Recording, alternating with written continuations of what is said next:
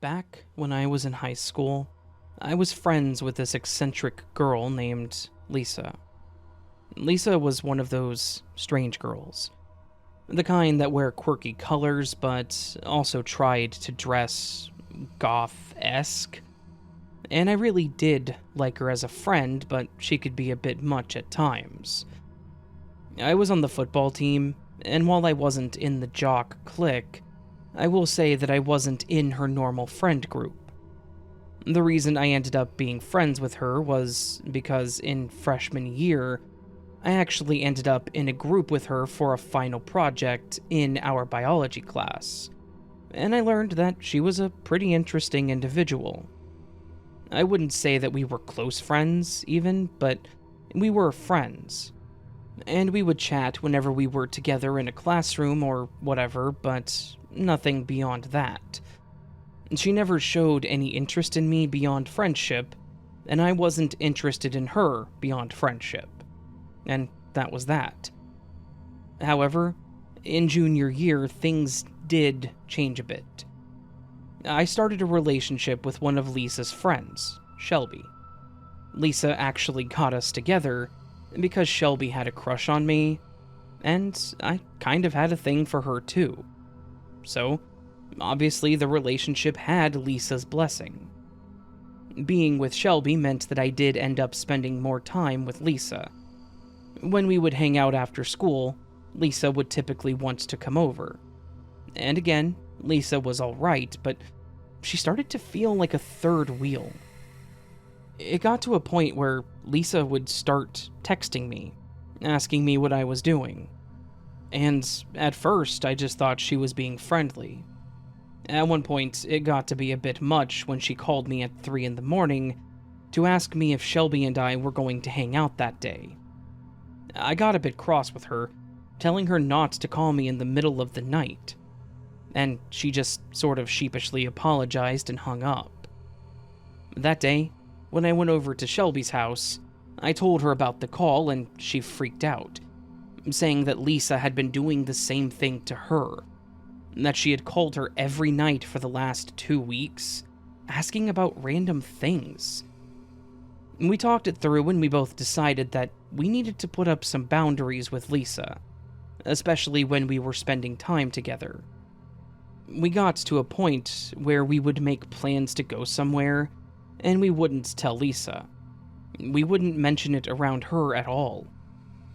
One weekend, we went to the movies just to get out and go on a date. And after we'd sat down during the previews, who else would show up but Lisa? She walked in the theater with a large popcorn bucket in her hand, and when she saw us, she excitedly yelled, "Oh my god, there you two are!" The entire theater looked back at us, and I'm sure that they immediately thought that we were going to be a problem. I just shushed her and asked her what the hell she was doing. She said that she wanted to see a movie and that she saw us walk into the theater earlier, and that her seeing the same movie was a complete coincidence. I didn't buy it, and based on the look on Shelby's face, she didn't either. Shelby just said something like, "Wow, what a coincidence." Lisa sat in the seat next to us, and the whole time she was being obnoxiously loud and annoying. It got to the point where one of the theater employees came into the room during the movie and actually asked us to leave. We tried to tell them that we weren't with her, but they didn't buy it. She was being loud and sitting with us, so we were all asked to get out. I didn't want to end up getting trespassed from the movies or told not to come back, so Shelby and I just got up and started leaving. Then, Lisa started yelling at the employee. She started screaming about how everyone in the theater was discriminating against her, and how she, as an American, was allowed to say what she wanted.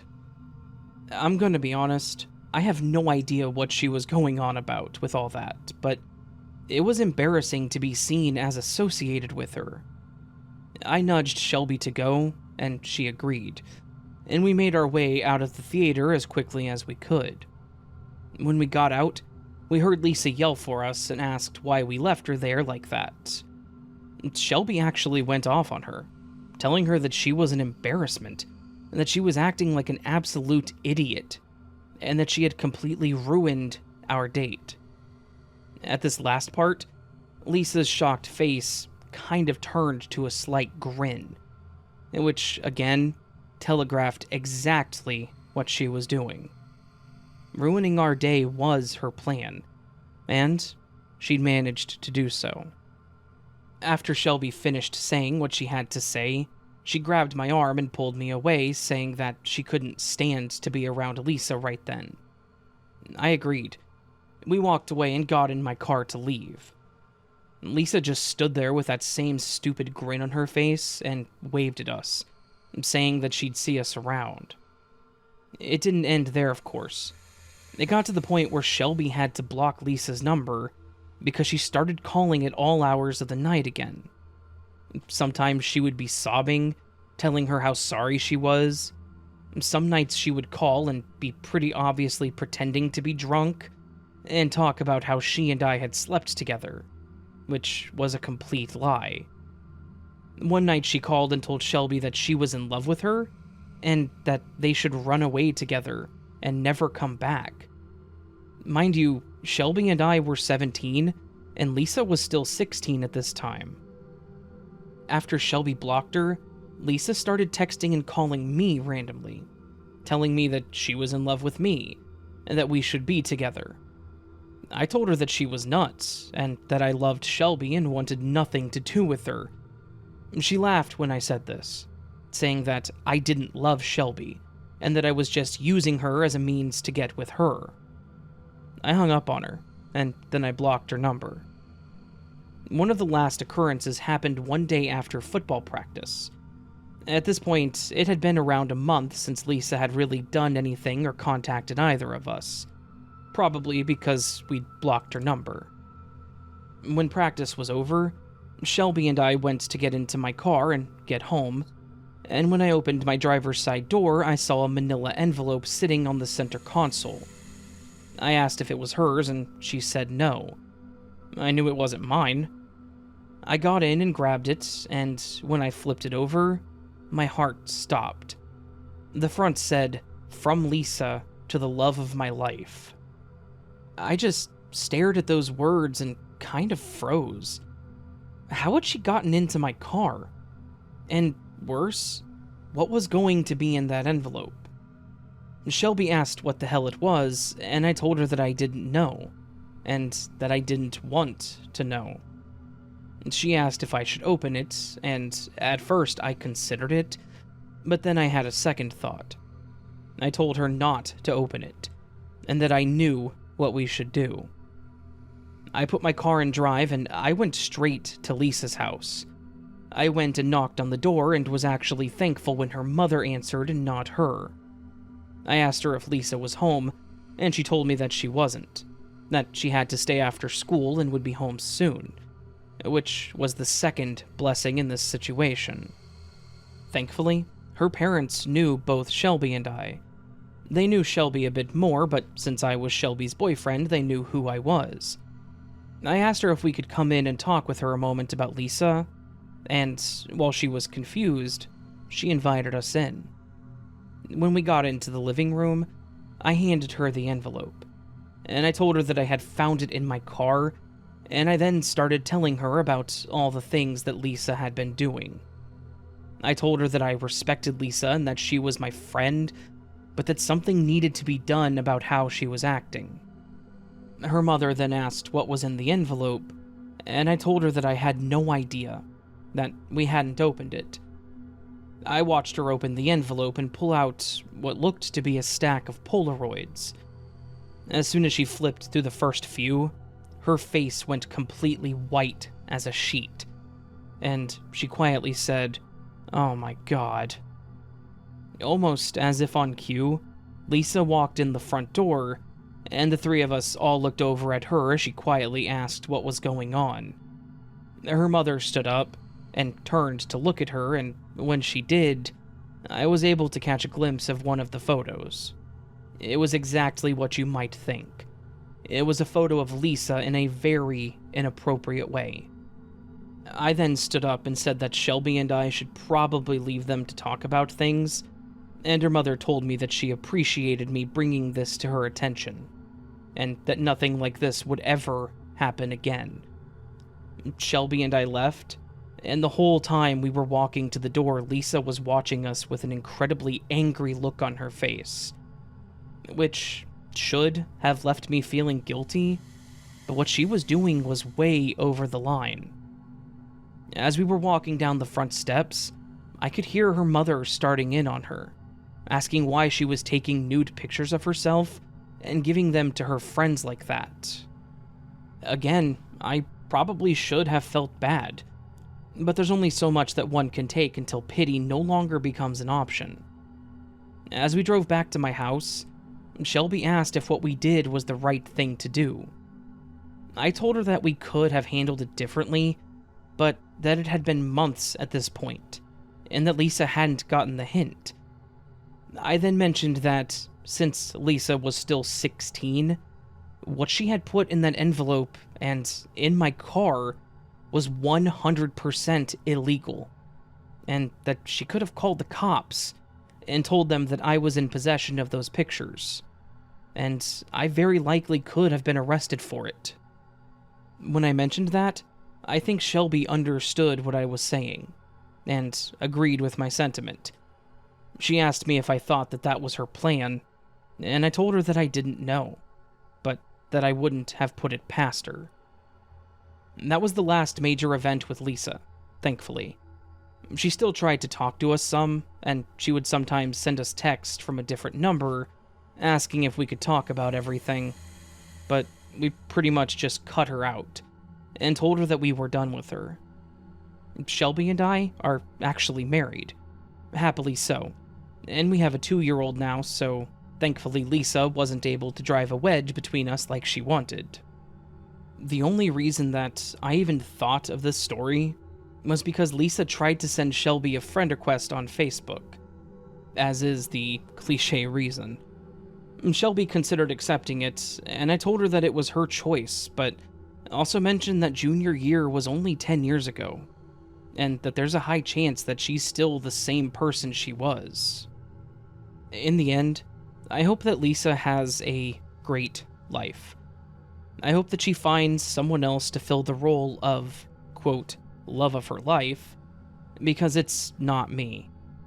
And I hope that she can live out her days with them, because I never want to see her again.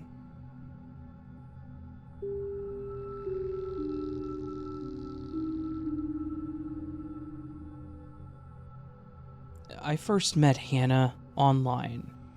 I think it was on Facebook through a mutual friend that we shared. She commented something on one of my friend's posts, and I responded to her with a joke about something, and she then sent me a friend request, and that was kind of it. For a while, at least. At the time, I was seeing someone, she was seeing someone, so there was no intention beyond we share a mutual friend and have the same sense of humor. A few years later, at a get-together for that same friend, and, wouldn't you know it, we were both single and we hit it off. She was a dream come true for me. Beautiful, smart, funny. She had a laugh that lit up the room, and I fell for her pretty much right away. Before I knew it, we'd been dating for about 6 months. It honestly felt like that. We met at the party, and then we were together for half a year. Everything seemed perfect with her until then, when she sprung something on me way out of left field. Out of nowhere, she told me that she had a kid, which is something that should not have been a surprise, right? Those 6 months that we were together, she never mentioned having a daughter. There were no pictures of her with her daughter on her Facebook. In the time we'd been together, her daughter had literally never been mentioned at all. So, when she came out and said, "I have court for custody of my daughter this week," I was kind of like, "I'm sorry, you have court for what of who?" Worse yet, she kind of played it off like, "Oh, my daughter, Courtney, you've met her. I've mentioned her, etc. Apparently, this whole time, Courtney had been living with her ex, Ryan, her father, and I genuinely didn't even know this kid existed.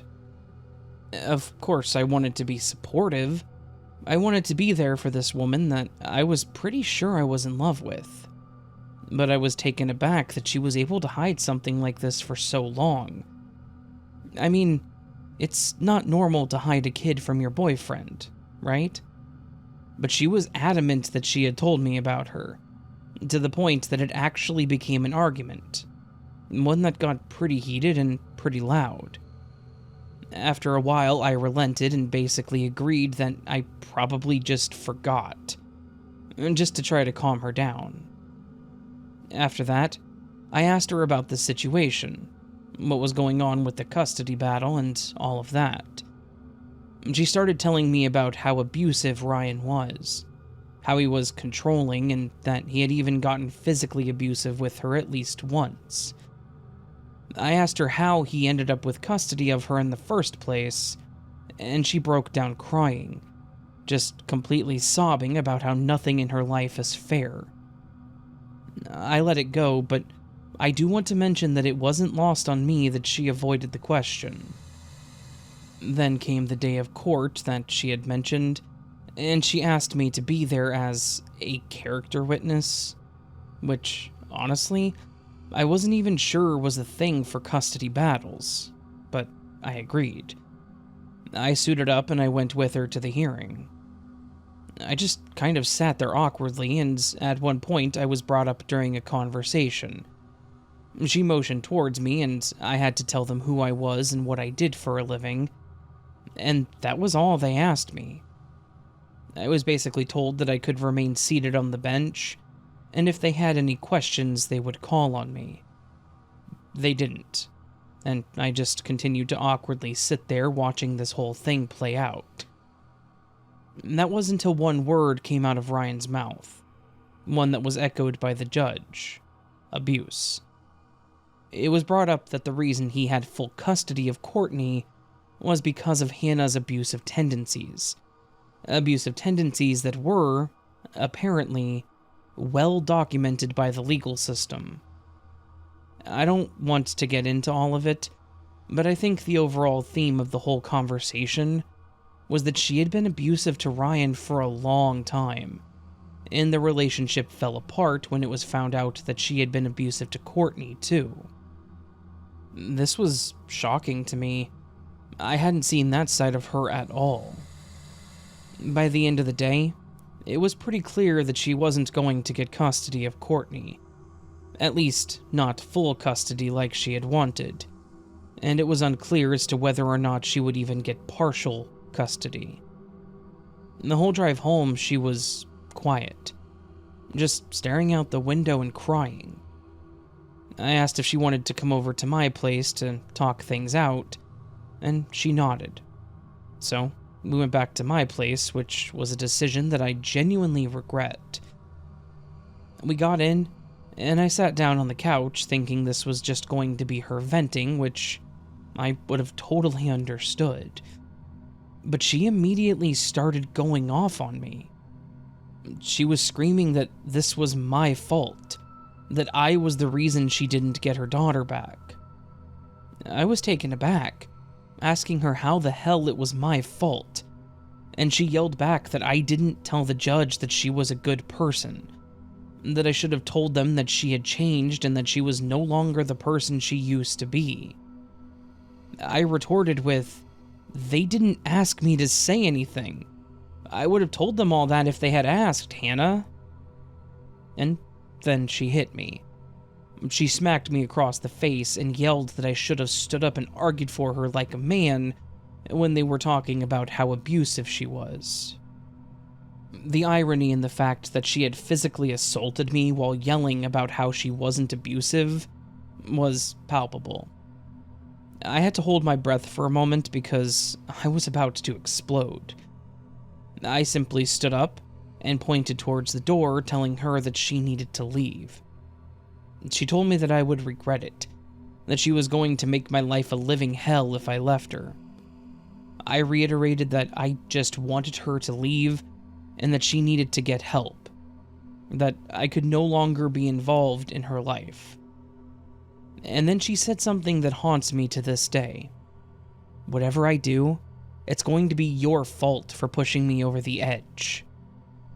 And she left. Now, this was clearly a threat, but I didn't know what she meant by it. And there was only so much that I could do because they were only words at that moment. In fact, they were only words for about 2 days, until I got a knock on my front door, and when I opened it, I was met with 3 police officers asking very aggressively if Hannah was in my apartment.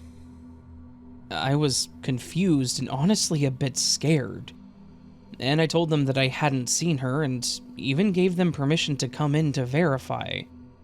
Not something I would normally do, but this seemed incredibly serious.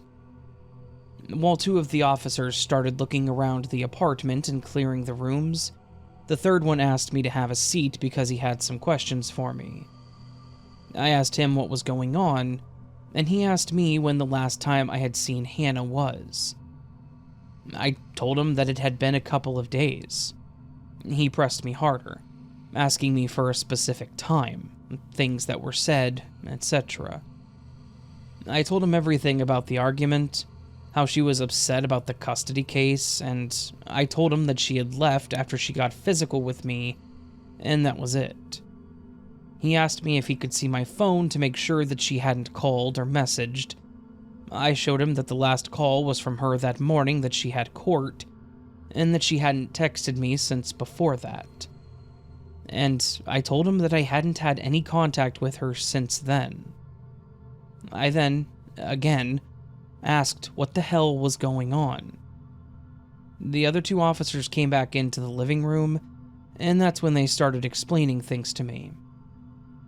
Apparently, I was the last person to see Hannah before she went over to Ryan's house.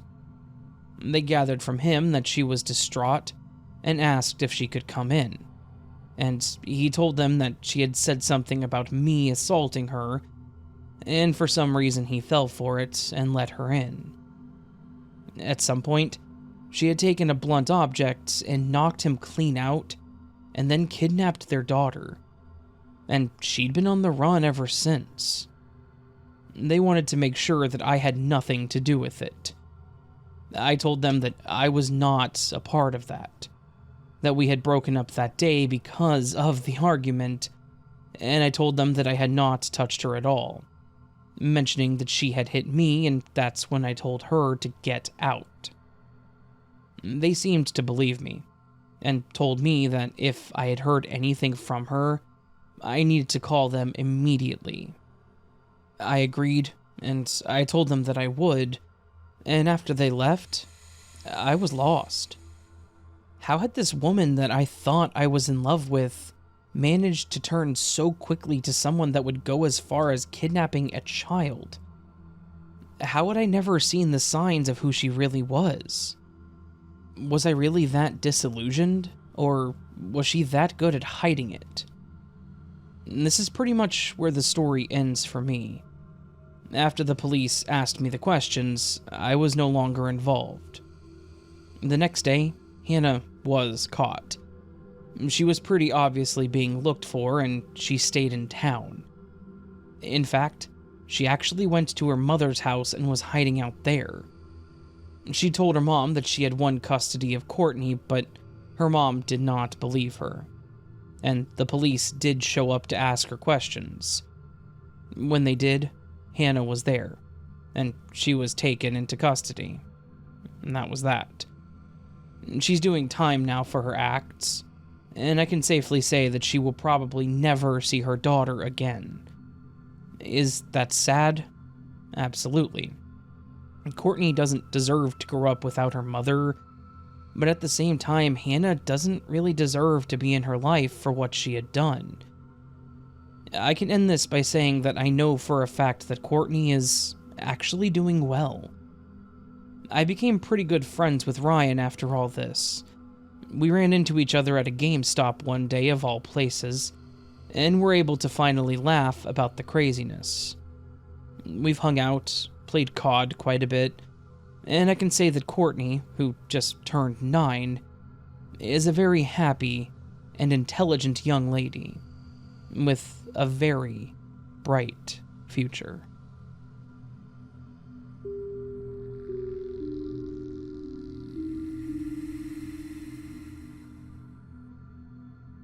I have a haunting story that took place around the time that I thought I had my life figured out. My sophomore year in college, I was finally moving out of my parents' house and into a small rental home that was around 3 blocks from the campus that I was attending. It was a really cute house, a bit rickety and in need of some love, but overall it was a nice little house with a bedroom, a bathroom, and a kitchen living room thing. It was like the studio apartment of houses, tiny and affordable for a college student. I wasn't going to be throwing any parties in it, but I could at least have a couple of friends over to play games or something. Plus, you look a bit more serious to the opposite sex when you live somewhere that isn't in your mom's basement. Just saying. The first couple of weeks were great. There were a handful of things I had to report to the landlord to get fixed, but nothing that was too serious. There was a bit of a leak from the pipe behind the toilet, and the vent above the stove went out on like day number 2, but they were really good about getting someone out to fix it. By the end of week 2, I was pretty happy with how things were going, and was confident that I could live there for possibly several years. Then I started hearing a knocking. At first, I thought it was someone at my door. The first night it happened, it was around 8 p.m. and I was eating my pizza and watching NCIS. I was sitting there and I heard a fairly faint knocking sound. About 4 thuds. I put my pizza down, got up and opened my door, but there was nobody there. I stepped out and looked around, but obviously there wasn't anything going on outside. I shrugged it off and went back inside to finish my episode when I heard it again. This time, though, it sounded like it was coming from the other end of the room, over by the window in the kitchen side, and not the door. I kind of jumped because I didn't expect it. I grabbed my shoes and a flashlight, and I did a quick once around the yard to see if there was someone there, but there was nothing. I started kind of playing through my head what it could be. Plumbing issues? Maybe. But it sounded more like a person knocking on a door or wall 4 times, both times. It could have been a pipe, but the fact that it was in a rhythm and it happened in 2 different locations, it made me think it wasn't. My next thought was rodents. My parents once had a squirrel eat through part of the wall at the house, and they'd actually made a nest under the bathtub, and it would make noise randomly, so it was possible, but again, it felt too rhythmic. The only other thing I thought of was that it was someone messing with me. But if so, why? And how were they so quick to get away from the house when I checked? In the end, I just made a quick note of it and decided that if it kept happening, I would let my landlord know and we could trace it down. If this were a connected unit like apartment or a townhome, I could have just assumed that it was my neighbors. But this house wasn't connected to anything, and it had some space in the yard, so I was confused. Now, it did happen again, but here's the weird part. It would only happen if I was alone. If I had someone over or was talking on the phone, it would not happen. There would be no tapping. But if it was just me, I would hear it randomly at night, almost as if the house itself was screwing with me, making me feel crazy.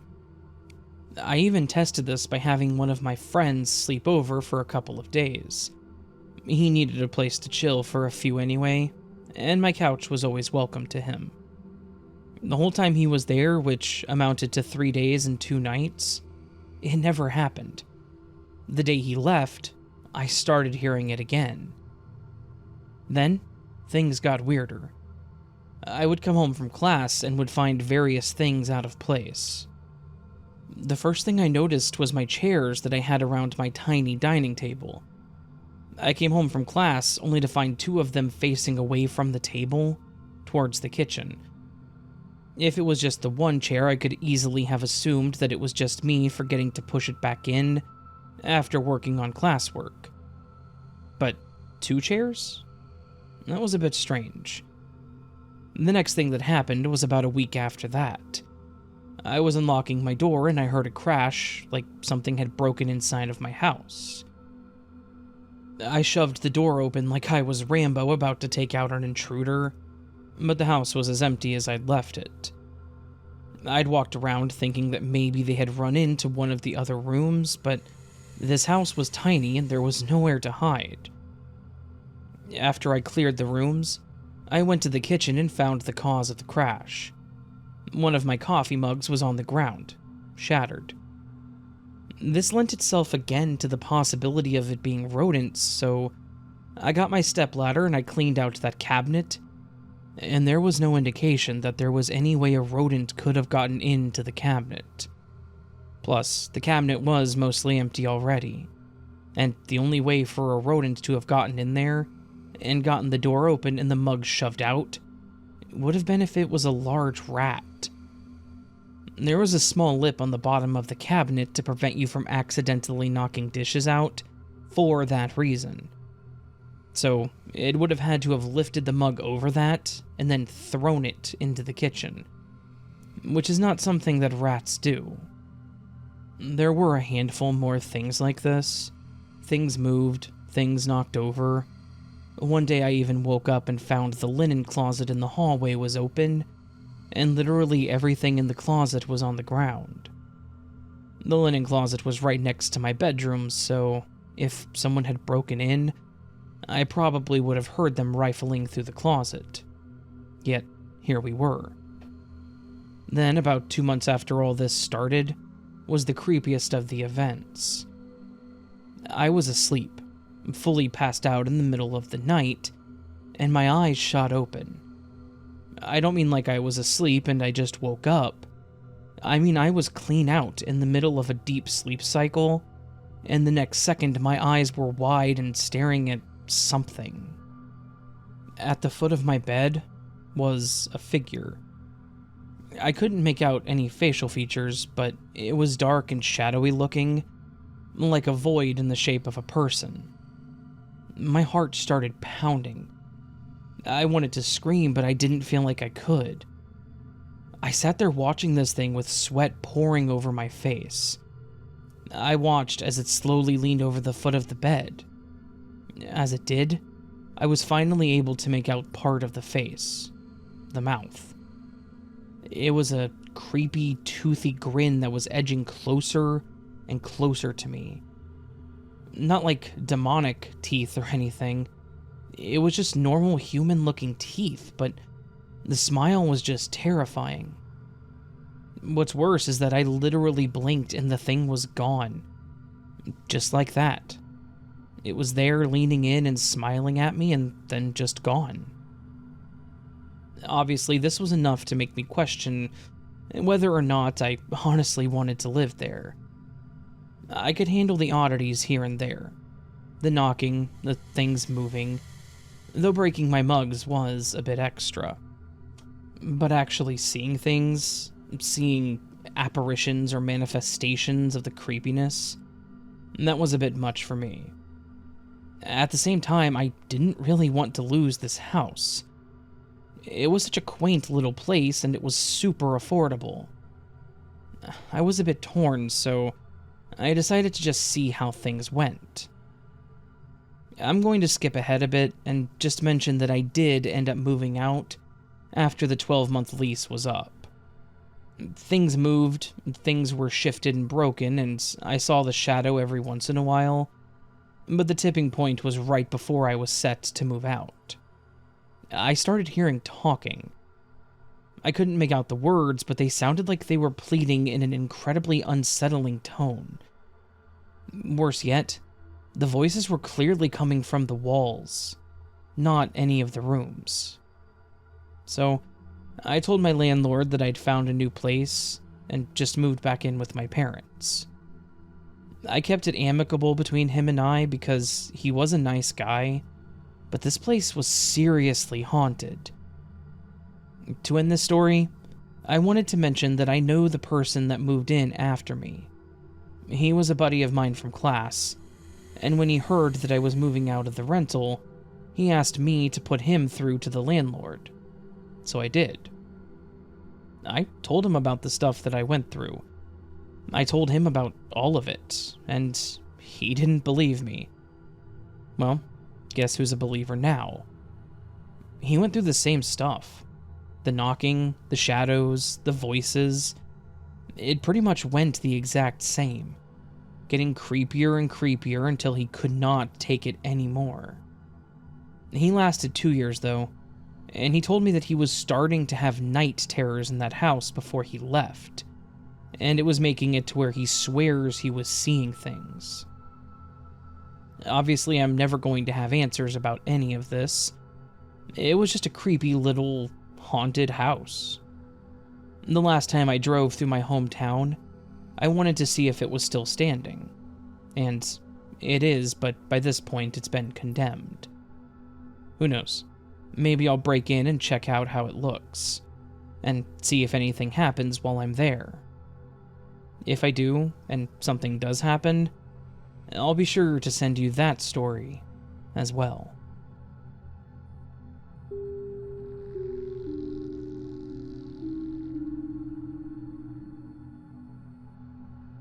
This happened to me and some friends back when we took a girls' camping trip in 2013. It was a much needed escape from our hectic lives at the time, filled with failed relationships, demanding jobs, and college stress. There were 6 of us total, and we were determined to have a blast together in the great outdoors. We had plans for a fire, some light drinking, swimming, and whatever else piqued our interest that weekend.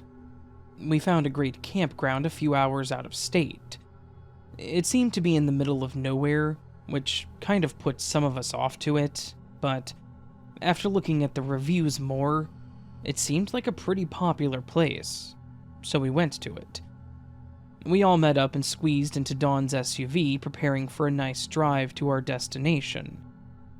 When we arrived, there were already a few cars in the parking lot, so, again, it reassured us that at least other people were there. We wanted to hike through the grounds to find our spot, so we left the car in the parking lot. We only had 3 tents, and it didn't take much, so it was an easy hike around. Not to mention, this was in late spring, and it wasn't a very steep climb, so it was actually quite a pleasant walk. We got to one campground that would have been fine, but as we started plotting it out and talking about it, the people in the nearby tents came back. The area was big enough for multiple tents, but the other occupants were 2 older couples, and they didn't look too happy with the idea of sharing the area with us. They were staring at us and looking pretty annoyed, so we decided to just keep walking. We didn't want people complaining and ruining our fun, so it was best to find a place just for us, or with people closer to our age. Thankfully, it didn't take long to find one. We weren't entirely sure at the time if it was an actual plot for camping, but it was open and flat, and off the trails, so we figured that it would be okay. We set up our tents, started a fire, and we were ready to start our much-anticipated camping party. The first night we stayed near our tents, talking, drinking. The days and nights after were filled with even more laughter, bonding, and some pretty wild activities. We all started drinking pretty heavily, and, as it normally goes, we started doing some pretty stupid things. Val tried to climb one of the trees, and Jenna was really wanting to swim. The lake was pretty close by, so we all went for a late night swim, hoping that it would distract Val from trying to climb too. Once we got to the water, Jenna stripped down and jumped in, which caused a chain of reaction of everyone else following suit. It was pretty dark, and from what we could tell, we were alone. None of us felt scared, or like we were being watched, so we just enjoyed being carefree in the moment. Things got a little more intense, though, when one of my friends got out first, put her clothes back on, and then grabbed the rest of our clothes, making us all have to get out and run back, wearing just about nothing. It was all in fun, though. Nobody was mad, and we were all still having a great time, not thinking about any of our responsibilities. At that moment, everything seemed perfect, and we thought that our worries were left far behind us at home. It wasn't until later that night, when we were all asleep, that things started to take a creepy turn. I woke up in the middle of the night for some reason. Maybe I was just adjusting or something of the sort, but I started to hear a weird sound.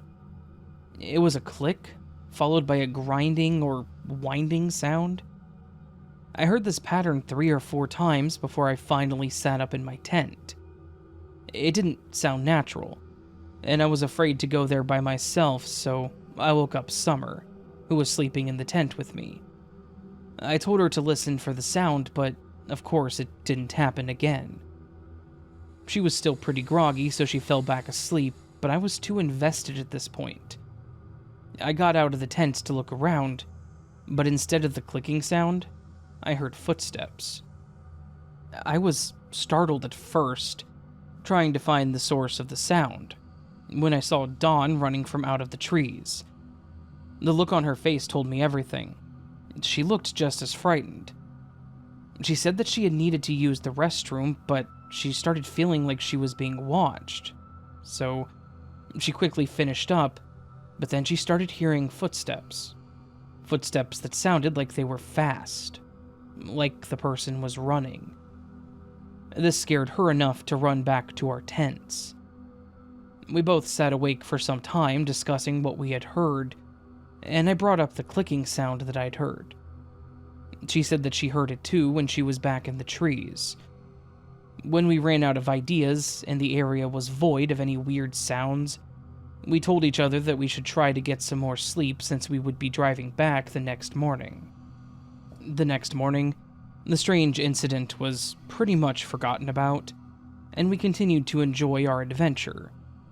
We made a quick breakfast and some instant coffee and agreed to pack up so that we could take our stuff with us through the rest of the trail, expecting to just leave afterwards. As we started packing up, Summer pointed out a disposable camera that was on the ground. The only thing that struck us as odd at the time was that it was on the ground. Nikki was a photographer. She was going to school for it, and had already set her foot in the photography field. However, Nikki preferred disposable cameras. She said that she liked the older look of the pictures, and she also developed them herself at her school. We all just assumed it was one of hers, handing it to her, and she agreed that it probably was hers as it was the same brand. She didn't know how it got outside, because she had several of them with her, but they were all in her bag, in her tent. We just joked about us being pretty messed up that night and left it at that. We packed up and finished our trip out of there and home, with nothing else significant happening. A few weeks later, we were all back home continuing with our normal crazy lives. We started a group chat for the 6 of us when we planned our trip and decided to keep it going. It was a great way for all of us to stay connected. Then Nikki came into the chat and started asking who was taking photos of us sleeping. No one confessed to it. That's when she started becoming a bit more hysterical. She was talking about how she was developing the film looking at the photos when she noticed certain things weren't adding up. She would be absent in a lot of the photos as she was the one taking them, but there were times where she would hold it out to be in the photo too, or one of us would take it instead. but there was never a situation while we were camping that all of us could have been in the picture fully. I think some of us were still in denial, me included, and trying to come up with some kind of explanation. So, a few of us got together to look at them. I couldn't deny it anymore. As we went through the photos, there were far too many of us in candid moments. There were a few from us around the fire, but it got creepier when we saw the photos of us at the lake, swimming. There was one of me running out of the water with nothing on. It was from a distance at the side, which was terrifying, because that would mean they were closer to the trees and trail going the opposite way of our campsite, which means the likelihood of it being one of my friends was slim. There would be no reason for us to go that way, especially when most of us didn't even have clothes on. And the worst ones we saw were the dark pictures of our tent. Then, it looked like the person holding the camera stuck their hand in the tent and snapped the photo of us. The camera was above us, angled down into the tent, and there were pictures of all of us sleeping. That's when it finally made sense to me as to what I was hearing that night. The clicking was the camera shutter button, and the winding was the winding from the camera. I woke up at some point while there was someone out there taking photos of us. And then Dawn said she also heard someone in the trees. We started piecing things together. Someone must have gone through our stuff at some point while we were walking around, and stole one of Nikki's cameras.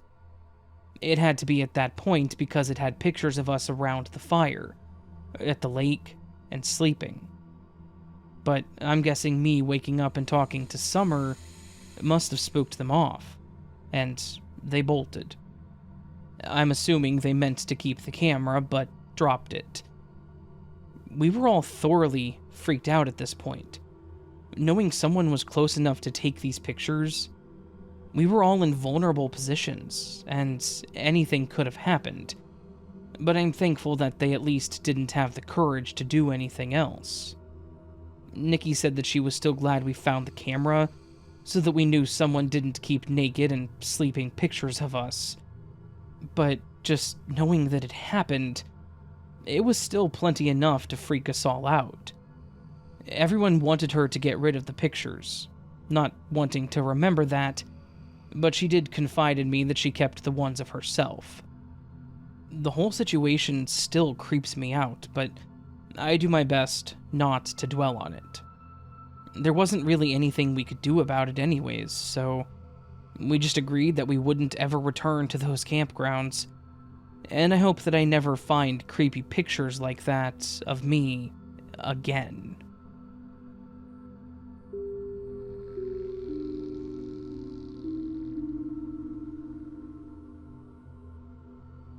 Back when I was around 16, my parents wanted to get out of the house and take a vacation for their 20th anniversary.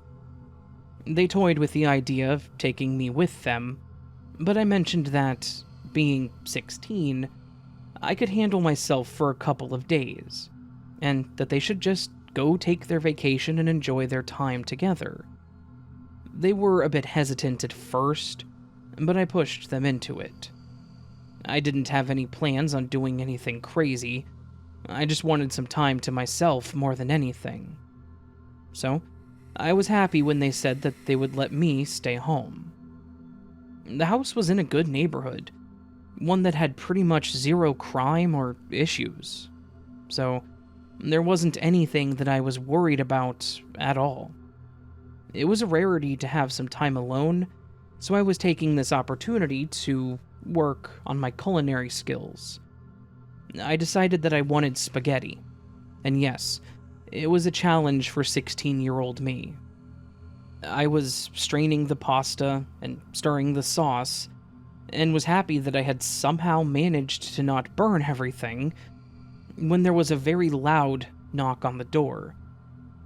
I was a bit confused. I wasn't expecting anybody. My parents hadn't told me anyone was coming over. I thought that it might have been a friend of mine from school, but the knocking was very heavy and loud, so it wasn't likely. I thought that it might have been maybe a delivery person or something like that, so I figured I could just ignore it and get back to my culinary masterpiece. I had just added the pasta back to the pot and poured the sauce over it when I heard the loud banging on the door again. When I glanced over at the door, I saw what looked like someone walking past the front window, and saw what looked like police lights out on the street. This completely changed my thought process. The loud banging was probably an officer at my door, and I probably shouldn't ignore them. My mind went to why they were there, and for some reason, I immediately thought about the possibility of my parents having gotten into an accident. I turned off the stove and quickly stepped over to the door. What happened next happened very quickly, and I want to say that it was probably only a couple of seconds, but it felt like it was moving in slow motion. I unlocked the door and went to open it, half expecting the officer to tell me that my parents were dead. But as soon as I had opened the door, I was met with the business end of an automatic rifle and numerous men screaming at me to put my hands up, to get down on the ground, and to not move. My mind was rushing, incredibly confused on how I was supposed to put my hands up and get on the ground without moving. But I ended up just putting my hands up and getting on my knees as quickly as I could, thinking I was about to be shot. I had no idea what was going on, why they were pointing guns at me, why they were even there, and I'm pretty sure that I started bawling immediately.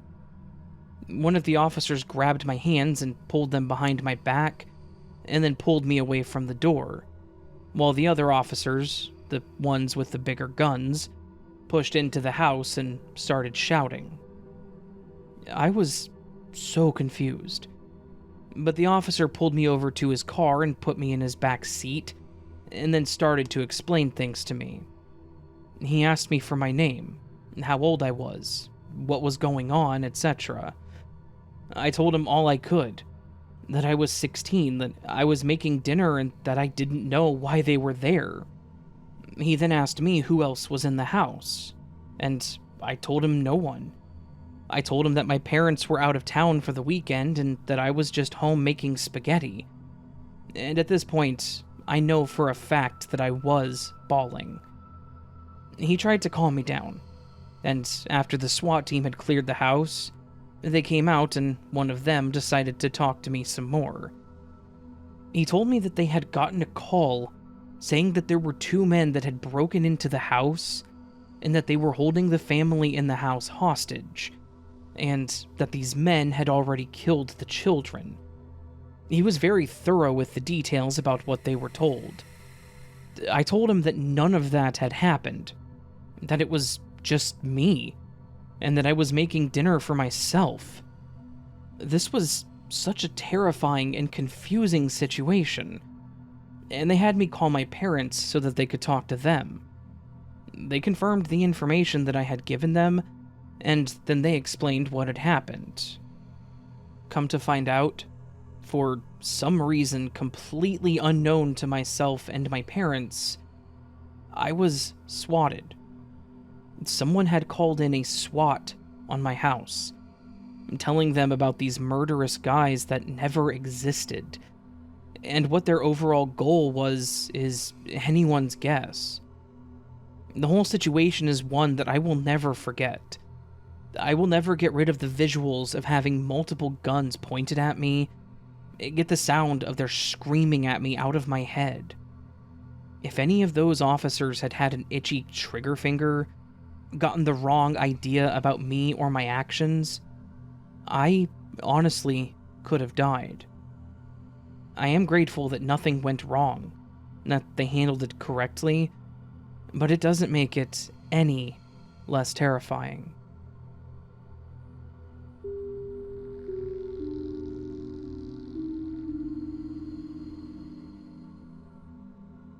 So, this one may be a little out there, but I feel like there was definitely something supernatural happening to me.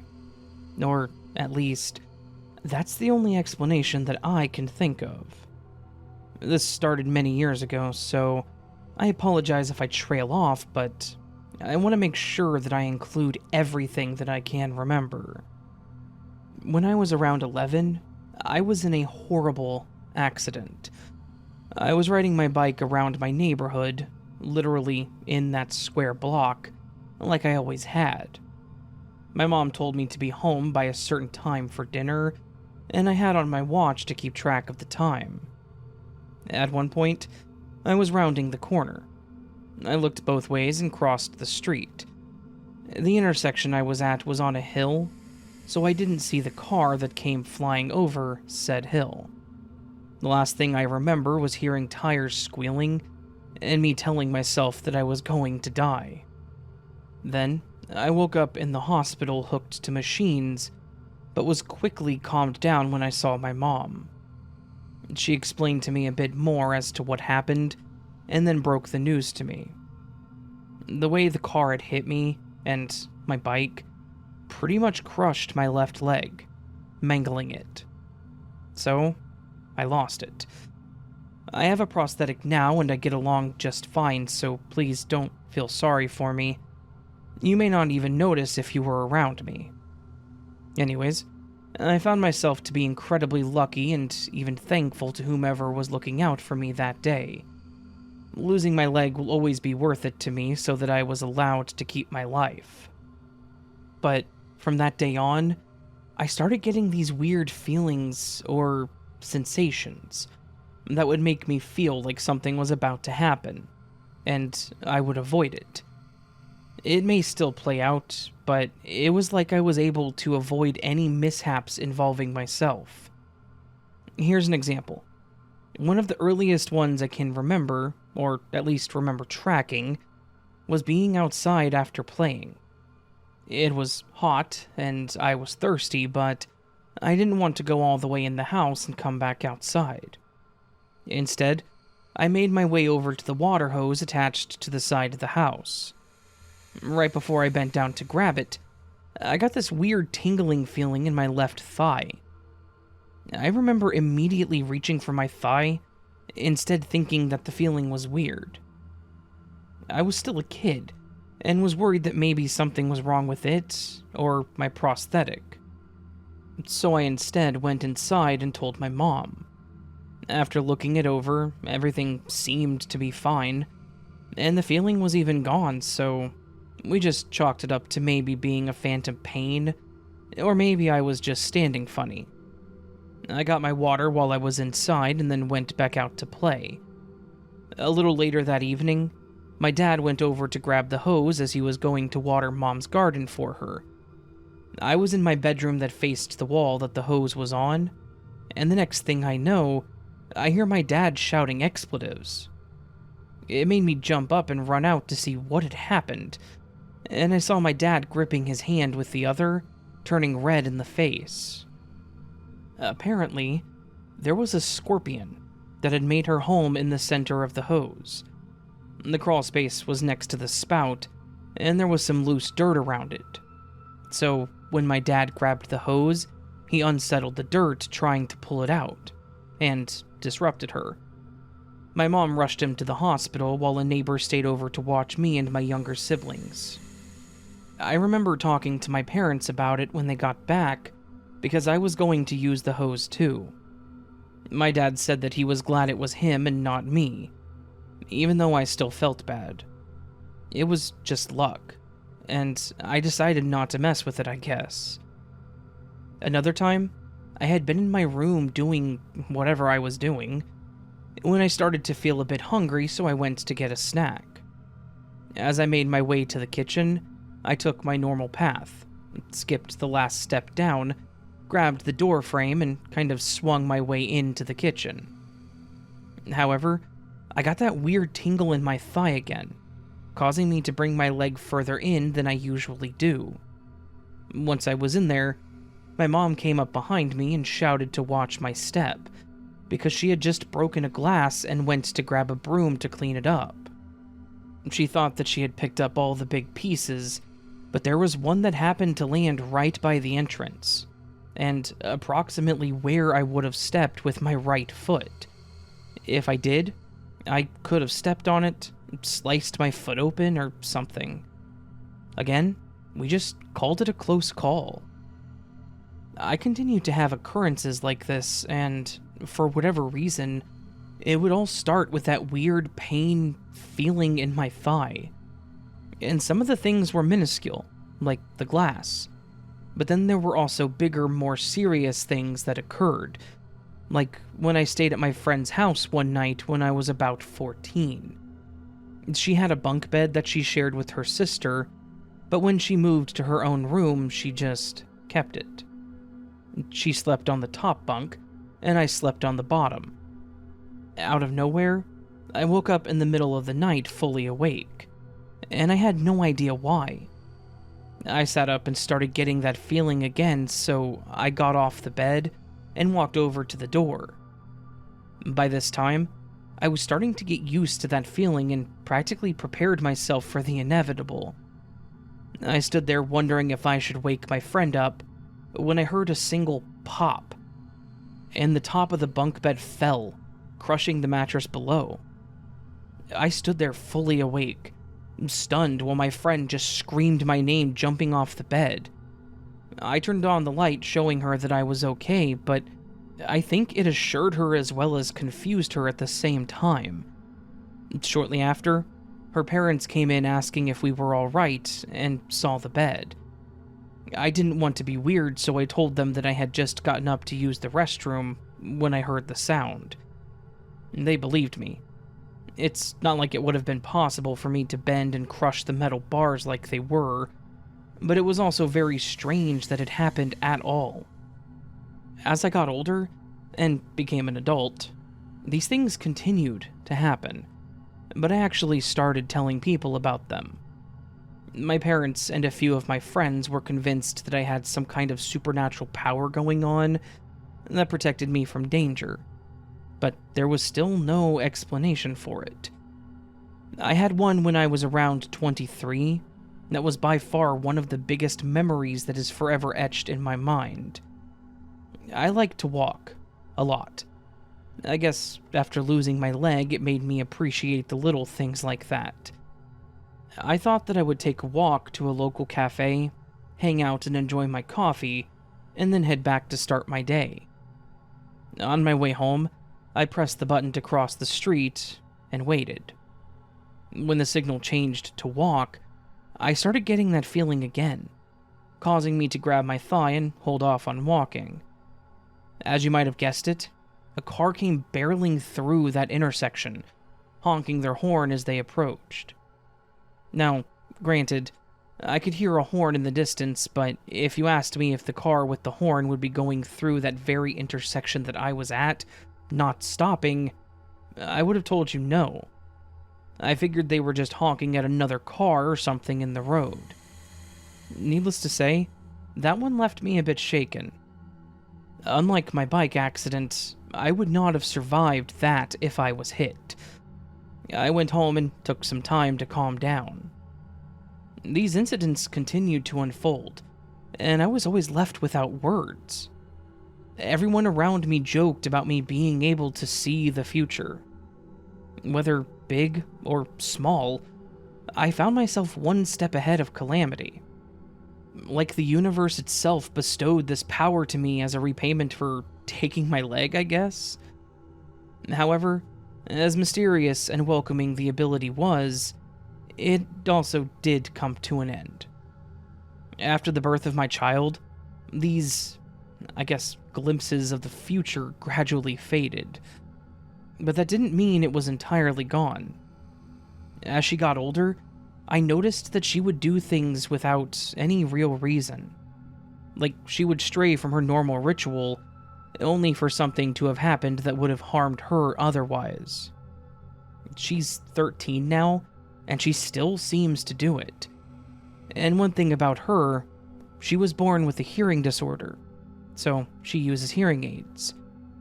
She's brought it up to me that she would get these weird pains in her ear, and I would assume that it was just her hearing aids.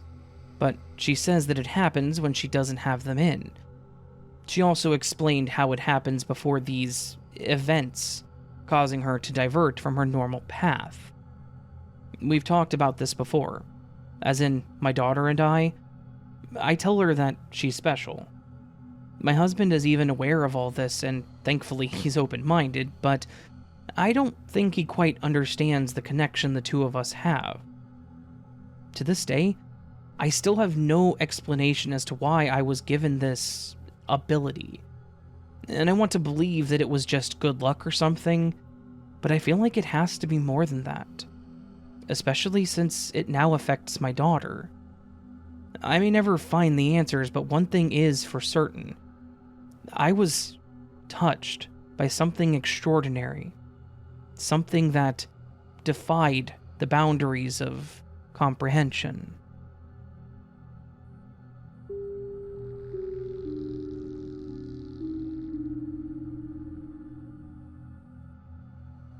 I have a bit of a creepy story for you, Raven. One that you may be a bit surprised to find hits a bit close to home for you. No, I'm not a creep that's stalking you or anything. I just know that you live in Kansas, as you have mentioned it. And I happened to be on a job in the Kansas City area. I have to travel a lot for work doing network administration for the bank that I work for, and fun fact, the bank that I work for has a massive data center in a city called Overland Park, just on the outskirts of Kansas City. In October of 2021, I was sent out to head up a major server upgrade for the data center out there.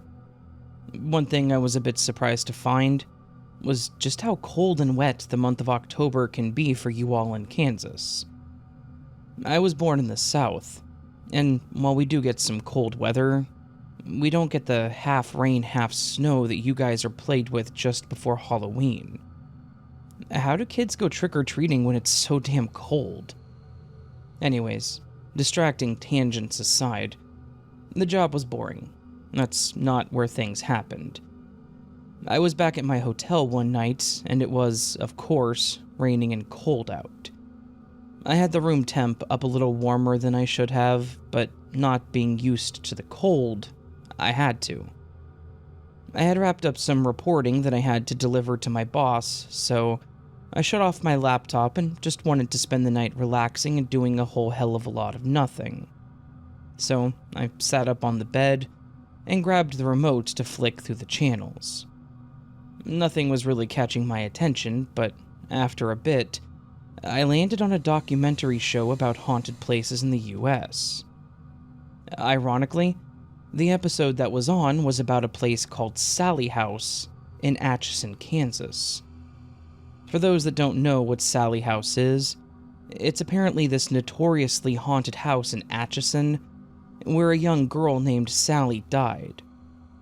It was in the early 1900s, and she was being seen by a doctor in the house for pain in her abdomen. And they botched the appendectomy, and it killed her. Ever since then, the house has been plagued by paranormal activity, a bunch of reports of objects moving, noises, cold spots, and such. There have even been reports of physical attacks on the people that have occupied it. I was oddly drawn into this show, and maybe it's because the house was like 40 minutes away from where I was staying, but it was really interesting to me. Now, obviously watching this documentary isn't a scary story, that'd be silly. What was scary was the feeling I was getting while watching it. The whole time they were talking about the house, what happened, and walking around showing the rooms, I was getting this weird chill down my spine, and the hairs in my arm were standing up. It may sound weird, but I was feeling like I was connected to the house. Not like I knew anything about it, but like I was supposed to be seeing this episode. I'm not trying to say that this was like a past life thing or anything, but there was definitely something, I guess, paranormal about the whole thing. During the episode, I was just immensely gripped by the story. They were showing stuff about EVPs, and pictures that showed figures, and one of the people was even showing off a bruise they had seemingly randomly got while there. It was terrifying. One of the investigators even claimed to have seen Sally's spirit in the room upstairs, a little girl with a white dress that was stained in blood. He then mentioned that when he tried to get closer, she vanished. And this is where I started to get freaked out, because the second he said vanished, the TV in my room shut off. It wasn't like it was on a sleep timer or an inactivity timer or anything, because it had only been about 20 minutes. But the TV just turned off. I jumped a bit, because it kind of freaked me out given the circumstances, but I tried to turn it back on with the remote, only to find that it wasn't working. I was annoyed, obviously. I was getting into the show, and as soon as it was getting good, this would happen. I got up from the bed to turn it back on with the button on the set. The second I reached out to touch the button, I felt this cold air rush across me. And I swear on everything in my life, I felt an icy hand grab the back of my neck. Like, I felt the fingers wrap around the back of my neck and just straight up grab me. I freaked out to the point that I literally fell onto the floor as I flung myself around to see what had touched me. But, of course, there was nothing there. I literally just sat on the floor for like 5 minutes, staring into an empty room and feeling like I was freezing. At that point, I was done, so I stood up, changed into my pajamas, and jumped under the covers. Like, completely under the covers, including my head. I didn't even turn the light off. I did fall asleep after a bit, so at least I wasn't too freaked out. The next morning, though, actually scared the hell out of me. When I got up and went to the bathroom to do what I needed to do for the day, I looked at myself in the mirror. Much to my surprise, there was a bruise on my neck, just on the side. It looked to be the size and shape of 2 fingers. It was like someone had grabbed me really hard, or hit me with their hand on the side of my neck. It wasn't a super ugly or dark bruise, but it was definitely a dark red with a blue hint, and it was very visible. Thankfully, I had a collared shirt that was able to cover it pretty well, but it was terrifying to know that whatever had touched me was real enough to bruise my skin. That was literally the only paranormal event I experienced in that hotel. Nothing else weird happened for the rest of the week that I had to stay, thankfully. I didn't watch any more TV after that, though. If I wasn't on my laptop, I was sleeping. I didn't want to risk it. Anyways, that's my creepy story that I wanted to share with you, and I thought you would find it even more interesting being so close to you. I'm pretty new to your podcast, and I love it, so please do keep up the great work. Oh, and please do let us know if you ever get the chance to check out the Sally House. It sounds like a downright creepy place.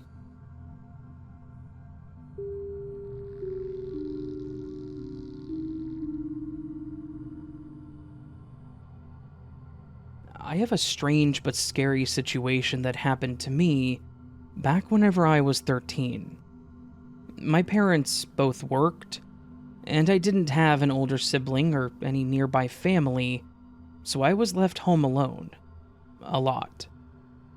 I know that's not the best parenting, but I'll give them the benefit of the doubt and say that they did the best with what they had.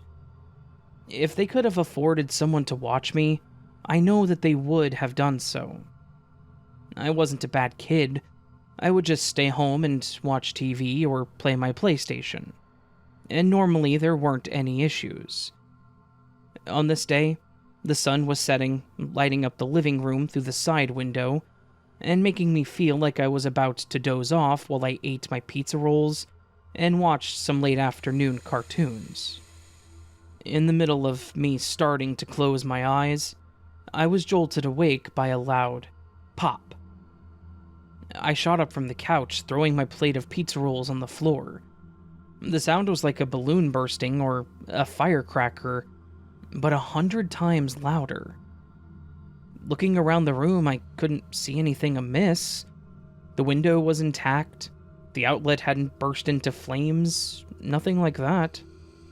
I glanced out the window to see if someone was out there, but I didn't see anybody. I started picking up my pizza rolls and blowing them off to get the carpet bits off of them. I was 13, so I was still going to eat them. As I was picking them up, listening to the sound of the TV and waiting to see if anything else happened, I jumped again at the sound of the doorbell ringing.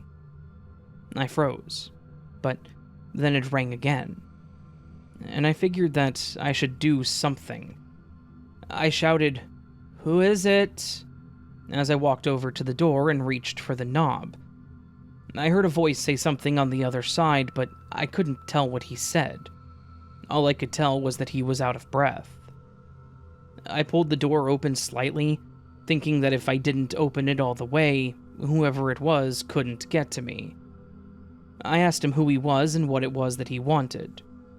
The man on the other side of the door was a large and quite burly guy, sweating heavily, and his face was a bright red. His voice was weak, almost like he was trying to not let anybody hear him. He asked, "Are your parents home, kid?" I should have lied, but in my nervousness I blurted out, "Oh, no, they're not home. They will be soon, though."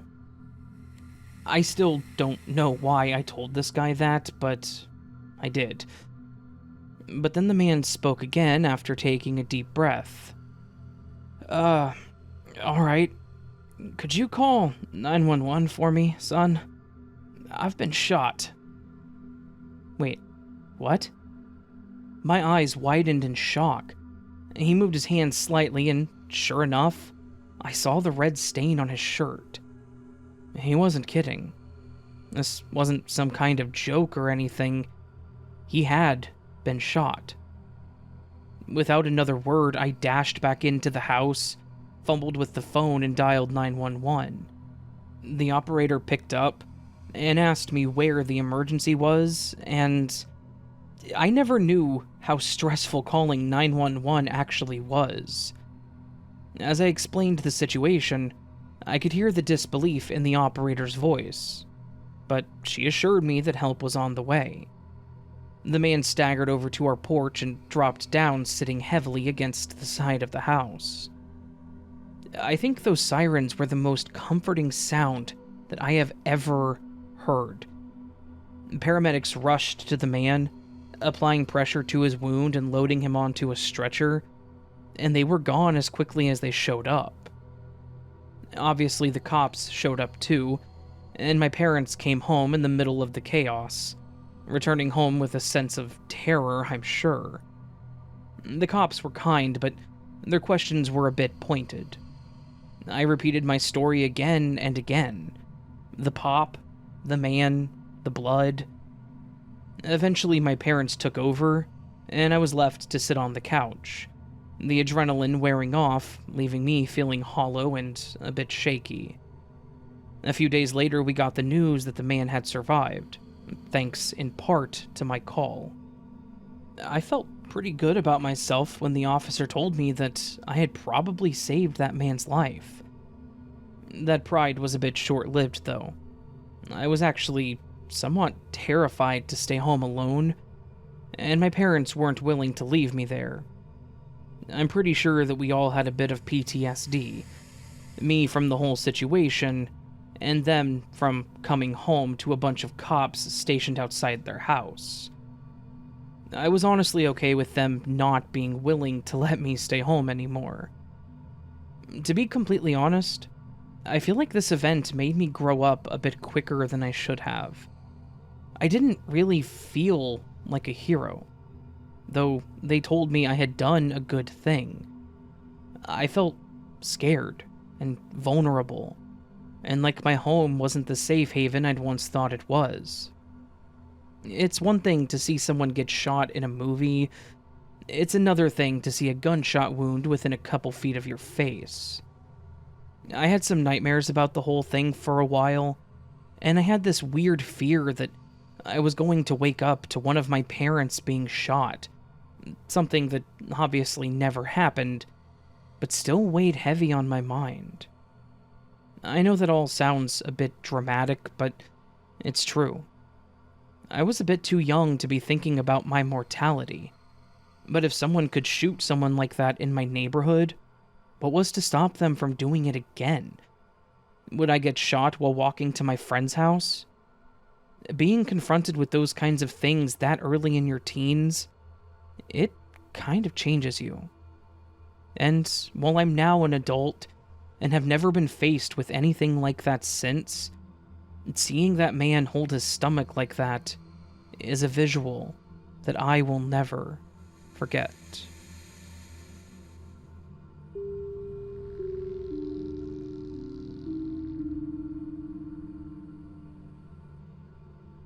Hello. I've been a trucker for about 20 years now, doing both local runs as well as long hauls. I listen to a lot of podcasts covering similar topics like yours, and thanks to my wife, she introduced me to your channel and she convinced me to send in a story that happened to us a while back. We work well together, and there's never a dull moment between us. This was something we experienced on one of our trips. I was getting pretty close to my 11th hour driving, and my wife wanted to sleep in our cab instead of a motel. I had made some upgrades to the cab and added some simple amenities, so it was pretty comfortable. We were on a pretty flat and open area of the highway, so we stopped on the side and set out my cones for safety. One thing I did have in my cab was a refrigerator, as well as a small portable grill, so we would often bring along our own food to make. We pulled out some hamburger patties in the grill and started making a late dinner for us. The night was actually quite peaceful, and the only light on us was from our flashlight, or my clip-on light that I used when under the hood. We could hear the sounds of crickets chirping and the smell of petrichor coming from the nearby vegetation. There was a massive storm the night before after what locals told me was a pretty long drought for them. As we indulged in our meals, we talked and relaxed in our chairs, staring into the trees and taking in the simple joys of existence. When our conversation started getting shorter and shorter, we knew that it was about time to pack up and head to bed. That was around the time that something started to feel unusual. I was trying to figure out what it was when my wife said, "Do you hear that?" I remained quiet to see if I could discern what she meant, but I didn't hear anything. But that was her point. Unlike how it was just a few minutes ago, it was completely silent. There wasn't a single cricket chirping, no sound from the slight breeze and trees swaying, not even a low hum coming from our light. All I could hear was our talking and my breaths. We both agreed that it was an odd occurrence and chalked it up to maybe another storm coming, and mentally we both understood that we should hurry up and get back in the cab.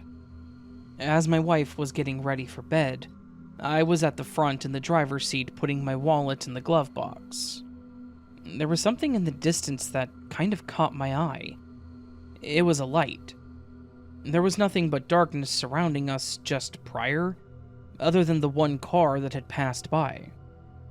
As mentioned, we were on a pretty flat stretch of highway, but I could clearly see a light just peeking up from the distance in front of us. As we were on the road, I told myself that it was just an oncoming car, turned off the cab light, and walked towards the back. From the time it took me to walk back to the bed and sit on it, that car should have passed us. But I never heard the sound, so I asked my wife if she heard or saw anything, and she declined. This had my interest piqued, so I stood back up to look out the front window, and there it was. The light was still sitting there, like I had seen earlier. This time, I was telling my wife what I was seeing, which caused her to join me. We both stared at this light, trying to determine what it could be, and thought maybe it was another vehicle that was stopped on the side of the road too. We thought about it for a moment. My wife, being the altruistic person she was, wanted to see if maybe they needed help, whereas I've heard and seen way too many stories of similar situations, and told her that we were not going out there. She suggested that we could just drive up to it, but that would involve me having to get out, get my cones, and really, to be honest, I was tired and being way too lazy to do that. So I told her that we should just leave it alone, and if they were still there in the morning, we could check it out.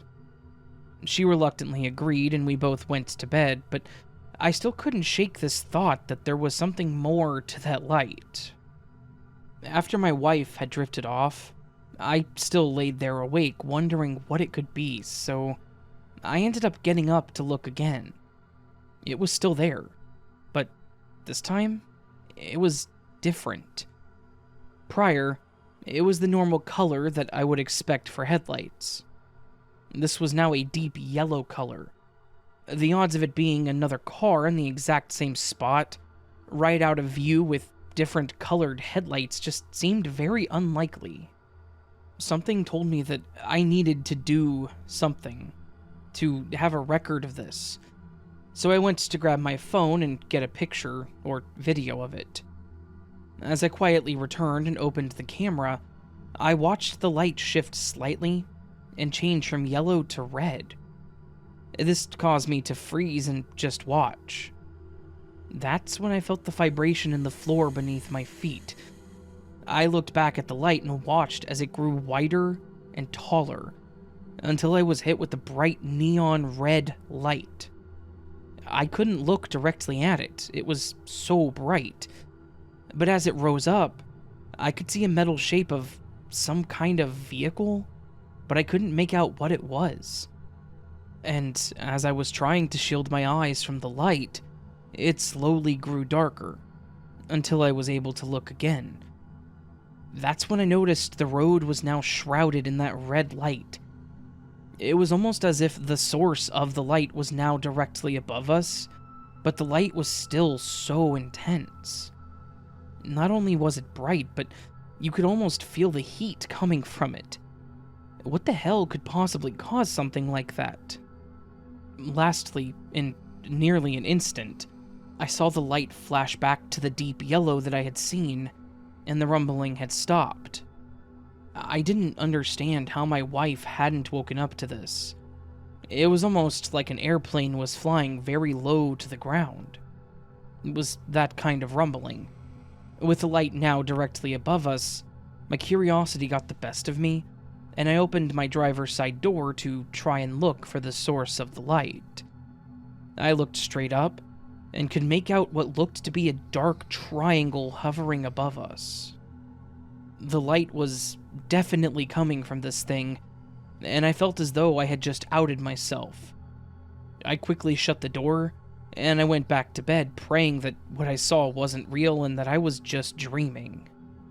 I was hoping that my prayers were answered when I was awoken by my wife. But something was wrong. She sounded startled, and I was on the floor, not the bed. When I finally came to and had my bearings, I assured her that I was fine and asked what had happened. She said that she woke up to an intense high-pitched ringing sound, and when she looked over at me, she saw me sitting on the floor. She was terrified, but by the time I came to, the sound was gone and I never heard it. In fact, even with the rumbling in the ground, it was still silent, all the way through. But one of the many parts of this that was bizarre was that I remember walking back to the bed again and getting in it. Yet, I was on the floor. We climbed back into bed, and I told her everything I had seen, and she did the same, even though she was asleep through most of it. We both got up and looked outside, but it was now completely dark. There were no yellow or red lights anywhere. The road was empty, and we could even hear the wind and crickets again. Then we checked the time and realized that it had only been about 2 hours. I believe that I laid in bed for about half an hour before I got up, so all of that happened, and then I guess I passed out for about an hour to an hour and a half. After convincing my wife that I felt fine, I thought that it was best to just try to get some sleep. I felt exhausted. When we awoke the next morning, I slowly drove in the direction of the light, and there was nothing there. The road was fine. The grass on the side wasn't even flattened like something had been there. We talked about it a bit more as we drove, and we both agreed that it was possibly some kind of military aircraft, I guess. We didn't talk about it for the rest of our trip. In fact, we made sure that we were both in bed, and we only stayed at rest stops and never on the side of the road, secluded from others. It wasn't until we were back home in the privacy of our own house that we finally said out loud what we thought. With the lights and the way that it hovered without any sound, that was no aircraft that we were familiar with. But we were both still pretty terrified to think about what it could have been. Not to mention what could have possibly happened to me since I didn't actually make it to the bed. And honestly, I think I would rather stick to encountering weird people than something that I can't see or arm myself against.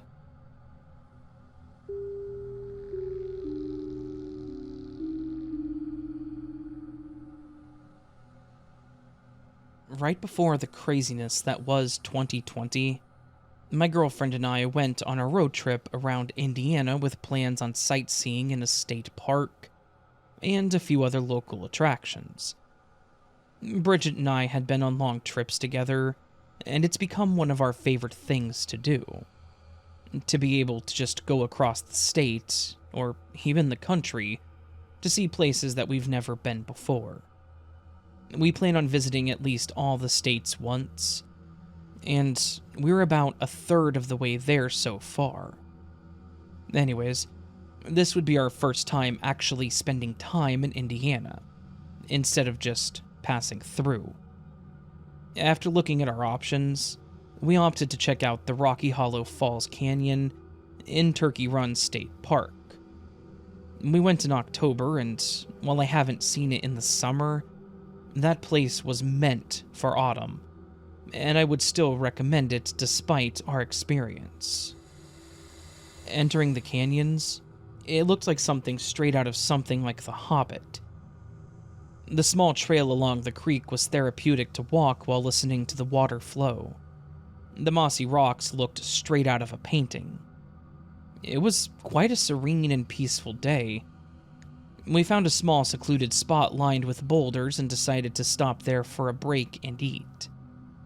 While sitting and chatting, I started hearing what sounded like someone walking above us. There were different levels at different areas of the park, so it was normal to hear or see people walking along the rocks above you, or below you, towards the creek. So it was one of those moments that I made a note of, but that was it. Our conversation slowed down so we could finish our lunch, which gave me a chance to focus on the sounds around us again. This time I could hear the sound of footsteps approaching us. When I didn't see someone in front of us, I turned around to see who was coming, but again, I didn't see anyone. This time it didn't sound like it was coming from the trail above us. But I checked anyway, and there was no one there either. Bridget was looking around too and looked at me like, "Where's that coming from?" I shrugged, thinking that I just wasn't seeing them or something explainable. We were just about finished when I scanned the area and finally saw something that looked out of place. There was a large boulder, probably 15 or 20 feet from us, and I could clearly see someone with short hair peeking out from behind it, staring at us. I thought it was weird because, with the size of the boulder, they had to be crouching or maybe on their knees to be hidden behind it.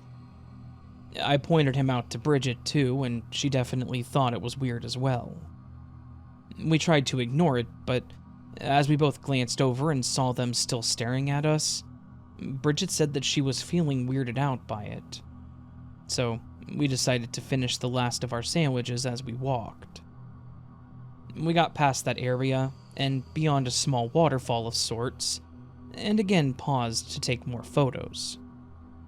While Bridget was trying to get closer to the water, I was looking around at the area again because I was starting to get the feeling like we were being watched.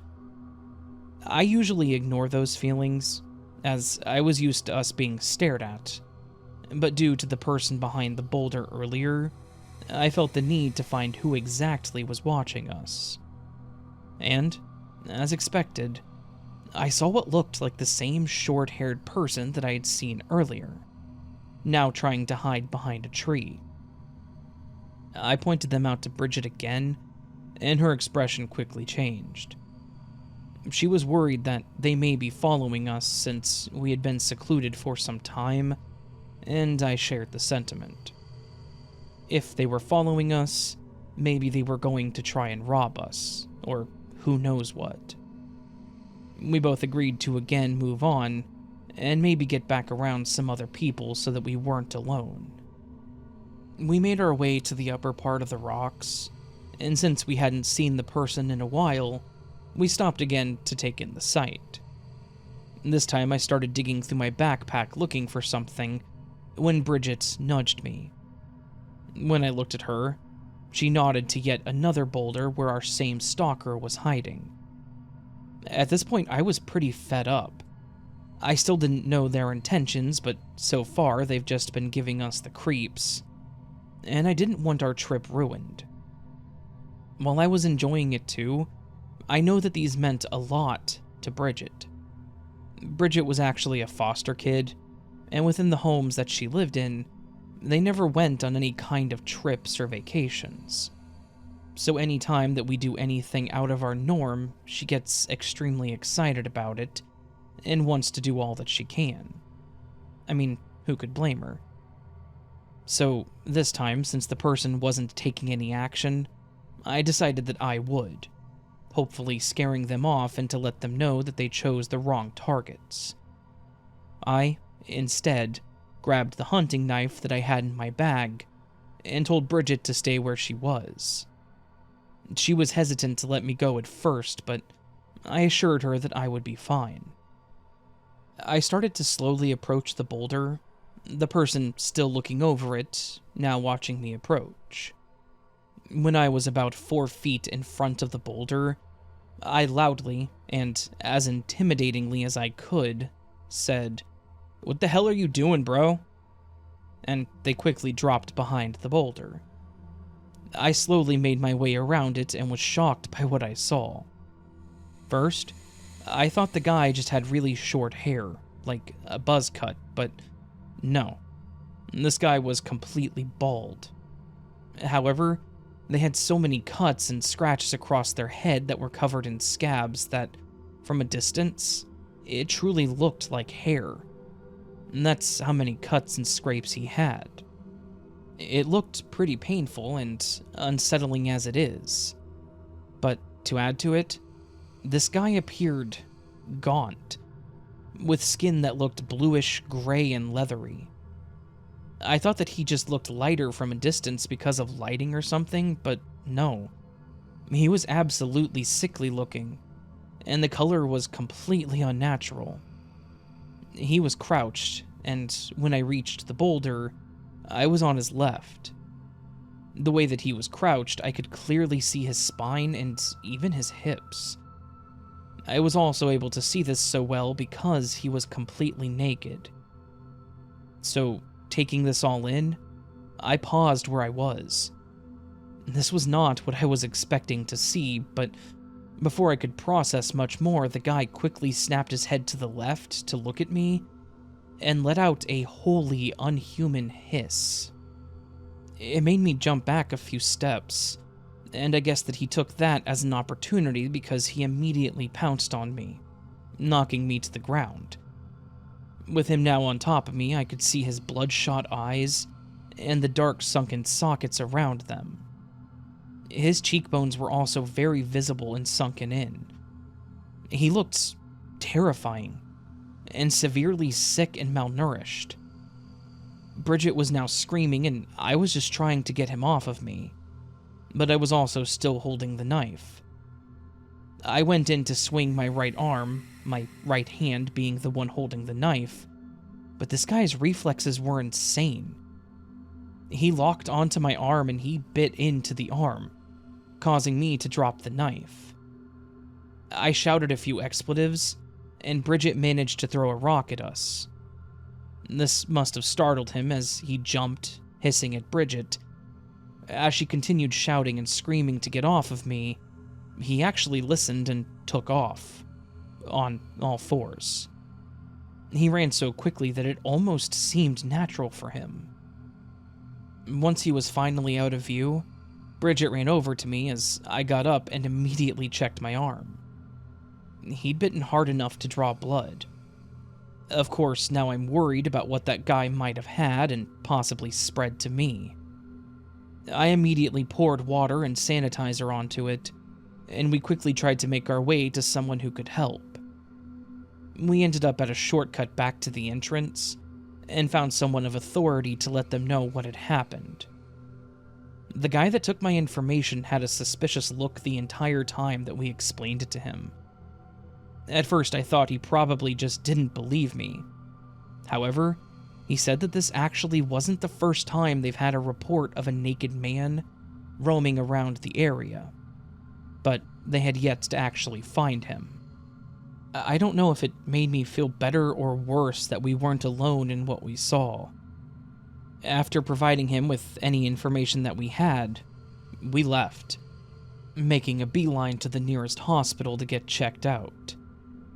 Thankfully, all the tests came back negative, and even after more tests at home, I was fine. I got a few shots just in case, but the fear that I may have been infected with something was pretty damn terrifying. The rest of the trip was fine, with no other weird people watching or attacking us, but it's something that I'm never going to forget. 9 out of 10, though. I would absolutely return to the canyons. Hopefully the other visits will be more chill and fully clothed.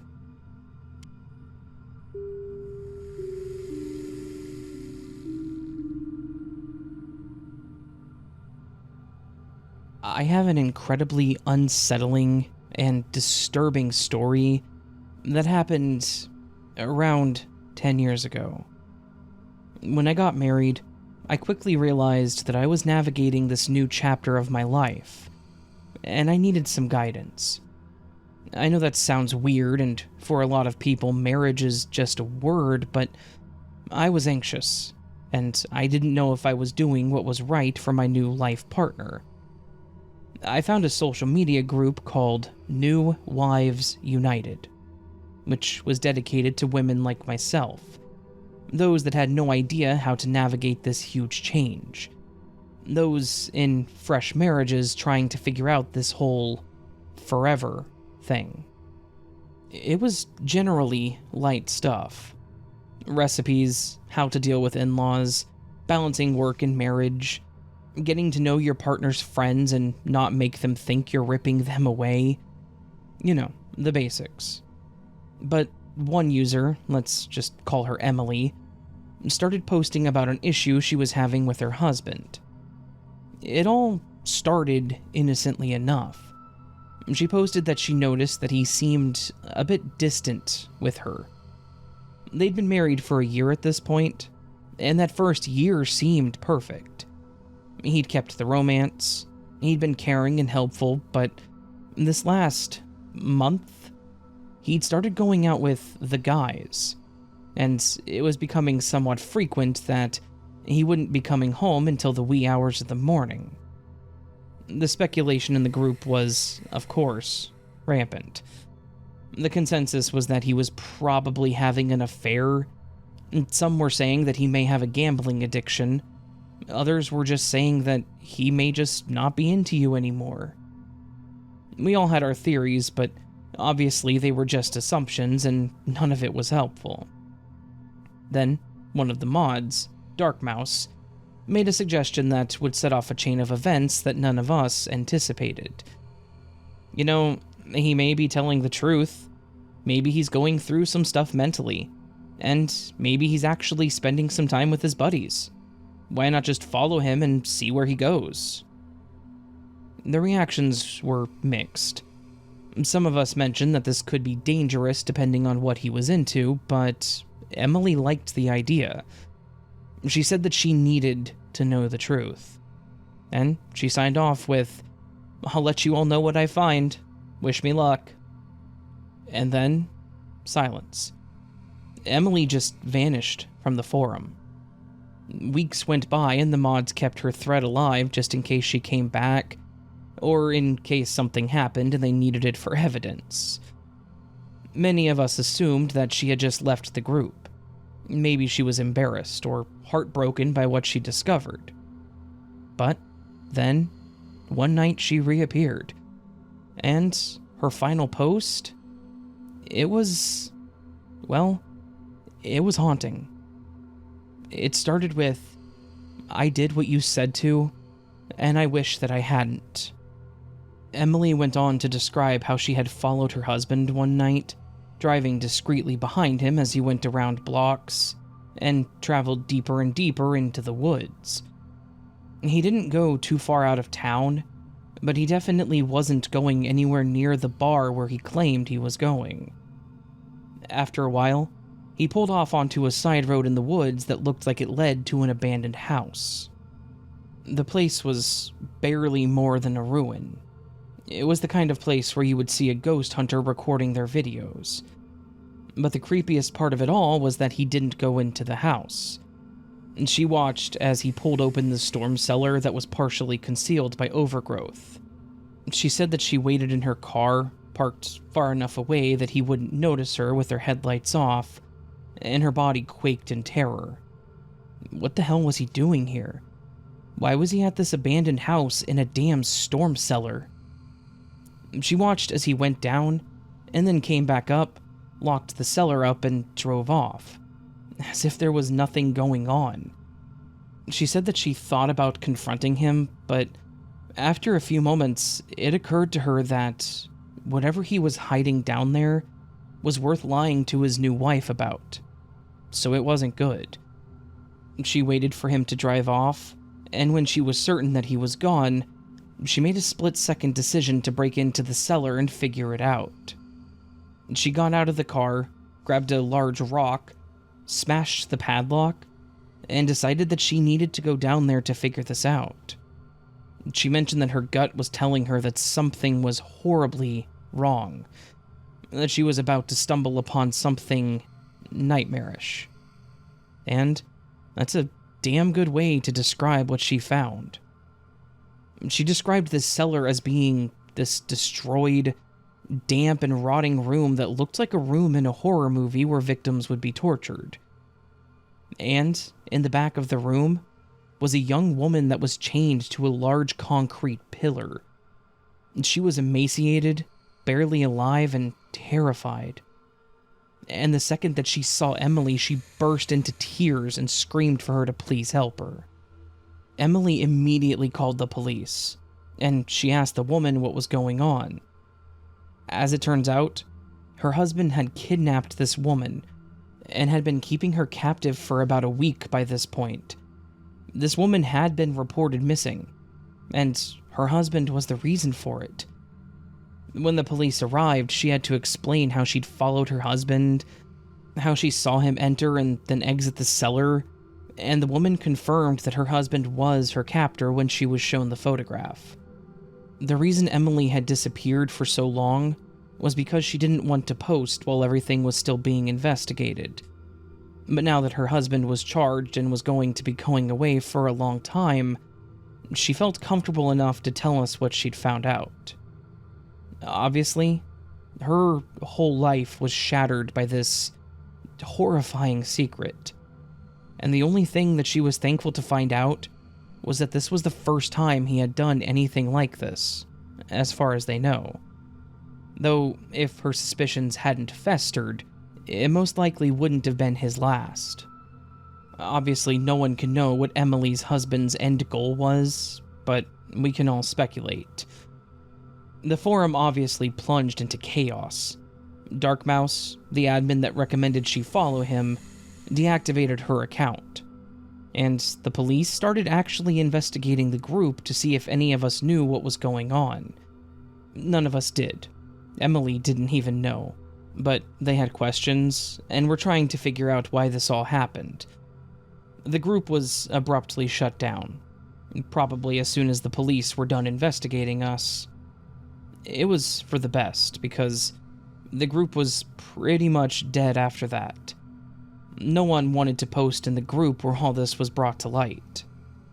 Now, whenever I find myself scrolling on Facebook or whatever, and I consider joining a group that looks entertaining, I remember Emily.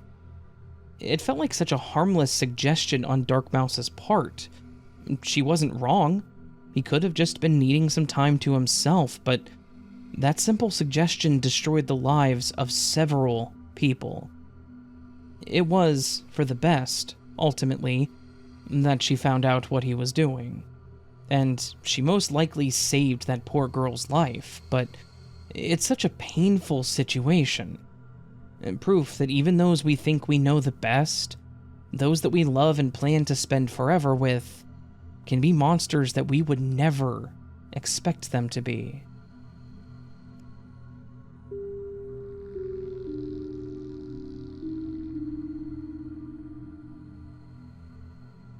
Back when my son, Riley, was around 7 or 8, my wife and I noticed something peculiar about him. He had a passion for drawing and coloring. He was actually very creative. He liked to draw the normal kid stuff, like pictures of us, our dog, and our 2 cats and other animals. But what really caught our attention was that he kept drawing the same house over and over again. At first, we thought he had simply discovered a subject he liked, and enjoyed drawing it. He'd drawn houses before, but they were pretty simple, the kind that you would normally see a kid draw. But this specific house was drawn differently than normal, and was a lot more detailed. I could tell it was the same house because of those details and the colors that he used. Over time, he would add in more features of this same house and would draw it from different angles as well. He added the square shingles on the roof, the shutters on the window, the flower bed in the yard. Everything was there and precise. Now, there was nothing wrong with these drawings, and none of it ever looked alarming or out of the ordinary, so we never questioned it, or called it out, other than saying that he was doing a great job.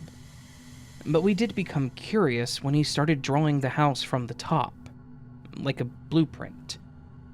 Granted, he was only 8, so the lines weren't straight and there were no words or labels, but it was very clearly a blueprint. Granted, he was only 8, so the lines weren't straight and there were no words or labels, but it was very clearly a blueprint. That's when we started asking about what he was drawing. He kept saying that it was his house, which we thought was odd because it obviously looked nothing like our house. I tried asking more questions about what he meant, but his answers were typically short and vague. Again, it wasn't hurting anything, so I just let it go. During a school break, I stayed home with him a lot as I was a contractor and was in between jobs at the time. After lunch, he wanted to go play in his room and excused himself.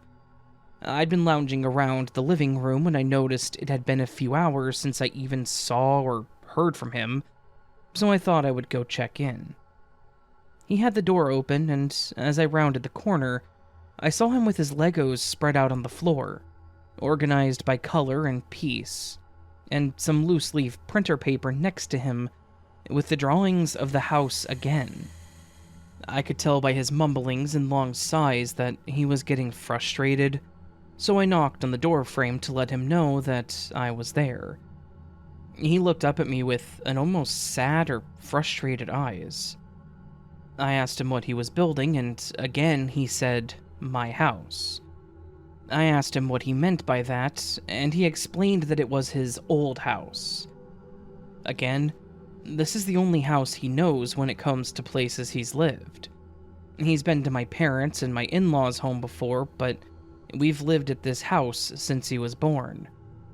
I think this frustration got the best of him, because he finally explained more. "No, my house from a long time ago. I can't remember things about it.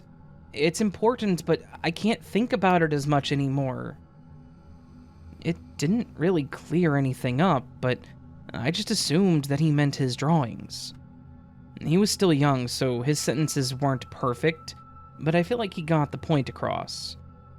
I just told him that he was doing great and to keep it up, and I was confident that he would make it perfect, just the way that he wanted. But Riley just shook his head, his expression still serious. "No, Dad, you don't get it. It's not made up. It's my old house.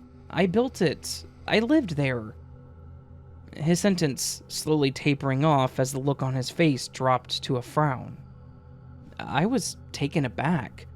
Yes, he was a very creative kid, and I'd say even imaginative, but he's never been this passionate about it when me or his mom approached him while playing. I didn't know what to think about this. We hadn't watched anything about an old house, or building them for that matter, so where could this be coming from? It was hard for me to wrap my head around what could be troubling my young son, but I was still curious to learn more. I asked him what he could remember about this old house. Riley took a deep breath. I could tell his eyes were filled with sadness, and he said, "I remember making the house with my own hands." Looking down at his hands with his palms out, he continued, "I was happy about it. I did a good job. I lived there with my girlfriend, and there was a baby. But one day there was a cracking sound and the floor broke upstairs. It crushed us, and I couldn't save us. I was very scared. And now I remember it again, and I don't want to forget it, because I need to figure out how I messed it up, so that it doesn't happen at our new home. I don't want to die again. I don't want you to die." My heart broke as I listened to him recall what I could only describe as a past life. I started trying to think of literally anything he could have watched or seen, or maybe something he heard his mom and I talk about, but I couldn't recall anything. I don't even remember hearing about a house collapsing on the news or on the radio. And when I asked him if this was a dream, he told me no, because he saw these thoughts all the time when he was awake, not asleep. At that moment, and even though it was the voice of my little boy, those weren't his words. I could tell. My initial skepticism was overruled by the overwhelming sense of compassion and wonder. I wanted to figure this out to not only make sure this never troubled my son again, but to make sure if this was legitimate, that the person he was could move on and be at peace. After telling my wife about what I experienced, she was skeptical at first too, but after hearing it come directly from Riley, she seemed a bit more convinced that something was definitely off here. Over the following weeks, Riley continued to share more details about his memories. He described the layout of the house, the creaky floorboards, and even the scent of the baked goods that his wife would always make. He even described the flowers that his wife had planted outside the house, white tulips. but he would always bring it back around, saying that he needed to make sure this place was stronger, and making sure history didn't repeat itself. I thought the best thing to do would be first to assure Riley that our current house was safe. I did everything I could to get diagrams, blueprints, and structural layouts of our home. I contacted our realtor, I tried government records, and I even brought in an appraiser. With all the info I got, I was able to piece a lot of it together, and I showed it to Riley. He seemed to understand everything on paper better than I could. He explained where the stress points were in our place, and walked through it, trying to determine where the internal beams or walls were. But when we finished the walkthrough, he said that it made him feel much better, and it helped him understand what he did wrong. He said he was no longer scared of our new home. I just remember the huge hug that he gave me, thanking me for helping him that day, and I remember it being such an unusual hug. Again, it was my son, but the strength in this hug and the tears in his eyes made me think something there was not him. As time went on from there, he drew the house less and less and rarely talked about it, until one day he just never mentioned it again. Riley is now about to start high school, and he said he doesn't remember any of this. Part of me is relieved because I only want him to remember a happy childhood, but I kind of also wanted to hear more about the house. I'm still curious about it myself, and I would love to find it, or at least some records on it, since it might not be standing anymore. But the first problem is, I don't even know if it was in the same state we live in now. I guess that will just always be an unanswered part of this story. In the end, it has definitely opened my mind to the world of past lives and possibly reincarnations. This extraordinary experience has taught me that there is certainly more to this world than just life and death.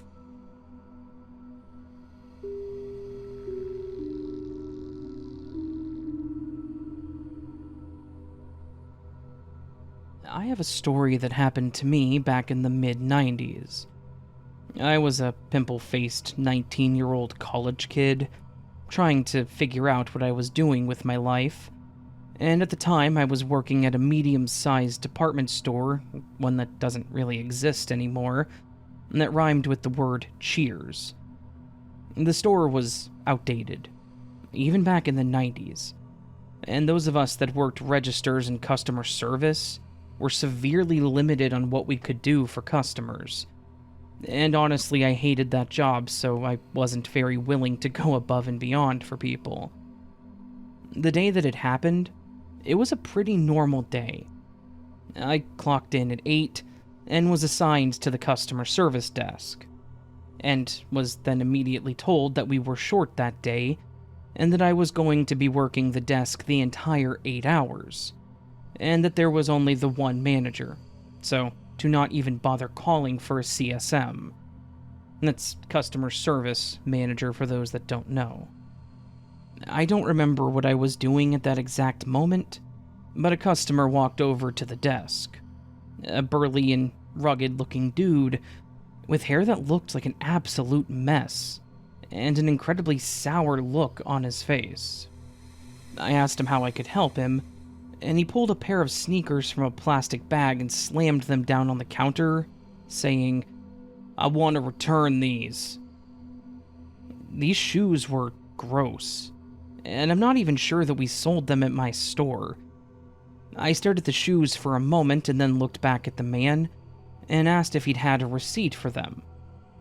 That's where things started to take a turn for the worse. He aggressively said, "Hell no, I don't have the receipt." I explained as politely as I could that I couldn't process the return unless he had the receipt for them. I wasn't lying. There was literally nothing that I could do without the information on the transaction.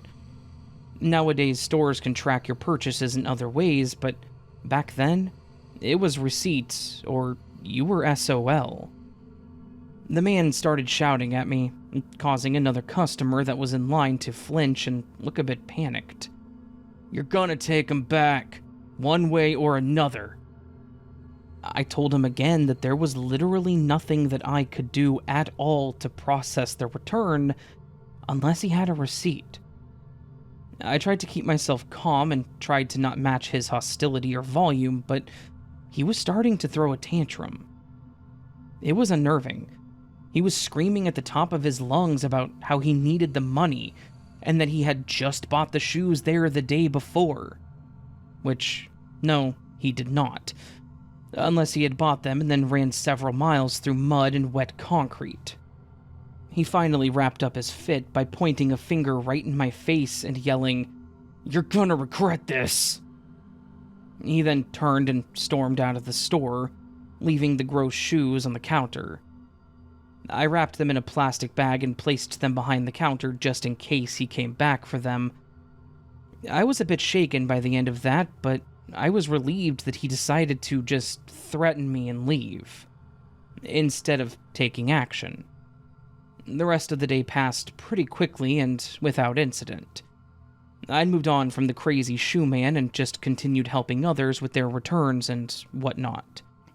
It was reaching towards the end of my shift, and I was tiredly doing what I needed to do, just looking forward to being able to going home, when I heard a loud smashing sound, followed by the screams of shocked customers. This was followed by the visual of smoke starting to billow through the aisles, and the air starting to slowly get warmer. I rushed toward the sound with my heart pounding, trying to figure out what the hell had just happened. Near the front of the store, there was a blazing fire starting to spread, and it was very quickly burning its path into some of the merchandise. The fire alarm was going off, and people were running out the front door to get away from the blaze. I ran back to the counter and grabbed the fire extinguisher, and I tried my best to douse the fire with the foam, but it didn't do jack. Every bit that I put out was replaced with fire catching on more and more of the shelves and clothing, until the extinguisher eventually sputtered out. I stood there for a second and watched as this fire just covered more and more of the floor. And for some reason, I felt like I needed to do something to stop it, but was quickly brought back to reality when I heard my manager shouting my name and yelling at me to get out of the building. I did what she said, and I ran over to the front door and started ushering customers out of the building, telling them to get as far away as they could and to stay calm. Thankfully, the fire department arrived quickly, and they were on it. They moved in as fast as they could, blasted the whole thing with water, and after a little while, they were able to get the fire put out, and get the whole thing contained and secured. After they had finished their job, my manager and I went back in, and the store was an absolute disaster. Everything in the store was either charred or completely saturated. The police had arrived and started asking my manager some questions, mostly because the fire looked incredibly suspicious, having started in the clothing section. We all went to the back where the camera system was, probably the only thing in the store that wasn't antiquated. All of us watched the entryway camera for when this all started, and much to my surprise, I watched as the man from earlier that wanted to return his shoes walked in the door, lit a cloth that was in a glass bottle, and heaved it as hard as he could into the store, and then bolted back out into the parking lot. This guy had come back with a damn Molotov and threw it in an occupied store because I wouldn't accept his dirty shoes. I told the officers about the encounter. I told them that he was going off on me and that he had threatened me a few hours before. They took my statement, took the camera footage from earlier, and the footage that showed him throwing the Molotov, and left to further their search. Thankfully, they didn't have to go very far. This guy was hiding out at the IHOP next door to the store. Before they left, they were flagged down by one of the waiters that was outside of the restaurant. He told them that just after the fire had started, a guy came into the restaurant reeking of gasoline and said that he wanted a table in the corner. Apparently, the guy was just sitting in the IHOP, watching the chaos unfold through the window and giggling to himself. Worst yet, he was still there when the cops went in. They approached him. He started yelling that he had been there for the last 2 hours and that he had nothing to do with it. Of course, he was wearing the same clothes and still smelled of gasoline, so they knew that it was him. In the end, he was hauled off and charged with some pretty serious stuff. He caused thousands of dollars in damage, and our store was shut down for quite a while. I took that time to find a job at a warehouse, because that was the last day that I wanted to work with people, and, to be honest, I haven't worked retail ever since.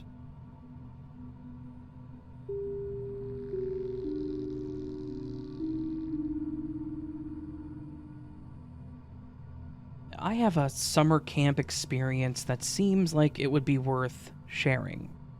So, I wanted to send it your way to see if you would want to use it for your channel. I've written this story for another channel in the past, so hopefully that's okay, but I'm rewriting it here, so odds are it'll sound a bit different anyways. When I was around 14, I spent a summer in a camp near the northwestern part of the US. They still do the summer camp, and I actually help out now that I have a kiddo old enough to get involved, but I was part of something at the camp that was legitimately scary, especially as a teenager. Most people think summer camp and think of the marshmallows, bonfires, swimming, and some friendly games and such.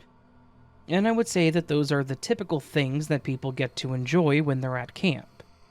Me, on the other hand, I almost feel like I was cursed when it came to going to the summer camp. I went 5 times, from 11 to 15, and like I mentioned, I help out at the camp now as a grown man and things have been okay, but every year that I attended as a camper, something went wrong. I won't get into every year. I have one story in particular that I want to tell you, but I want to give some slight evidence to the fact that I was cursed. First year, half the camp fell ill with food poisoning, including myself, and we all spent a few days throwing our guts up. Second year, I was swimming and managed to break my forearm, resulting in having to leave early. Third year, we had an incident with one of the fires that actually led to the camp losing one of the cabins. And of course, it was the cabin that I stayed in. Now, the fourth year, and the story that I would like to submit. This happened during what I have to say was my favorite night there. Mystery Night. The counselors decided that they needed to create something engaging to really test our smarts. And it was just a fun and spooky game for all of us to solve. We all stayed up later than normal. They gave us a story, and we had to go over the campgrounds and immediate woods to solve the mystery that they'd created. That year, the mystery leaned more into being a scavenger hunt. Each clue would lead a bit further into the woods to really add to the creepy factor. My team was feeling confident. We'd been the first to solve pretty much each step of the mystery so far. It was scary in the woods, dark, quiet, filled with only the sounds of night critters. But my excitement was pushing me through the thoughts of how scared I should have been. After a while longer, the 3 of us on our team had found what was the last location. It was an old well in the woods that was ancient, partially crumbling and barely held together. It was lovingly known as the Wishing Well to the camp, though I don't think any of us campers really considered it to be a fortunate thing. It was ugly, covered in moss, and mostly destroyed. I approached the well to grab what was our final clue when I heard it. As I reached, there was this low groaning sound pouring out of the well. It was a guttural sound, human-like, but kind of distorted. I remember being terribly freaked out, thinking it was some kind of spirit or monster or something. We all stood there staring at the well like, what was that? When we heard it again. The sound was seriously terrifying. This low, gurgling, rumbling moan. The three of us took off back to camp, noping out of there as quickly as we could.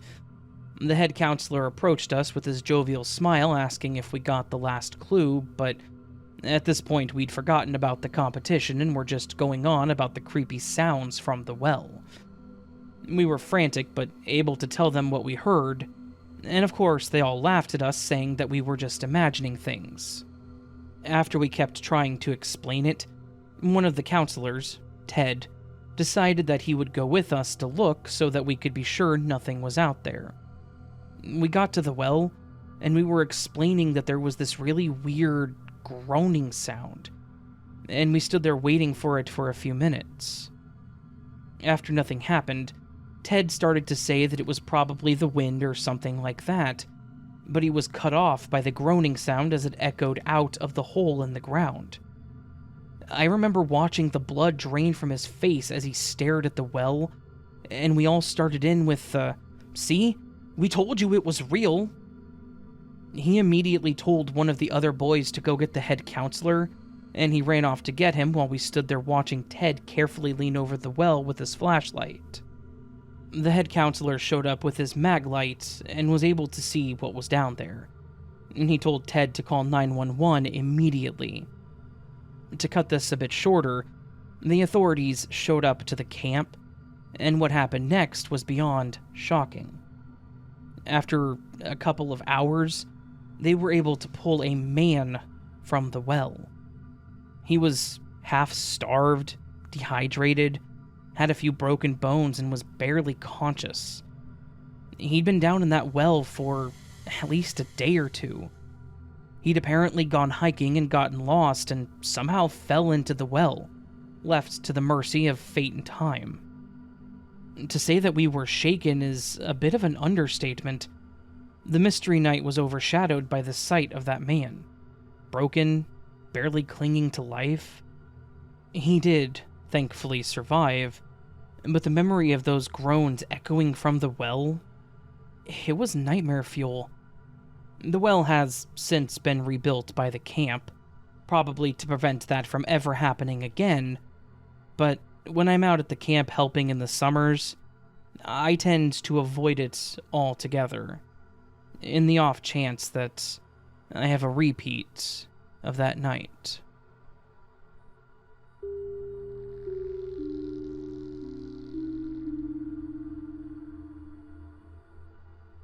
So, I know that my story is going to sound horribly cliché, but it did actually happen to me, and it's something that honestly scared me nearly to death. It's easy to look at a story and say, you should have done this or that, but to end up in the situation is a totally different story. At the time, I panicked, and I took the easiest way that I could to get out of the situation. And if I were in this situation again today, I think I would probably still do the same thing, as my potential stupid actions are most likely what saved my hide. This happened about 5 years ago, when I was living in the heart of the city, in an apartment that was only a few blocks from my office.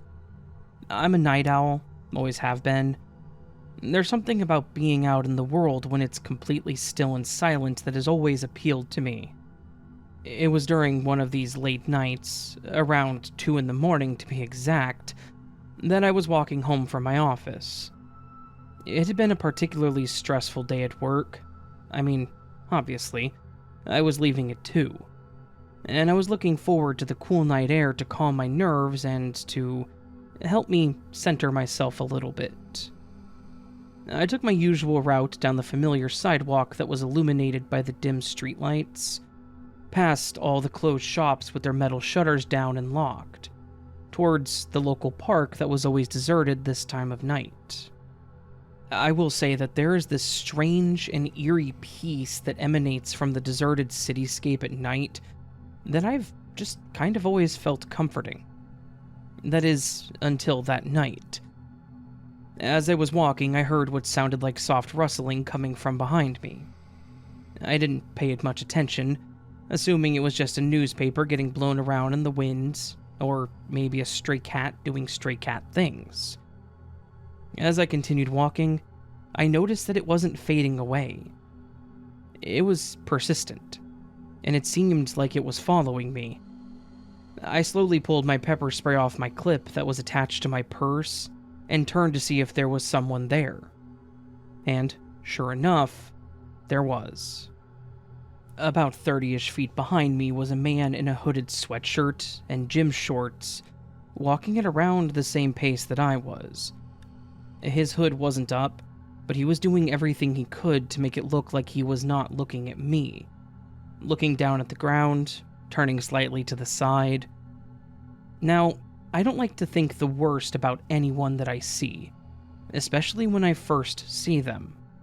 But the way he reacted to me turning around was not normal, and it put me on edge. I figured the best thing to do was to keep walking and to pay attention to how far he was from me the whole time. I didn't have that far to go to get to my apartment building, thankfully, and after a couple more moments of upping my pace a bit and putting a little extra distance between us, I came up to an alleyway that had the side entrance of my apartment building. At that point, I was faced with two options. Make a run down the side alley and make it into the side door quickly, or take the chance and walk all the way around the building to the front to get into the front door. I decided that the side entrance being quicker and a straight shot was my best bet. As I approached the alley, I quickly turned and did a slight jog towards the door. When I turned back to see if he was following me down the alley, I was surprised to see that he was still just standing there and staring at me at the entrance. At this point, it was more than clear that he was definitely following me, and that he intended to make me the victim of whatever it was that he was plotting. I kept walking towards the door of my building, my key card in one hand and the pepper spray in the other, intending to get into the building quickly. When I approached the door, I heard a sound that sent me into overdrive. The sound of feet rapidly smacking onto the concrete. This guy was now running at me in a full sprint. I nearly fumbled everything as I beeped in with the keycard, stepped in and slammed the door shut behind me. Thankfully it was a good door, and thankfully it locked immediately when it shut after being beeped in, because as soon as I got to the other side of the door, the man was right there, his face pressed against the glass and staring at me. This guy really just stood there with his face literally pressed against the glass door, laughing and smiling at me. I turned back and ran up the stairs, taking them two at a time, until I got to my floor and my apartment. I actually called the police and reported the incident, but since he hadn't attempted to break in, there wasn't really anything they could do. The next day, I contacted the leasing office and they pulled the camera footage so that we could at least get a picture of the guy so that we could hang it up and warn the tenants about him, which we did. One of my neighbors mentioned that they had seen the guy standing outside of the building a few weeks prior, and that he had asked them for change. When they said no, he got mad and started yelling that whatever he ended up doing was going to be their fault. So, that was nice to know. Unfortunately, I've never really been able to forget that night. The fear that I felt as I turned to see him sprinting at me. I no longer walk from the office to my apartment, and actually moved to a different location a few months later for unrelated reasons. The whole thing was a chilling reminder of how a simple stroll from one place to another can quickly turn into a nightmare. That night, the city that I loved definitely showed me a darker side, one that I hope to never encounter again.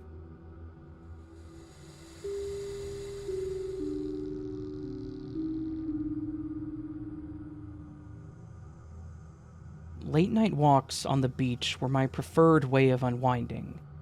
After spending way too much time running around the coffee shop that I manage, I needed something to help me clear my mind and relax. There's something about the sound of the waves and the cool sea breeze that just helps me push everything stressful out of my life, even for just a few minutes. I never walk alone, though. My pup, Jeff Bridges, also enjoys these strolls. Yes, I know that is a dumb name, and no, I will not give you the backstory. Jeffy is the best dog that I've ever had, and I love him more than I love some of my relatives. One particular night, we suited up and went out for our evening walk. It was a really lovely spring night. I remember it was a full moon because I made some dumb comment about Jeffy turning into a werewolf. As we got to the beach, the air seemed a bit heavier than normal. I assumed it was just the air currents or something, or maybe we were going to get some storms. As we walked, Jeffy chased some crabs into the sand, and I laughed at him when he would get too close at them, and then get scared when they raised their claws. I shined my light forward, and I saw something glinting in the sand. My curiosity piqued. I walked over to it and crouched down to see what it was. I moved the sand off of it, and was genuinely surprised when I saw that it was a cell phone. It was a bit strange to find a full-on cell phone on the beach like that, but then I figured that someone must have dropped it during the day and either didn't care or hadn't come back to check for it yet. I wiped the sand off of it, and it looked to be in good quality, which lent more credence to the possibility of it being dropped on accident. I pressed the power button to see if it would turn on, and to my surprise, it was already on, and the battery had about 30% left. Thinking that I might be able to identify the owner, I swiped across the screen. No password lock. Lucky me. There wasn't really much on the phone, at least not on the main screen, so I went over to the contacts to see if there was someone that I could call or text to inform them that they had lost the phone. The contact list was incredibly sparse. It was mostly just numbers of businesses and a few names of people. Obviously nobody that I knew. I have to admit that my curiosity did get the best of me, and I clicked on the gallery to see if maybe there was a picture of the owner or something. That's my justification, and I won't accept any other statements on it. There, in the gallery, there was an album at the top that was named simply with the date that it was made, and the date was the same as the day that I found the phone. I tapped on it. There were about 40 or 50 photos in this album. The first few were dark, just shots of the beach, but as I scrolled further in, my blood started to run cold. In the dim light of the pictures, there was a figure that was barely visible at first, but became much more visible as the pictures went on. About halfway through, I could see the figure much more clearly. The man was wearing a mask. Just some plain white mask that covered his face, and in his right hand, he was holding what was clearly visible as a knife. Suddenly, my comfy little beach didn't seem so peaceful. The fact that this gallery was from the same day, that the beach was already dark, and that the battery wasn't dead, told me that whatever happened a short time before I found the phone. I quickly put the phone in my pocket and pulled Jeffy and made my way home. Every few steps, I would hear a slight sound and would jump a bit, looking around to see if there was somebody there, but of course there wasn't. My imagination was running wild. I swear that I was seeing a person holding a knife in every slight shadow. When I got home, I locked the door and took a deep breath, thinking about what I should do. I didn't know if calling the cops to report a found phone was appropriate, but the pictures told me that something probably needed to be done. The other part of me was thinking that this was just a dumb prank. But who dumps a phone worth a couple $100 on the beach for a joke? After thinking about it, I decided that I would just take the phone to the police station the next morning, unsure of whether or not this was a genuine situation. It didn't help that the beach was just outside my window, and I kept glancing out nervously throughout the entire evening. As soon as the sun came up, I headed to the police station and handed the phone to the officers. They asked me a few questions, and I answered as best as I could, explaining that I had found it the night before, and I admitted to going through the pictures and then told them about the album. They went through them as well, and the officer looked just as creeped out as I was.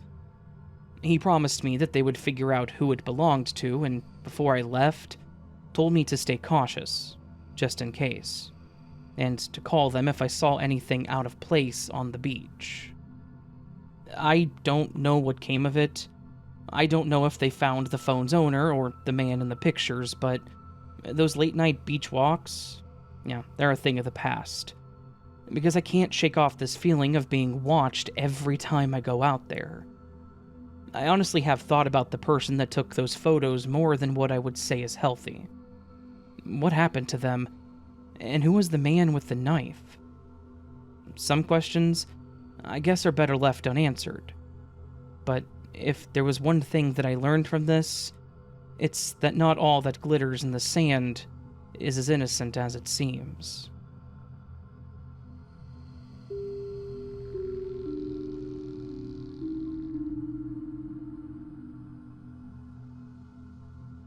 There used to be an old industrial area back in the 80s that sat practically behind my childhood neighborhood. There were a few old factories and what I think was some kind of medical supply and lab back there. I remember going with my parents as my mom dropped something off there. By the late 90s to early 2000s, the factories had seemingly been shut down or closed, and the medical place had moved. That made a perfect area for a lot of teens such as myself to hang out and do things we probably shouldn't have been.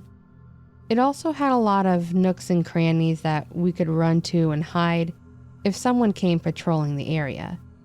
I'm sure we had all thought about it, but none of us, or at least no one in my friend circle, had ever gone into one of them.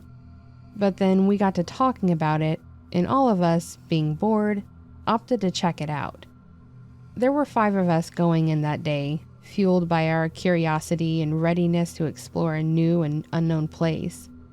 We helped the girls over the fence, then the remaining 3 of us climbed over. Once at the entrance, we all noticed we were not going to get through the front door. There were thick boards nailed to the entrance, so we walked around the inner building, trying to avoid the road. We came across a window that you had to jump to look into. It was pretty close to the ground on the inside, so one of my friends said this was probably our best way in. However, I didn't realize the window didn't open, and my friend was basically asking permission to break it to get in. So when we all shrugged and agreed to go in, we jumped as he unexpectedly kicked in the window. That's how Mikey had always been, so I don't know why we were all surprised.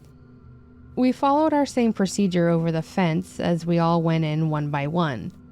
Once inside, we looked around to see everything still in its place, but covered in a thick layer of dust. The east and west walls were lined with those same windows, which all cast the light down onto the factory lines and floor. At first, it was a bit of an eerie sight. The place wasn't picked up and cleaned like how I would expect a factory to look right before it closed for the night. No, this place looked like everyone left in a hurry, such as in an emergency evacuation. There were gloves scattered on the ground, small pieces on the belts, containers of bolts and screws spilled all over.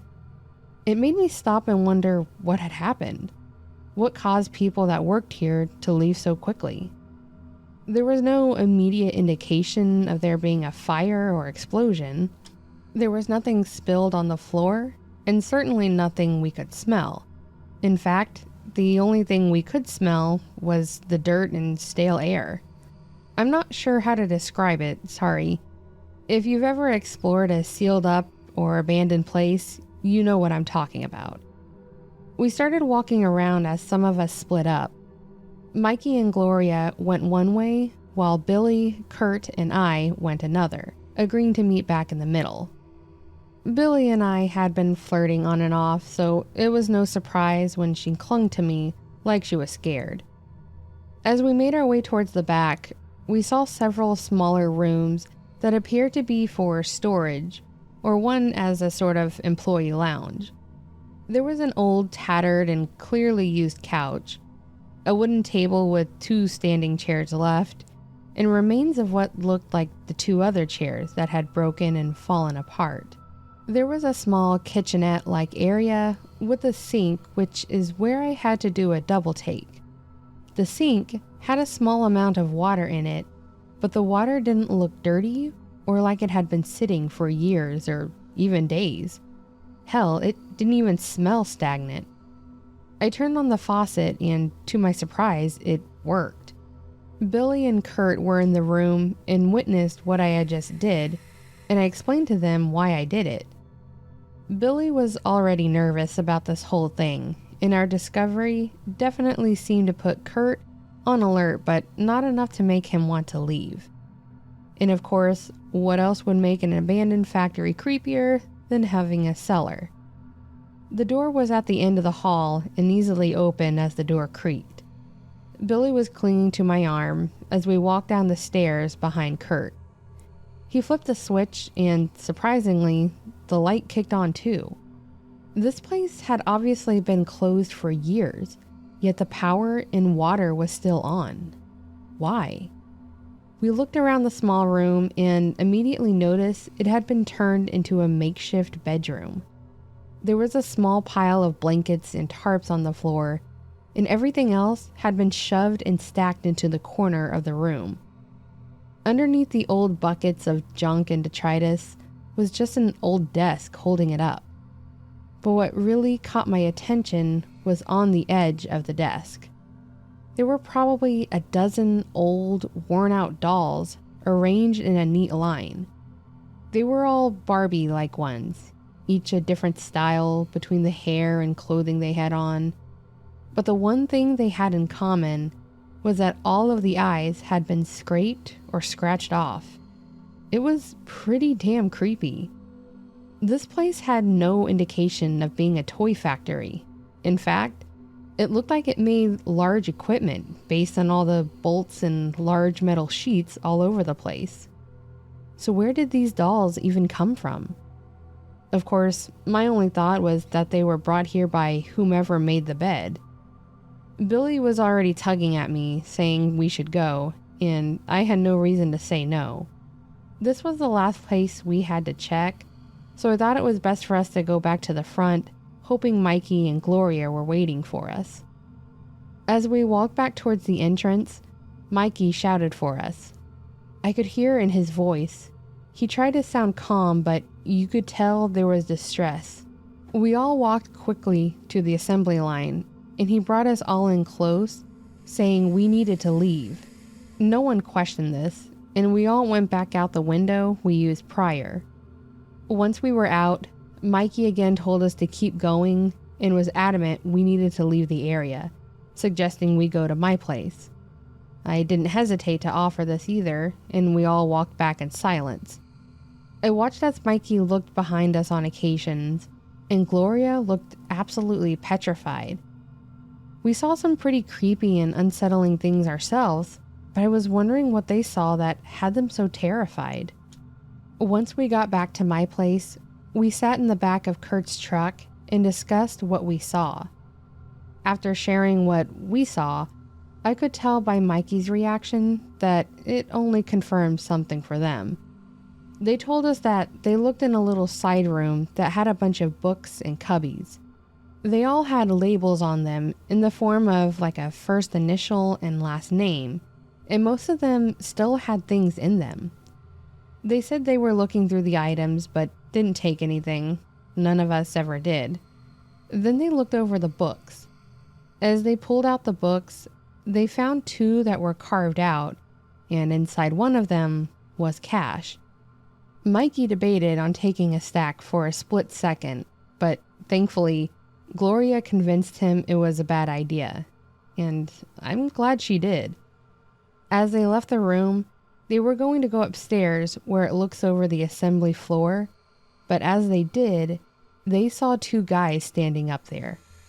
Both of them looked very frail and sickly, but not in the elderly sense. But then Mikey noticed one of the guys had something. Between the railing he was holding on to in his hand, he could clearly make out a gun. That was when he tried to stay calm and act like he didn't see them and called for us. We were all pretty freaked the hell out after he told us this, and now we were looking all around, making sure no one followed us here. No one ever came around, and that included the police, so we all assumed that they weren't supposed to be there either. We shook off the bad vibes that place gave us and just agreed that we were done going there and would find a new place to hang out. I'm sure it's been thought of by the others too, but while I'm thankful those guys didn't do anything to us, I worry about what could have happened if they did. Or even, what if Mikey and Gloria did take the money? Was it theirs? Would they have tried to stop them? It was a horrible thought I tried to forget, because if they were to have acted, no one knew where we were, and we could have just gone missing, never to be seen again.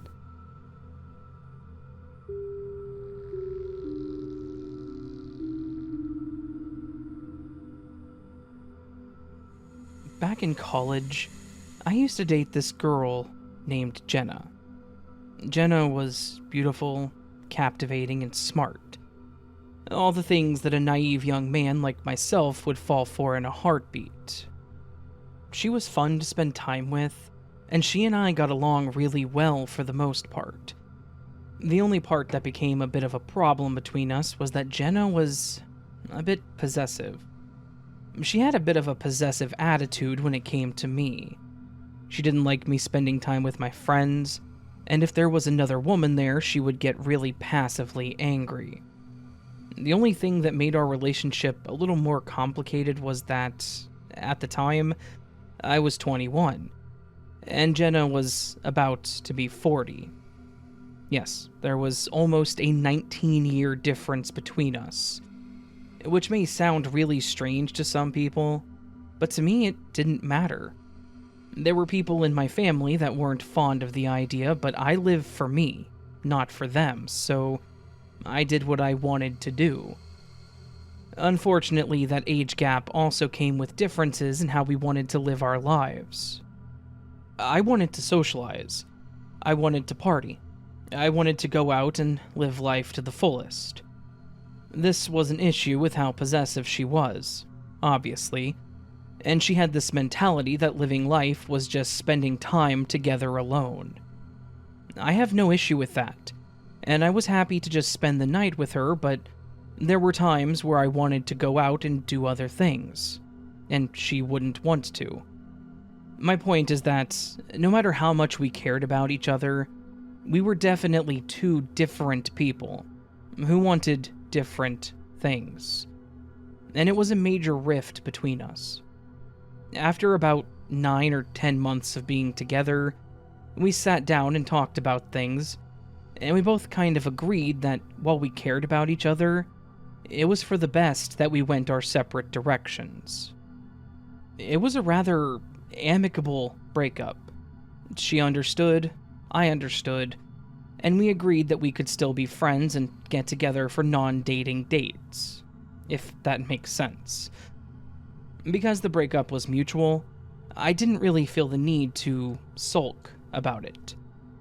Jenna was a great lady, and I enjoyed our time together, but if we both decided it was best to move on, then why should I get depressed about it being over?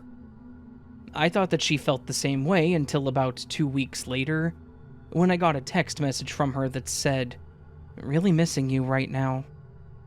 It was a bit heartbreaking to get that text, so I figured that I would call her and we could talk it through. When I did, I could tell that she had been crying, and I told her that I missed her too, that I'd been thinking about giving her a call anyways to see how she was doing. We just chatted about nothing in particular, which seemed to cheer her up, and as the conversation came to an end, she said something like, "I'm sorry to have bothered you like that. I just missed you a lot." I made a comment like, "Well, I haven't gone anywhere. I'm always around if you need me." She turned that around on me and said, "If I needed you tomorrow night to get dinner, would you be around?" I chuckled and responded with, "Okay, anytime you need me that is not tomorrow night. I have class tomorrow." When I said this to her, her tone changed a bit. She changed from this sweet voice to one that was a bit more aggressive. She asked me since when did I have class on Wednesday nights, and I told her that the quarter had changed, so my class schedule shifted literally the week prior. I could tell that she didn't believe me and that she was getting upset. I told her that I could get together on Thursday, and she just kind of brushed it off and said that she would see if she was available, and wrapped the call up. I was a bit upset with how she'd reacted, but I figured that it was just the side effect of us breaking up. That next night, as I said, I had class. When it had let out, I was walking to my car, and to my surprise, Jenna was standing there leaning against my car. Unfortunately, at the time, I was walking with a few guys that I was friends with, and one of them was a bit of a jokey a-hole. He made a comment that was very audible to both myself and Jenna, saying, "Yo, man, your mom's hot." Jenna stood up as we approached, and, much to my surprise, she pulled her arm back and slapped him across the face, saying, "I'm not his mom, you little punk." He just stood there staring at her, and then at me with his jaw hanging wide open. After a few seconds of silence, the others just sort of awkwardly walked away from me without saying much else. I asked her what the hell that was, and she said something about how what he'd said was disrespectful to both of us, and that she didn't want me hanging around with him anymore. At this point, I kind of lost it. I asked her what she was doing on campus, and why she thought that she could control me like that. She said that she was there to make sure that I was actually in class, and that she didn't want to control me, but that she didn't want me being influenced by people like that. I laughed at her, and then made a comment that she was acting like she was my mom, and that I didn't need her to raise or protect me, as my own parents did a good enough job for the first 18 years of my life. I could see that she was fuming when I said this, but I just said, "Good night, Jenna," and got in my car and drove off. I thought that I had made my point. I thought that she was going to leave me alone after that, and yes, what I said was rude, but her slapping my friend was way over the line. Jenna, on the other hand, did not take my disrespect lightly.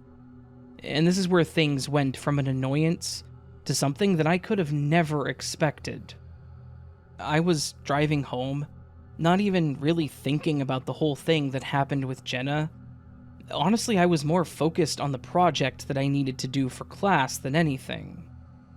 Unfortunately, that was enough of a distraction that I didn't even realize that Jenna was in her car, following right behind me.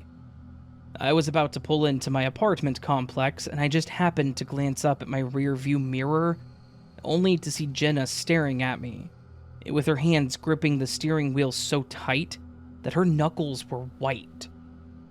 I kind of panicked a bit, thinking that this was not going to end well.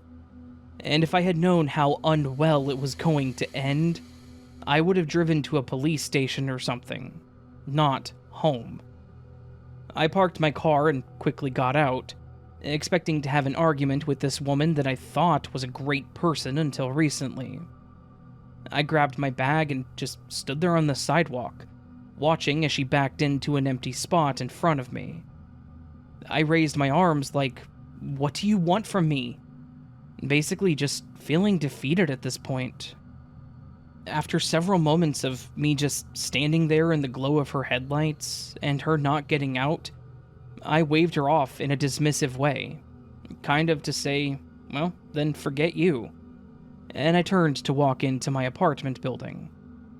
The second I turned to walk toward the building, I heard the sound of an engine revving up and tires screeching. At first I thought that she was just going to gun it out of the parking lot, but to my surprise, she wasn't turning. She was speeding up, and she was coming right for me. Fortunately for me, the distance between myself and the spot where she was parked was enough for me to damn near literally throw myself out of the way and avoid getting run over. Unfortunately for her, I lived in the building by the pool, and where I was standing when she floored it was right in front of the cheap metal fence that surrounded said pool area. I'm pretty sure the thought of hitting me with her car clouded her judgment to the point that she didn't have an exit strategy. Because when I jumped out of the way and she kept going, she smashed through the flimsy fence, and her car's front end went right into the pool. I immediately grabbed my phone and called 911, explaining what had just happened and saying that they needed to send someone right away. I was even nice enough to mention that they should send a medic just in case, though I pretty quickly found out that Jenna wasn't hurt. I watched as she opened the door and climbed up out of the pool. She looked like she was seriously lost and confused. I then watched as she took off down the parking lot and started running down the sidewalk. Like I said, no exit strategy. It didn't take long for the cops to show up, and it was pretty clear that what I said had happened was what happened. They caught her, and they got her in cuffs, and they may have even taken her in for a mental evaluation or something. I really don't remember. So, after all that, I really don't know what her plan was beyond just hitting me with her car. If she would have hit me, she probably still would have gone through the fence and into the pool, which sort of leaves this massive piece of evidence pointing to who had committed the crime. I will say that explaining the whole thing to the rental company was a lot of fun. And thankfully they didn't try to take me to court for the damages or anything, since it really wasn't my fault that my ex went crazy and tried to murder me. In spite of all this, in spite of all that happened, I really hope that Jenna got the help that she needed for whatever mental issues she very clearly had. I don't wish any ill will on her. I just hope that I never run into her, ever, again.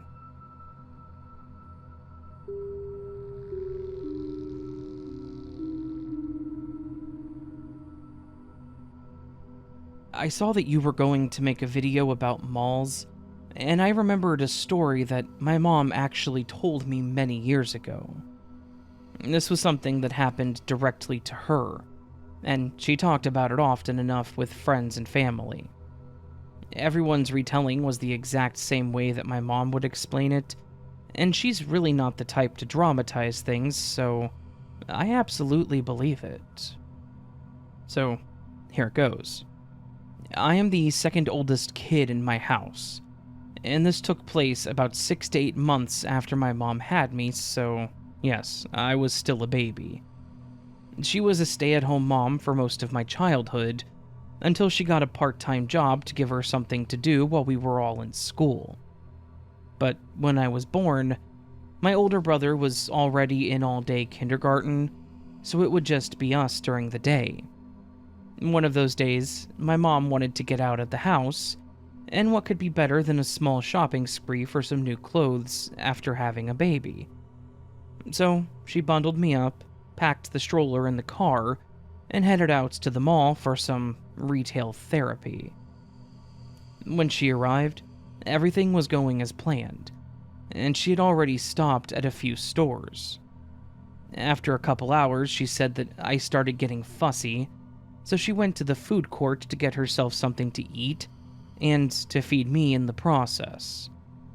She pulled the stroller close to her so that we were facing each other as she relaxed and fed us both. While sitting there, she was looking around the court, and she noticed a woman sitting a few tables away with her eyes locked on us. She said that she had seen people staring at her before, especially while she fed me, so she ignored it at first. But then as she scanned the area, she would find herself going back to look at this woman, and she was still staring at us. But it was her expression that really caught her off guard. While her gaze was undoubtedly on us, she said that her expression seemed blank and devoid of any emotion. At first, even though the gaze itself was pretty odd, she tried to let it go, thinking maybe she just wasn't all there, or was just innocently staring off. She finished eating and throughout would glance at the woman as she continued to stare at us. Being who she was, my mother tried to show kindness to the woman by smiling at her. She described her as an older woman. Her skin appeared smooth from a distance, but she had deep wrinkles in her forehead and around her mouth. She had stringy, shoulder-length hair that looked like it needed to be washed and brushed. She thought maybe she needed someone to show her kindness, and it seemed to relieve some of the discomfort. When the woman's eyes brightened and she smiled back. With any uneasy feelings now diminished, my mom packed up to leave the food court and finish her shopping trip. She said that as she walked around the outer square, she kept getting that feeling like she was being watched. She stopped in a children's clothing store, and when the feeling wouldn't dissipate, she looked around. And that's when she spotted that same woman from the food court. She quickly looked away from her, pretending that she was looking for something specific, but it was too late. The woman had approached my mom smiling and just complimented me, saying how cute I was. She thanked her, and they both awkwardly stood there for a few moments, until the woman also complimented my mom, saying that she looked great for just having a kid. Again, she thanked her, and as the woman continued smiling and not moving, she wished her a good day and walked away to complete her purchase. As she walked toward the checkout counter, the woman followed her, and when she parked the stroller next to her as she was checking out, the woman was right there, smiling at me, cooing, and then trying to touch me. My mom was a little less overbearing with me, as she was with my brother, her first child, as in she was typically okay with people touching my hands or feet or just wanting to hold me, even though she wouldn't let strangers hold me, of course. But she said that she started feeling uncomfortable with how involved the woman was with getting with me. So, once she was finished, she quickly made her way out of the store, hoping to soon lose sight of the woman or vice versa. However, it wouldn't go the way that she wanted because she spotted the woman following close behind. She explained to me how she felt like something bad was about to happen, and she really didn't know what to do. This was a long time ago, so she didn't have a cell phone at the time. The only thing she could do was to either find somewhere that she would feel safe, or to try to leave. However, where she was located in the mall was on the opposite side of where she'd parked. At that point, she just wanted to leave, so she picked up her pace, pushing along the stroller and actively trying to keep an eye on this woman. As infants do, though, I apparently started crying and would not let up, so my mom tried to pull me out to hold me while steering the stroller one-handed. This, of course, slowed her down some, and the woman once again approached her. At first, she acted like she was trying to be helpful, commenting that I was upset and offering to help. My mom declined, telling her thanks but no thanks. But the woman was adamant. She offered to hold me so that my mom could rest, and she said that she didn't mean to, but she kind of laughed as she again said, "No thank you." It was one of those nervous laughs you do when someone asks you or tells you something shocking, so this seemed warranted. Why would anyone just hand over their infant to some random stranger? Apparently, this woman didn't appreciate that, though, as her previous demeanor changed, and her eyes went back to the ones she initially saw in the food court. They were dark and nearly glazed over, as she began spewing a barrage of comments and questions at my mother. She asked her if she even knew the father. My parents are still together. She said that I didn't look a thing like her. I'm actually a spitting image of my mother now, and even questioned if I was even her real baby. My mom is still walking at this point and not responding to the woman, now slightly offended and still very much worried about her sudden change. Finally, my mom snapped and yelled at this woman to leave her alone. The woman seemed surprised that she spoke up and quit moving, so she took advantage of this to put me back in the stroller so that she could get out of there quicker. But the woman didn't stay silent for very long. She immediately started shouting, "She stole my baby!" My mom quickly turned around to confirm what she already knew. This woman was now pointing at her, making a huge scene and accusing my mom of having kidnapped me. My mom was horrified. As the woman ran towards her, she once again grabbed me to hold me tight, fearing that she would try to take me, or that someone else would, believing this old woman's story. As more and more people began looking around, my mom left the stroller behind and ran with me into a nearby store, asking someone to call for help. They were all starting to look out into the walkway to see what was happening, and she said that someone already looked suspicious of her. Right then, she told me that she feared people would not believe her. She told me how one of the ladies working there agreed to call 911, but demanded that she stay where she was. This again confirming her fears that they may not believe her. While the woman was on the phone, the crazy lady caught up and ran into the store that my mom was in, screaming to give her the baby. But she was now holding what looked like a large kitchen knife, and she was swinging it at anyone that got close to her. My mom was terrified that she may actually hurt someone that worked there, or me. So she just squeezed herself into the back corner, trying to make herself as small as possible, as she wrapped herself around me to protect me. Thankfully, the knife wielding didn't last long, as one of the mall security guys got there and practically wrestled it away from her. She was held nearby but out of the store until police arrived. My mom can joke about it now, but I can still see her get choked up a bit when she talks about this part. She really told me how afraid she was waiting for the police to arrive. She didn't know how she was going to be able to prove to them that I was her baby. She had the stroller with our belongings in it, but she feared that they would think that she just took off with me, leaving the stroller behind. She didn't have any identification for me, just her own ID in her purse. She asked to use the phone at the store to call my dad, hoping that he would be able to get my birth certificate or some newborn photos. Anything to help prove her case. While she was able to call him, thankfully she ended up not needing anything other than her ID. When the police arrived, they took statements from a few people nearby, including my mom, and they asked her if either of us was hurt or needed medical attention, and she said no. So they basically told her that we could leave. She was confused by this, remembering how she was happy they believed her, but also concerned that they didn't do much to check. What if it played out the same way, but they believed the old woman instead? But the police assured her and explained why they believed her. Apparently, this woman was actually known to them. She had issues with substance abuse, and she had a few kids herself.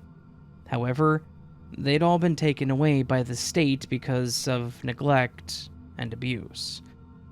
She'd been using so long that she now seemed to be paranoid and accused everyone she saw that had young children of stealing her kids. This wasn't the first time that she had done this to someone, just the first time in this mall, apparently.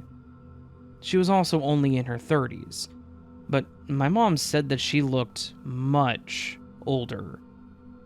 My mom said that she left there feeling relieved, but also remorseful for the girl. She, thankfully, never saw or heard from her again, but she also wouldn't go to the mall alone anymore, and that was the same reason that she wouldn't let any of us kids go alone or with friends either. We always had to have an adult with us. Like I said, we joke about how I was almost kidnapped or how I was a stolen baby, but I can't imagine how anyone would handle that situation, and I hope that I never do, either.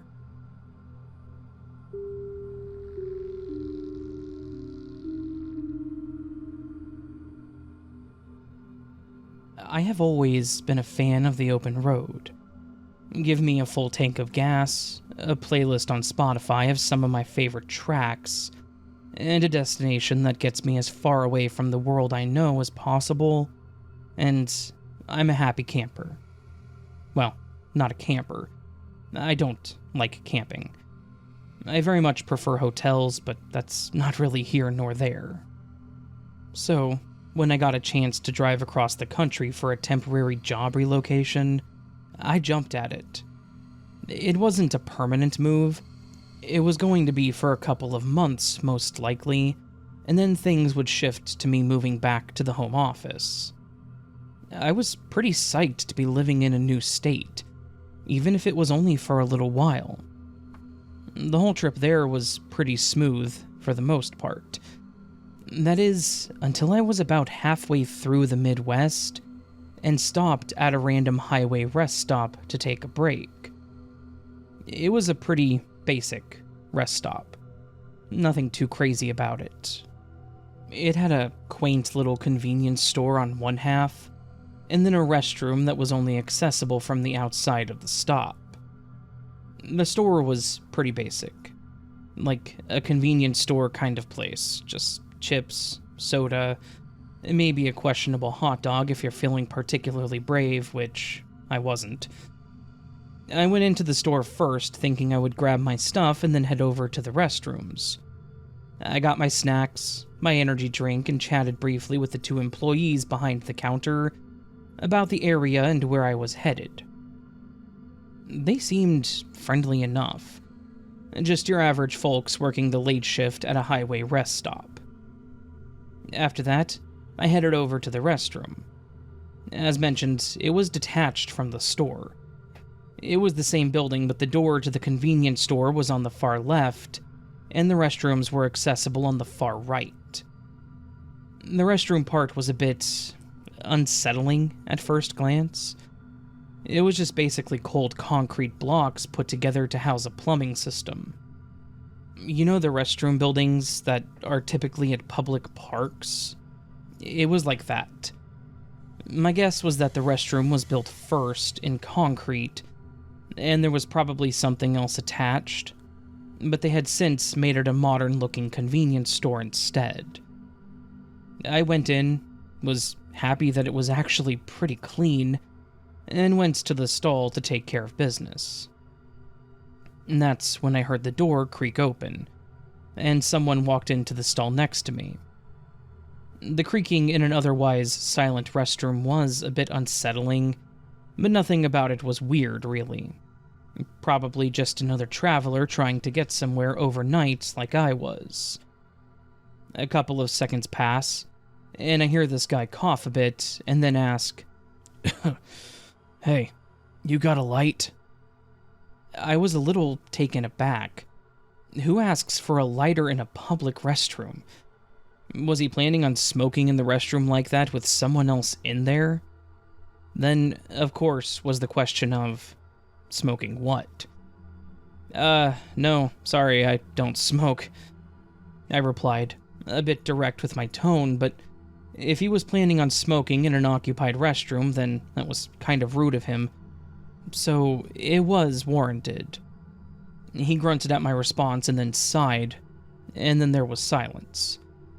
A long, awkward silence that seemed to stretch on forever. The kind of awkward silence that came to be when a random person in a bathroom stall next to you talks to you. Just when I was about to write it off as some weird and random encounter, I heard what sounded like a splashing sound, like a liquid being poured on the floor. My first and obvious thought was that this dude was peeing on the floor. But I was immediately corrected in my thoughts when a strong, acrid smell filled the air. Gasoline. My heart started to pound in my chest, and my stomach turned. This guy was pouring large amounts of gasoline in a public restroom? What the hell was he planning? I didn't want to stick around to find out. I quickly finished up, flushed, and bolted out of the stall. I didn't even wash my hands. I just ran right back to the convenience store, yanked the door open, and almost incoherently shouted, "Hey, there's some dude pouring gasoline in the restroom." The two employees looked at each other for a moment like, is this dude high? But I think the panic in my voice and the fact that we had just spoken a few moments ago, and I was completely normal, then lent itself to the validity of my statement. One of them grabbed the phone to call the police, while the other sprinted towards the restrooms. A few tense moments later, he came back, his face pale. "You weren't kidding. That place reeks of gas. Go ahead and call 911. By the time the police arrived, the guy was still in the restroom. He was just sitting there in the stall, completely drenched in gasoline. It was like he was actually waiting for someone else to come in and give him that light that he'd requested, so he could set himself, and I guess the place, ablaze. They got him out and in cuffs, and they had so many questions about the situation. They determined that there was a truck in the parking lot that belonged to him, and they got his information from running the tags. But the cab was completely empty with the exception of a set of keys. It was like he had come to the rest stop with the intentions of doing what he was doing, and that's it. The clerks didn't recognize him, I didn't know who he was, and overall it was just a really weird and confusing, and potentially deadly situation. Of course, by the end of this, I was taunted with the horrifying thought. What if I did smoke?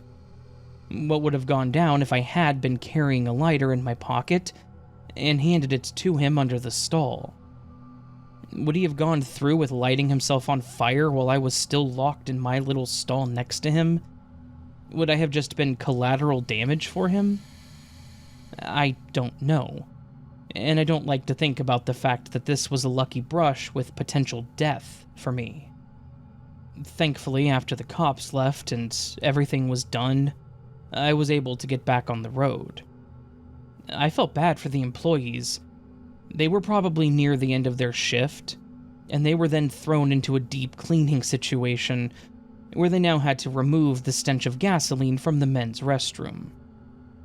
I hope that that guy did get some help, because he needed it. And I hope that those clerks never had to deal with anything like that again. Because, honestly, that was one of the scariest moments of my life.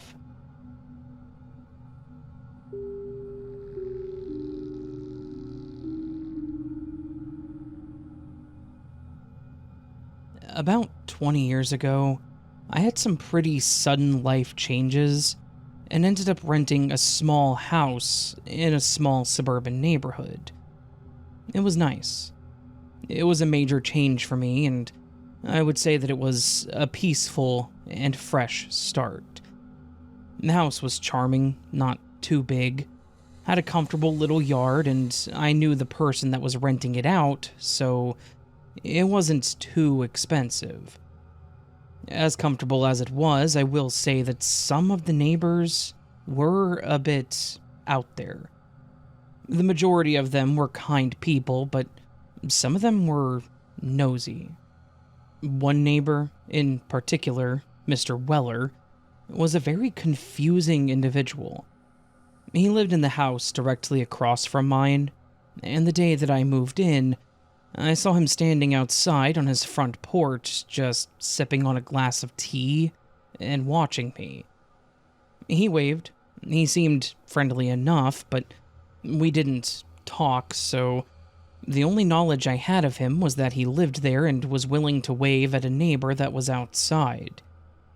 I didn't see him for a couple of days after that, but about a week or so later, when I'd gotten home from work, I felt eyes stabbing me when I was walking up to my house.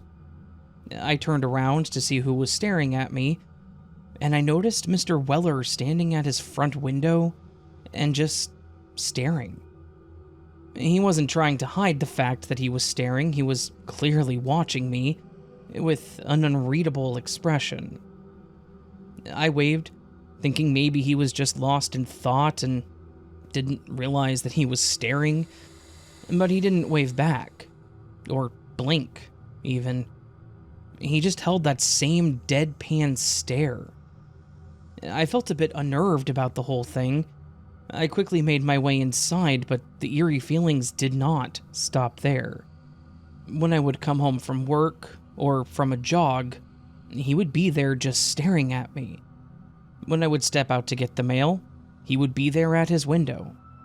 If he was outside doing something like mowing the grass, and I went outside, he would stop doing whatever he was doing, go back inside, and stand at the window until I went back inside. Then, it got worse.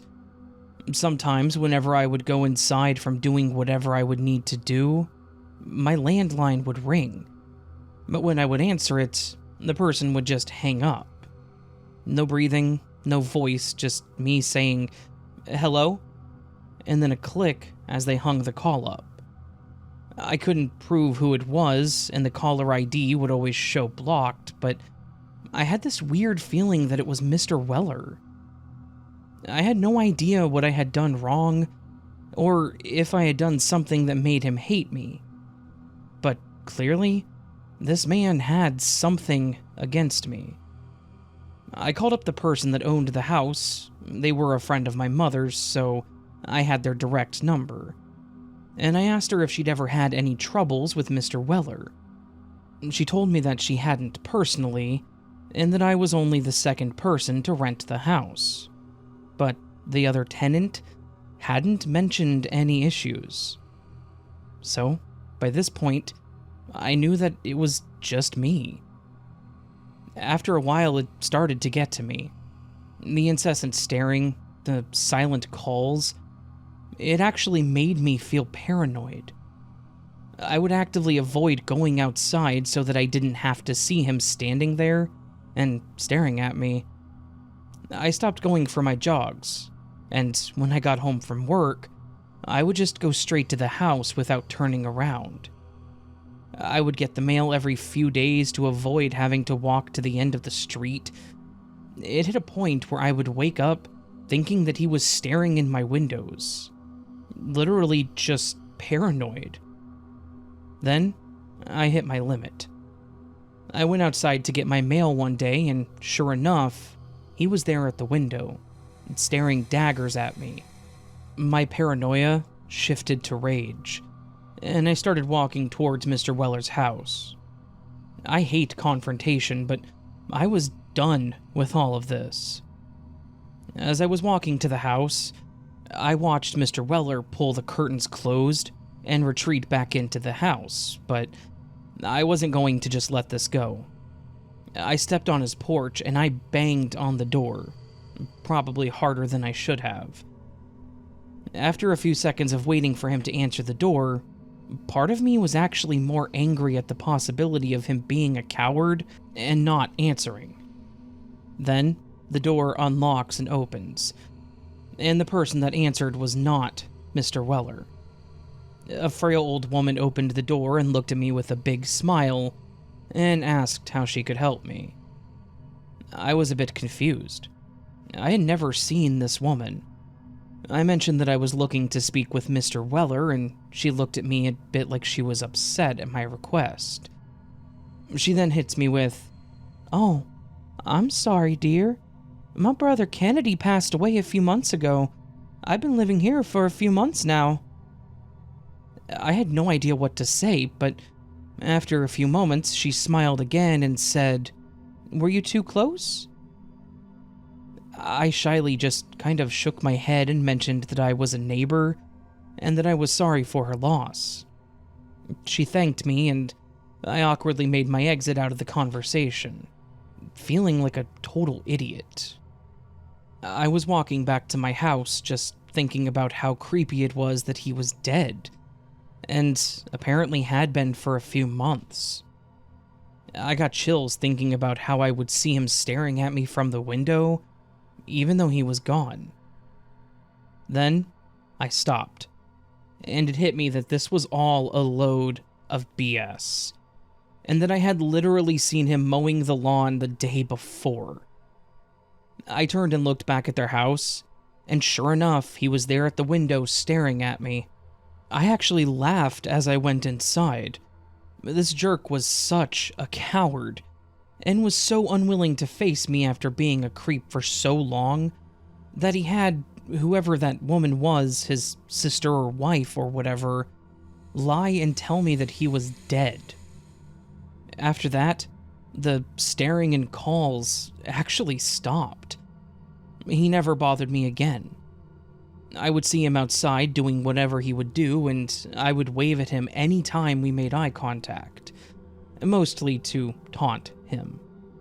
And he would just scowl at me and turn away. In the end, I don't know what the hell Mr. Weller's problem was. I don't know what I did to make him dislike me so much, and I don't know why he was such a creep. But I was thankful that it all stopped. I only lived in that house for another year, and the whole time I never spoke to him or that woman. And I never had any other problems.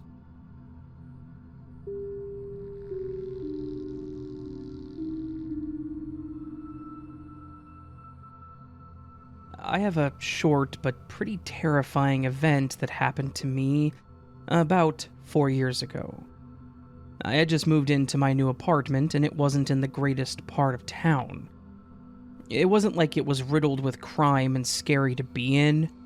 It was just an area that was a bit lower income, really.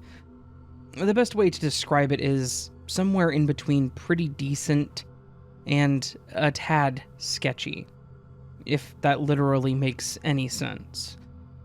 I will mention that I am not white, and while I don't like to play the race card for anything, I'm pretty certain that this had something to do with the situation that played out. Like I said, I had just moved into a new apartment, and it was actually my second night living there. I was watching TV and I had this idea that I should go buy some ice cream to celebrate moving in. You have to treat yourself every once in a while, right? Just celebrate those little milestones and everything. It was a brisk night walk to the store, quiet and peaceful. Little did I know that the trip back was going to be the complete opposite of the walk there. I walked back on the same path that I took to get to the store, except this time I was carrying a bag with a tub of Rocky Road.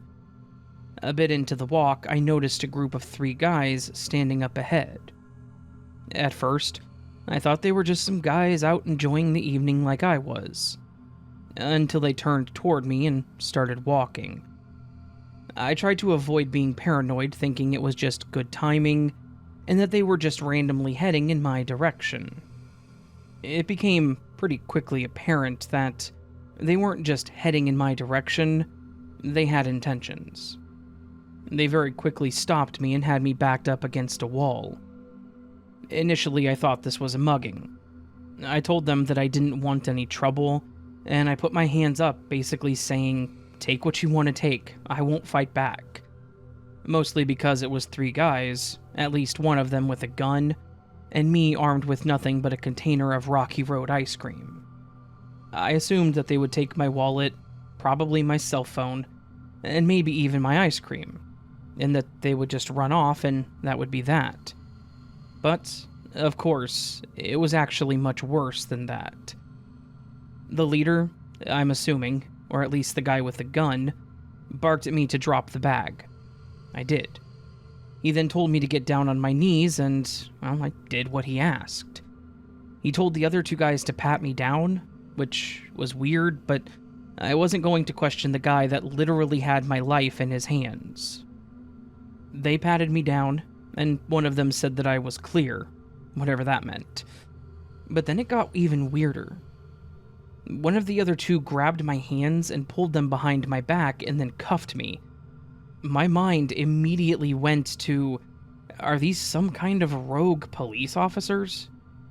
I actually summoned the courage to ask them why I was being arrested, and the leader just told me to shut up. No more than a couple of seconds later, the area was lit with flashing red and blues as a car pulled up to the scene. The car parked and I heard a stern voice shout, "What the hell is going on here?"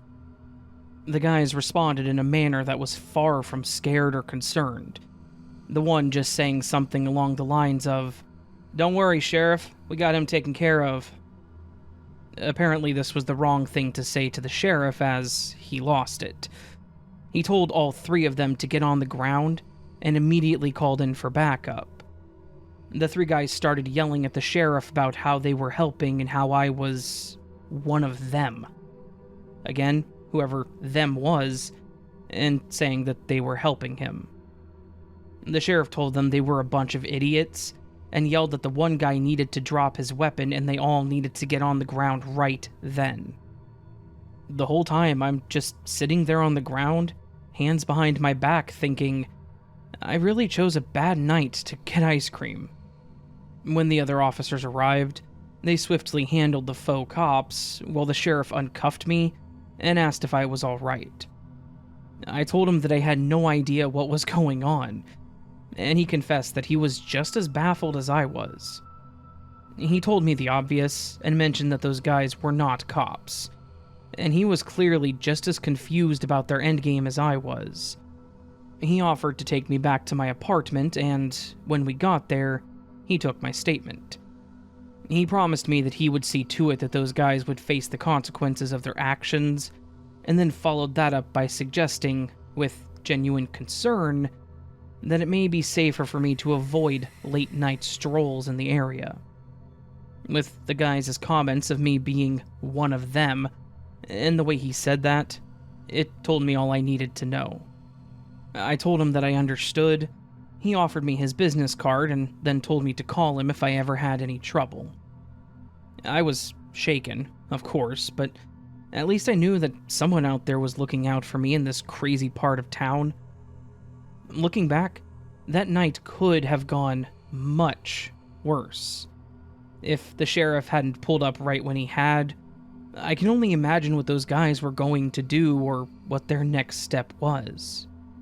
I was completely defenseless, and honestly, if that guy had wanted me dead, I think that I would have been dead. Thankfully, that didn't happen, and I'm grateful that the timing was on my side. While I have had to deal with people like them a few times since that night, it's never been anything that terrifying or life-threatening. I still live in the same apartment, and thankfully most of my neighbors are friendly. I will say that this lovely welcoming party did go away for some pretty serious crimes. And of course, the guy with the gun was a felon, so he shouldn't have had the weapon in the first place. Also, when I go to the store now, I drive. No more late-night walks to get my Rocky Road.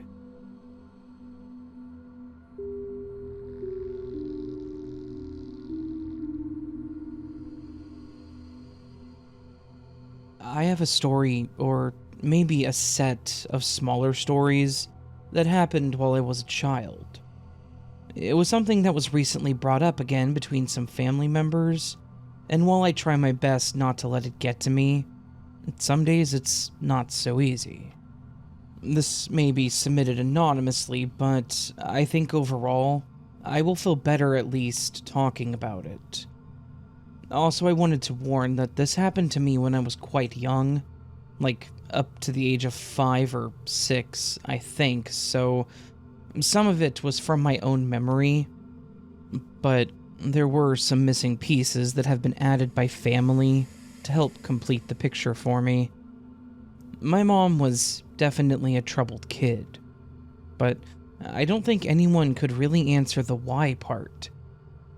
She had a good childhood, based on everything I've heard from my grandparents and aunts and uncles. But nonetheless, I was the result of one of her mistakes. She seemed to still be optimistic about my arrival, of course, for all of the wrong reasons. She at first was going to give me up for adoption, something my grandparents even suggested to her, hoping that they could bring her back home and help her turn her life around. But she wanted to keep me, and my grandparents supported her and agreed to help her where they could. I wasn't their first grandkid, but they were always loving to us all. As my mom said to my aunt and others in passing, her plans were to use me, basically, as both payback by getting child support from my father, as well as any other financial support that she could get. She bragged about how much money she made just from having a kid to some of her siblings. She never got child support, however, because she couldn't even prove who my father was, and she never did. Also, she didn't stop drinking or using while she was pregnant, and my birth defects and fetal alcohol syndrome proves that. Of course, nothing was done by the state, because she claimed it must have been an early pregnancy because she swore she stopped drinking after finding out. After I was born, some of my earliest memories of her weren't anything spectacular either. I had a small room with toys, most of which came from my grandparents or aunt, and I typically stayed in there by either force or because my mother just demanded it. I remember some nights being hungry, as I hadn't eaten or even just not feeling well, and I would ask my mom for help. She would get pretty angry with me, yelling at me to go back to my room, and that's what I would do. But I was still a child. I would throw tantrums if I was hungry enough, and then she would come storming into my room with something to eat. Or if it was because I wasn't feeling well, she would have some kind of liquid for me to take or a pill. I was still too young to understand you had to swallow it, so I would always chew it, and would cry because it tasted so awful.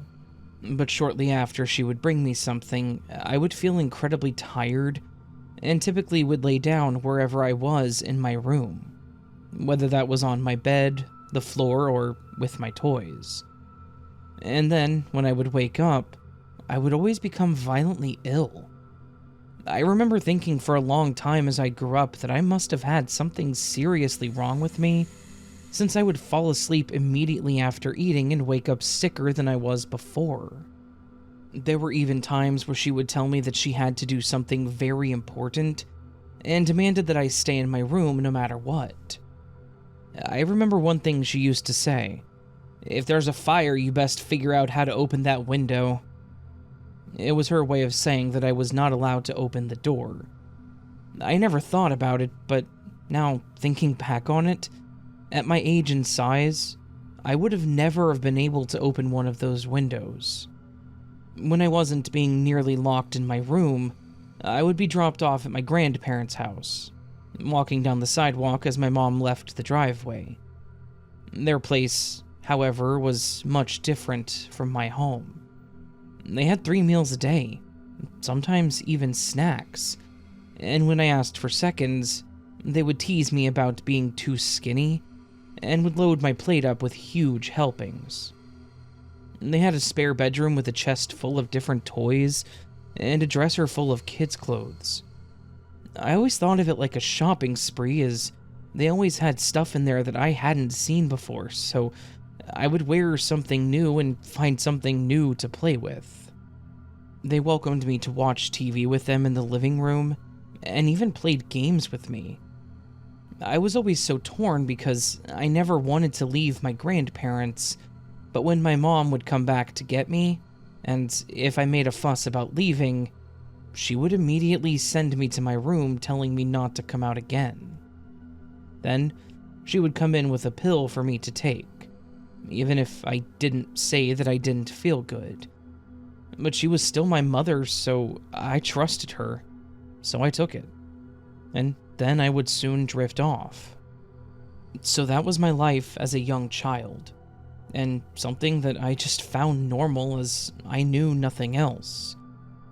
But that all changed one day after my mom took us to meet some guy, and after a brief conversation, we went back home. My mom again demanded that I not leave my bedroom until she told me that I could, and I would obey. However, as I played with my toys, I had the urge to use the restroom. I called out for my mom, and when she didn't answer, I opened the door and yelled for her again, saying that I needed to use the bathroom. Again, no response, so I told myself that I would use the restroom quickly and then just return to my room. As I walked out of my room, I looked down the hall to the living room and saw her slumped over on the couch, like she was sleeping. So I followed through with my plan. I then went back to my bedroom and, shortly after, went to sleep on my own that night. The next morning I woke up and repeated my plan from the night before. The second time she was still on the couch, but she was more so laying down rather than sitting up like she had been. I went back to my room and played for a while, until I could no longer ignore the sound coming from my stomach. Again, my mom didn't respond to me calling for her, so I decided to just try and get something to eat for myself. I went to the kitchen, and I found a box of graham crackers that were already open. I grabbed some of those and went back to my bedroom. I think I stayed there until and unless I needed the bathroom. I think I even napped a few times, not having anything else to do. I then remember getting hungry again, so I went to grab more crackers and went back to my room, pretending that I was camping since I was up so late. I just remember it being dark. Shortly after, I again fell asleep. I woke up the next day repeating the same process, but I remembered thinking it was weird that my mom had not been up and gone to my room all the day prior, and curiosity got the best of me. This time, I walked straight to the living room and can still remember the stench. She'd gotten sick too, all over the couch and herself. I could tell that she was still breathing, not that I could do much about it being a young child, but I wanted to do something different. So at the risk of her waking up and yelling at me, I grabbed the box of crackers and sat on the floor, turning on the TV. I was hoping that she would wake up before then because I was going to be out of crackers. I sat there most of the day watching TV, occasionally going to my room until I heard someone trying the front door. I knew I was told to never unlock or answer it, so instead, I curled up on the couch with my mom hoping they would go away. But not only did they not go away, they were able to open the door. To my pleasant surprise, it was my Aunt Lisa. I remember her face when she walked in and immediately saw my mom and I. It honestly scared me. I jumped up and all I could think to say was sorry. She waved me over and hugged me, and looked me all over asking if I was okay, and I said I was, but also mentioned that I was really hungry. She asked me to go to my room to get some clothes and toys together, as I was going to stay at Graham and Gramps for a while, which made me happy, so I did what she asked. The next thing I know, my aunt came to my room and she looked really sad, and she started putting my clothes and toys that I picked out in a plastic bag. Then she carried me out the door. I remember looking back at my mom one last time, and I saw her now sitting up on the couch, but her head was still slumped over and her hair was matted with stuff in it. That was the last time that I saw her. My aunt took me to McDonald's before taking me to my grandparents', and I just remember being really happy to be there. My grandma was waiting on the porch for me, and after getting me settled in the living room with my food and cartoons, they all went to talk in the other room. After a few days with my grandparents, I ended up going home with my aunt and uncle, and I lived with them until I was 19. She became what I knew as my mother. I called her by her name, Lisa, but for a while when I had friends around, I just called her Mom to make it less confusing and to not have to explain it to them. When my aunt and uncle had a kid of their own, they even became like a little brother to me that I adored, and we just became a loving and happy family. It wasn't until I was much older that I learned more about what happened to me all those years ago. You see, as a child, and seeing my mom the way she was, I thought she was just sick. But the truth, as you may have already figured out, was that she was an addict. And when she was having withdrawals, or in between, me being around and needing the bare minimum to stay alive annoyed her, and it got in the way. So, she fed me pills, and God knows what else to keep me quiet or mostly unconscious. When I went to the doctors as a kid, I remember them doing a lot of tests, and they even took some of my hair. My aunt confided in me years later that that was one of the reasons that she won custody of me. And she checked that my mom was still alive, and then called the cops as we left.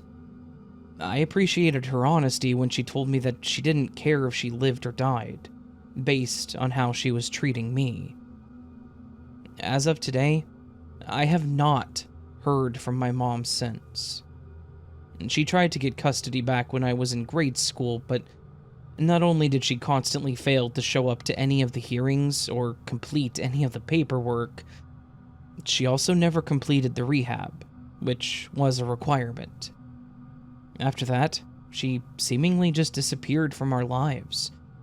She even stopped calling anyone for birthdays and holidays, and to be honest, I'm okay with that. I'm okay if she is never a part of my life again. She could have easily killed me, pumping me full of whatever drugs she had, and not to mention the different people that she brought around. I'm just incredibly thankful that I had other family members that stepped up when she obviously couldn't. And that's all that matters to me.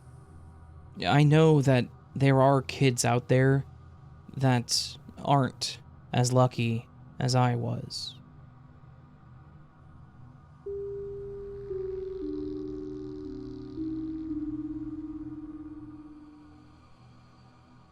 While I was helping a friend move a few months ago, it reminded me of something I personally experienced, and I wanted to send it to you. I guess while it may not have necessarily been creepy throughout, the possibilities of what could have happened definitely could be. Okay, so this was back in 2019. I had just gotten everything finalized on this duplex that I was going to be moving into. It was in a nice community in the middle of one of the more populated cities in my state, which made it super easy to go anywhere. The duplexes, however, were all individually owned, or in my case, through a middleman. There was an owner, but all the property management and whatnot went through a rental company. They were easy to work with, and I was pretty excited to get moved in. The first day of moving in, I was pretty excited, so I'd gotten a U-Haul the day before and filled it with as much as my little self could.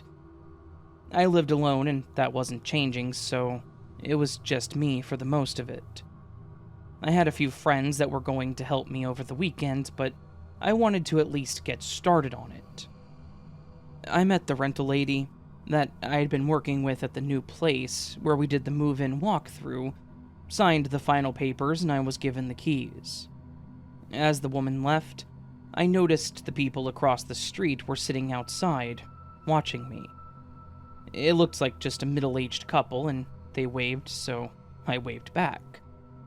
I was walking through my new place and talking to my mom on the phone as I got out those last bit of new home jitters before I started unloading the truck. It was probably about 10-15 minutes that we were talking before we finally hung up. I wanted to bring stuff in through the garage since it was connected. So, as I opened the garage door, I saw feet on the other side. When it came up enough, I realized it was the neighbors from across the street that had waved at me. It was pretty fast, but I figured by the kind smile on their face that they were probably just the sociable and outgoing type, eager to meet their new neighbor. They introduced themselves, and, to keep it simple, I'll just call them the Jacksons. I told them my name, and we started out with a pretty simple conversation. They asked if I was from the area, or out of state, and I told them that I used to live in the next city, which was only about half an hour away. They asked me how I found out about the place that was for sale, and I told them that it was actually for rent, and that I found it through a realty company online. I thought the question was a little odd, but maybe they were just curious. Then they asked me if I had heard anything about the neighborhood. I was confused by this question because I really didn't know what they meant. I just said that I didn't really know anything about this place other than it being in a convenient part of the city, and the rent was within my range. That led them to ask me what was within my range. This caught me off guard because I just met these people, and they were wanting to talk about money and income. I just said less than $2,000 and laughed, and so did they. It was kind of awkward to me after that, so I just said, "Well, it was nice meeting you two," and shuffled towards the back of the truck to make myself busy. And they stood there for a few minutes whispering something to each other, then smiled and walked away. My first thought was, great, I've got some nosy and intrusive neighbors. At least they're across the street. I got the truck unloaded into the garage, and before I started sorting them into their designated rooms, I grabbed a box from my bathroom and unpacked it. I wanted to grab a rag to put on my neck because it was a very hot day. As I walked back out to the garage, I realized I had left the door open, and there were two new people standing at the edge of my garage, very obviously looking in at my stuff. I kind of laughed, thinking of how these people all seemed to be very nosy, and then greeted them. They said hi and apologized, saying they were looking for me to introduce themselves. They were my neighbors to the right, and we'll just call them the Smiths. It was an older man and woman, at least compared to the Jacksons. I would guess probably in their 60s or 70s. They said that it was just them at home with their 4 Pomeranian pups, because their kids had moved on a long time ago. They asked me where my other half was, and I told them that I didn't have one, that I lived alone, other than my 2 iguanas, which I hadn't brought over yet. Miss Smith didn't like the idea that I had lizards by the look on her face, but, to be honest, I thought maybe that would make them just leave me alone. After her soured face, she then tried asking me if I was planning on getting married or having kids. My parents haven't even asked or pressured me about that, so I just hesitated on responding and said that I hadn't really thought about it.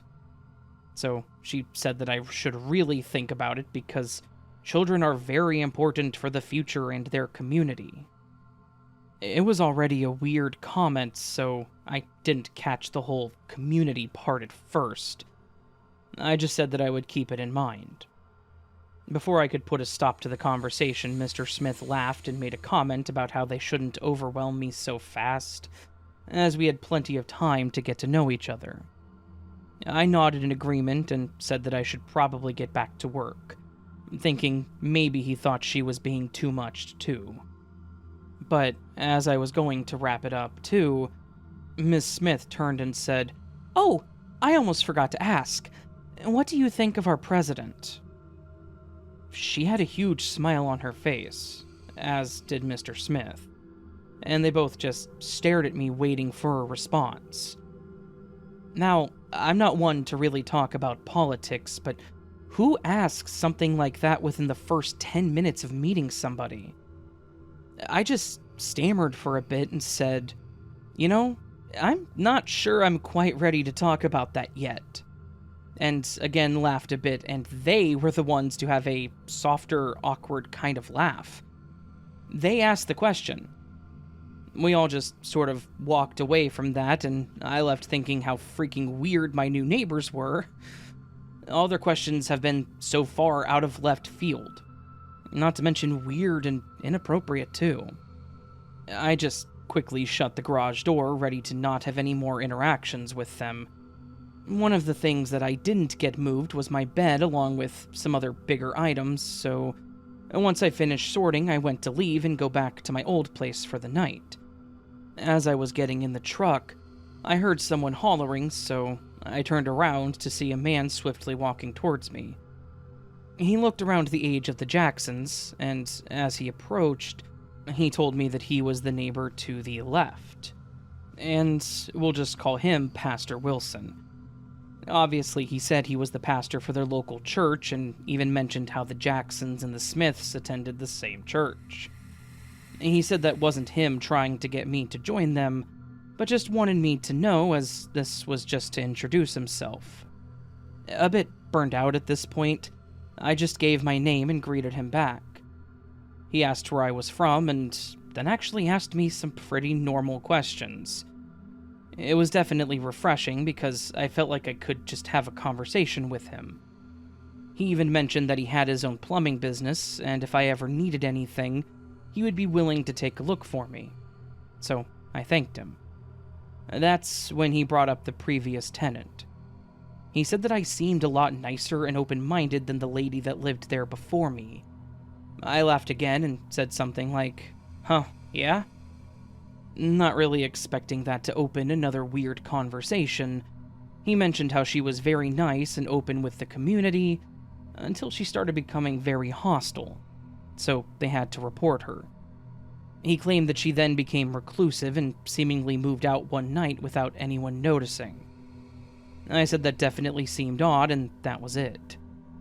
The conversation again started dying down, so he said he would leave me to it, but then mentioned that Ms. Smith told him I was single, and he said that he also helps with matchmaking in their community, and pulled out a pamphlet.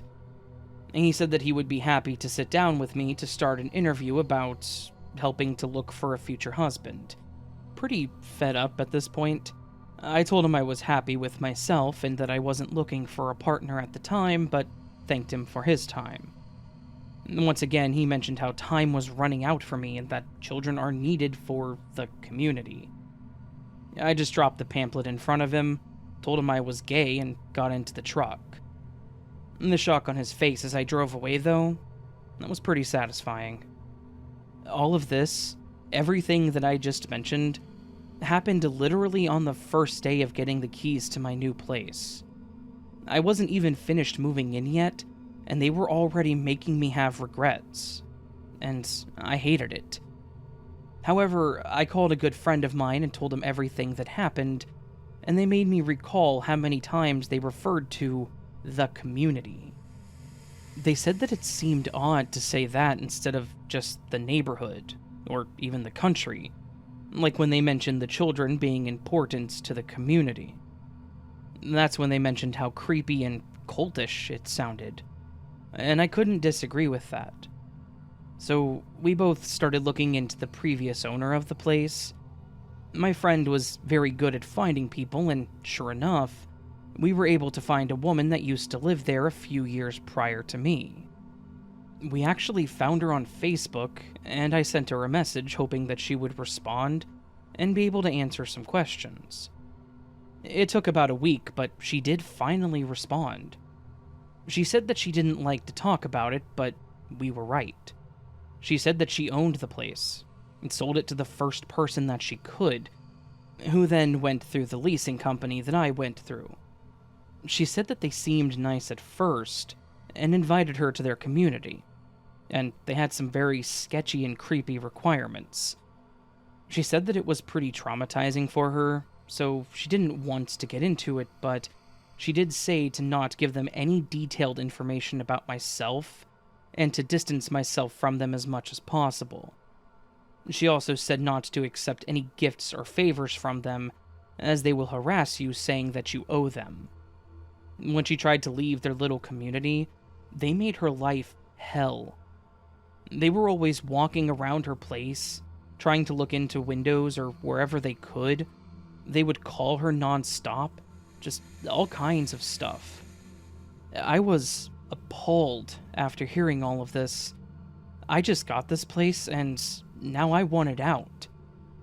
I called my leasing lady, who said that I unfortunately really couldn't cancel or back out of it without losing a lot of money, but apologized because she said they had no idea about the neighborhood, nor how much of that was true. I thought that was kind of weird because why would the previous owner lie about that? She had nothing to lose or gain from it. So, overall, I just had to make it at least through the year, which I was thankful that I didn't sign a longer lease. I kept my guard up all the time while I was at home, making sure that all windows and doors were locked, and the curtains were nearly always closed. I even put cameras up, not wanting to take any chances. I never bought into their gimmicks, even though they tried for a few months, but after that, they seemed to do the same to me. There was always someone outside when I was, and that person would be on the phone. If I had someone over, I would end up with a pamphlet on my door talking about different sins. If I had more than 2 people over, the cops would be at my door talking about a noise complaint. Nothing would happen though, because I didn't have parties at my place. I didn't want my friends to be harassed by them, so they would just always leave. So, that year was pretty hard for me, but I know the previous owner must have had it much worse, since she wasn't willing to talk about it.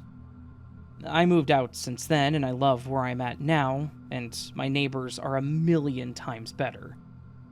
But I can't help thinking, what the hell do those people do? Sometimes, I wish I could just be a fly on a wall.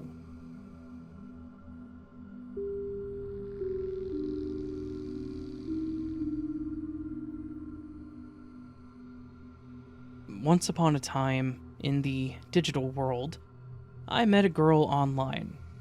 We'll call her Bella. Bella was a breath of the freshest air that I have ever inhaled. Before meeting Bella, I was depressed as I had just come out of the worst relationship I had ever had or known. I was ready to move forward though, and I thought that I would give online dating a bit of a try, something I now know was a terrible idea. Bella, though, seemed like she was going to be my turning point. Her profile picture was absolutely gorgeous. She had these adorable bright blue eyes, this really curly red hair, and this smile that just screamed absolute sweetheart. I swiped right, wanting to see what happened, but honestly I thought that she would take one look at me and think, no thanks. To my surprise, we matched. Even more to my surprise, we hit it off instantly. We talked about everything, and every conversation was crazy comfortable. Like we had known each other for a long time. I would start messaging and she would be able to relate to everything I said. I told her my favorite books. She would talk about her favorite parts of those exact books. We talked about movies, and we had identical taste. I remember one of the first nights, we actually stayed up until 3 a.m. talking about our love for older rock bands. She started talking about Pink Floyd, and the two of us got into an incredibly pretentious conversation about the musical genius of The Wall and Dark Side of the Moon. These conversations, honestly had me feel like the two of us were naturally in sync, like we had found each other through some act of fate, and our future was calling. I know, crazy thoughts to have about someone that you met only a week prior, but, something soulmates.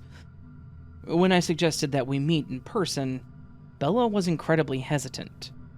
She said that she wasn't comfortable with meeting so soon, and that she was nervous that I may not like her if I met her in person. I didn't want to push it, but also, what? She was amazing. We vibed together like crazy. Her pictures were gorgeous, and everything about her was absolute perfection. Almost too perfect. This is when the idea of, am I being catfished, came to mind. I did a bit of fishing myself, asking if there was a reason that she didn't want to meet. I didn't want to be pushy, but I also wanted to know if this was a waste of time. I thought that maybe it was just worth asking, is there a reason you don't want to meet with me? She got a bit defensive, but then asked if she could call me. I immediately agreed, and when she called, I could tell that she had been crying.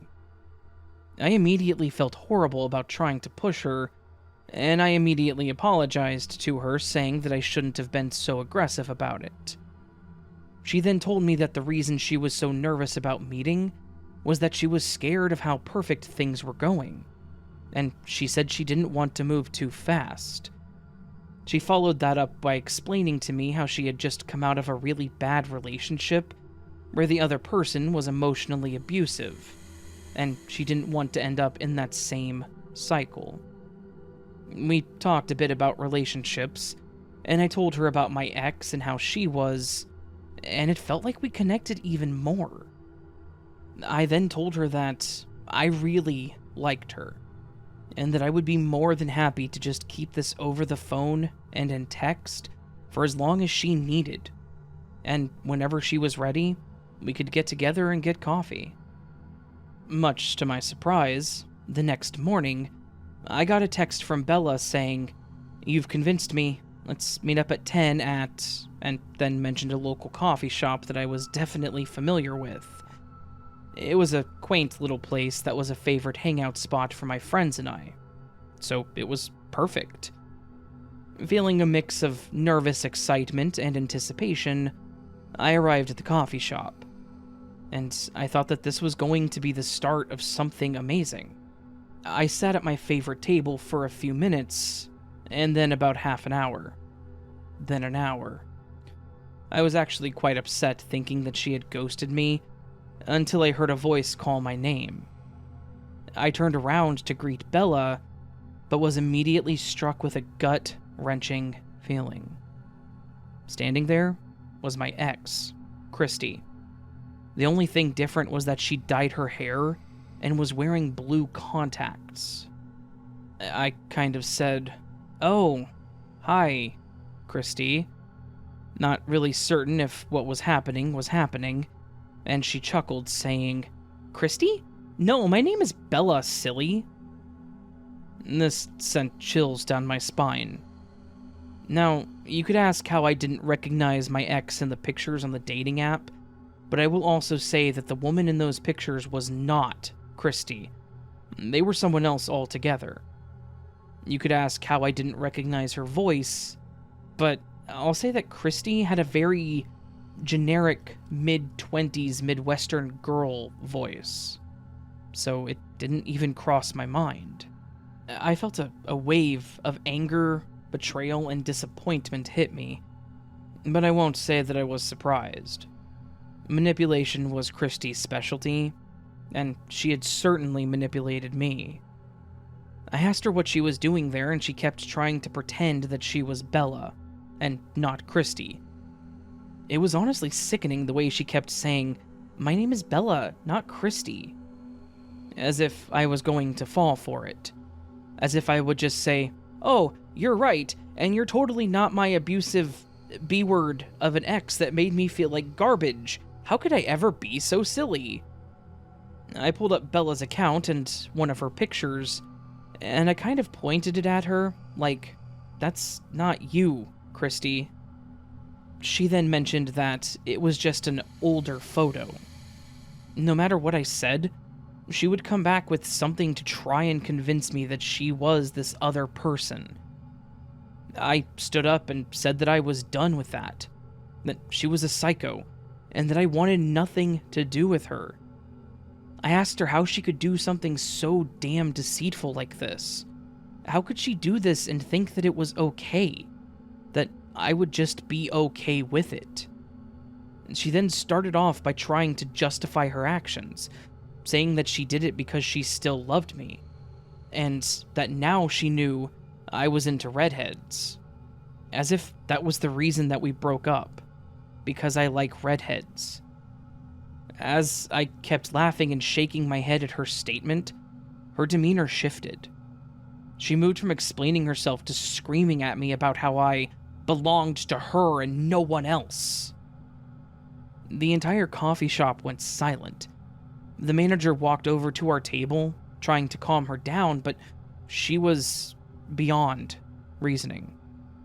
She lashed out, attacked him, jumping on him and hitting him repeatedly. And some of the other baristas jumped in to grab her and pulled her off the manager and restrained her until the cops arrived. They took her, took statements, asked me some questions about her, and after all was said and done, I was just left there shaken and shocked. I went home, deleted my profile on the dating app, and decided that I was just going to take a break from dating altogether. I've decided that while online dating may be simple and efficient, it's not worth the risk of potentially getting catfished by Christy again.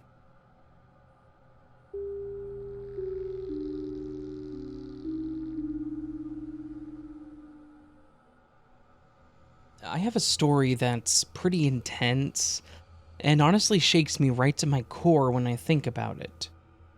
It was a Saturday night, around midnight. I had just finished hanging out with some friends and was driving home. I've never been one to drive on the highways, so I was taking the back roads through the neighborhoods to get home. I live in a pretty suburban, edging into rural part of the state, so it was a mix of houses and small neighborhoods, intertwined with various patches of woods and trees. I have to drive a bit slower to get through the neighborhoods, because there are a lot of winding curves. But in my opinion, it's the safer route, because it's typically pretty empty on the roads that time of night. Plus, it's just really peaceful. I was making my way through the winding paths, about 2/3 of the way home, when I see another set of headlights behind me. No big deal. Just another car driving on the roads. Nothing out of the ordinary. Or so I thought. It took me a while to notice, but this car was coming up on me fast. Too fast. Like, way too fast. They were approaching, but the lights were getting bigger and brighter at a pace that was at least 2 or 3 times what I was going. And I was going around 30 to 40. I slowed down a bit and pulled over to the side, watching as this car rockets past me and thinking to myself, that idiot is going to get himself killed. It was a reckless move that had bad news written all over it, and it made my stomach drop watching him go way too damn fast around those roads. As I continued on my way, a wave of dread washed over me. You know that gut feeling you get when something is off? Like that feeling you get when your boss calls you into their office and you think, I'm about to get fired? That feeling. I knew the path ahead, and it was not a straightaway. There were a number of twists in this section of my town, and it was mostly wooded out here, so I guess the word underdeveloped would be fitting. I drove cautiously, half expecting to see the inevitable result of that kind of reckless driving, just thinking that this was going to be a nightmare for everyone involved. sure enough, less than 5 minutes after that initial encounter with that car, I rounded a small part of the road and my headlights landed on exactly what I was terrified to see. There was that car, completely wrecked and slightly burning. I knew as soon as I saw it that it was the exact same car that had passed me. I slammed to my brakes and hit my hazard lights, and then grabbed my phone and called 911. I stammered out that there had been an accident, told them the nearest crossroads, and told her that the car looked like it might be on fire. She told me to calm down, and explained that emergency services were on their way. But I knew deep down that time was ticking, and if the driver was still in that car and still alive, then they wouldn't be for very long. I told the dispatcher that I was going to check on the driver, and at first she was hesitant to say that I should. But I mentioned that if the driver was stuck or bleeding, then they may not have the time to wait, and she seemed to agree. I left the call going and put my phone in my pocket, and then grabbed the small emergency hammer from the glove compartment. It was the kind that has the window breaker with the seatbelt cutter, a tool that I never thought I was going to need, but at this moment was thankful to have. I ran over to the car and realized that the fire was definitely starting to catch on the ground, as well as the vehicle itself. The car was so badly damaged that it was nearly unrecognizable, but my gut was telling me that I needed to help this person, that if they were alive, then I needed to do something. I circled to the driver's side, shaking but determined. I was able to make out the silhouette of a man in the driver's seat, but he was out entirely. My heart sank at that moment, thinking that I was too late. I put my hand on his shoulder, and I started to talk to him in a loud but calm tone, asking if he could hear me. It took a few moments, but he did eventually open his eyes and slowly came to, asking what had happened. I was honestly shocked that this man was still alive. I asked him a couple of questions, mostly about if he could feel his legs, move his toes, things like that, and he told me he could. He was talking, able to move all of his body, so I knew that I needed to move forward with helping him out. At this point, the fire was starting to spread out, which was making me feel nervous, thinking that whatever time we had was absolutely minimal. I told him that we needed to get him out of the car, and he obviously agreed. I handed him the hammer tool and told him to cut the seatbelt off. He grabbed it and sliced it in 2 spots, forcing it to break loose and his body to shift.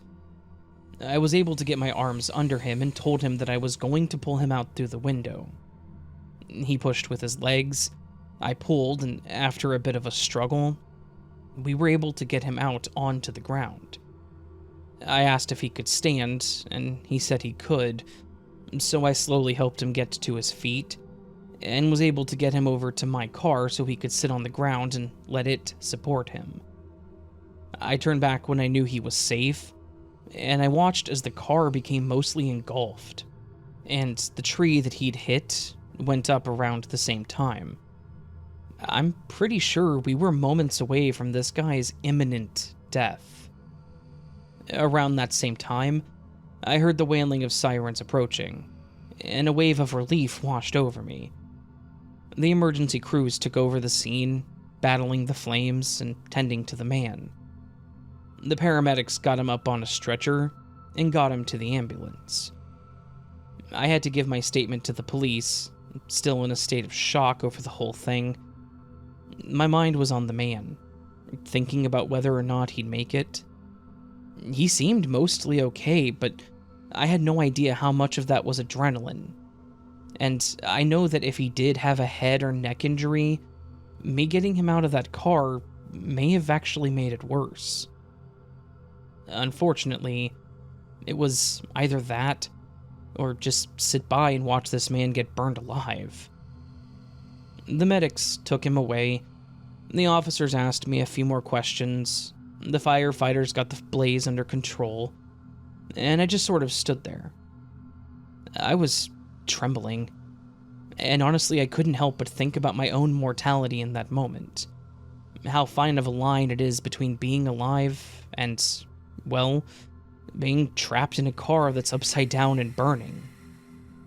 Yes, it was his decisions that ultimately put him in that position, and yes, it was stupid to think he'd be safe going that fast around curvy roads, but no, he did not deserve to die for that decision. We all make stupid mistakes, and they shouldn't all be a death sentence. Ultimately, all I can do is pray that people realize they are not invincible, that one wrong move can be what crosses that fine line. Keep your wits about you when you're on the road. Be cautious, be careful, and be attentive. And please, use caution when you're operating your 2-ton death machine.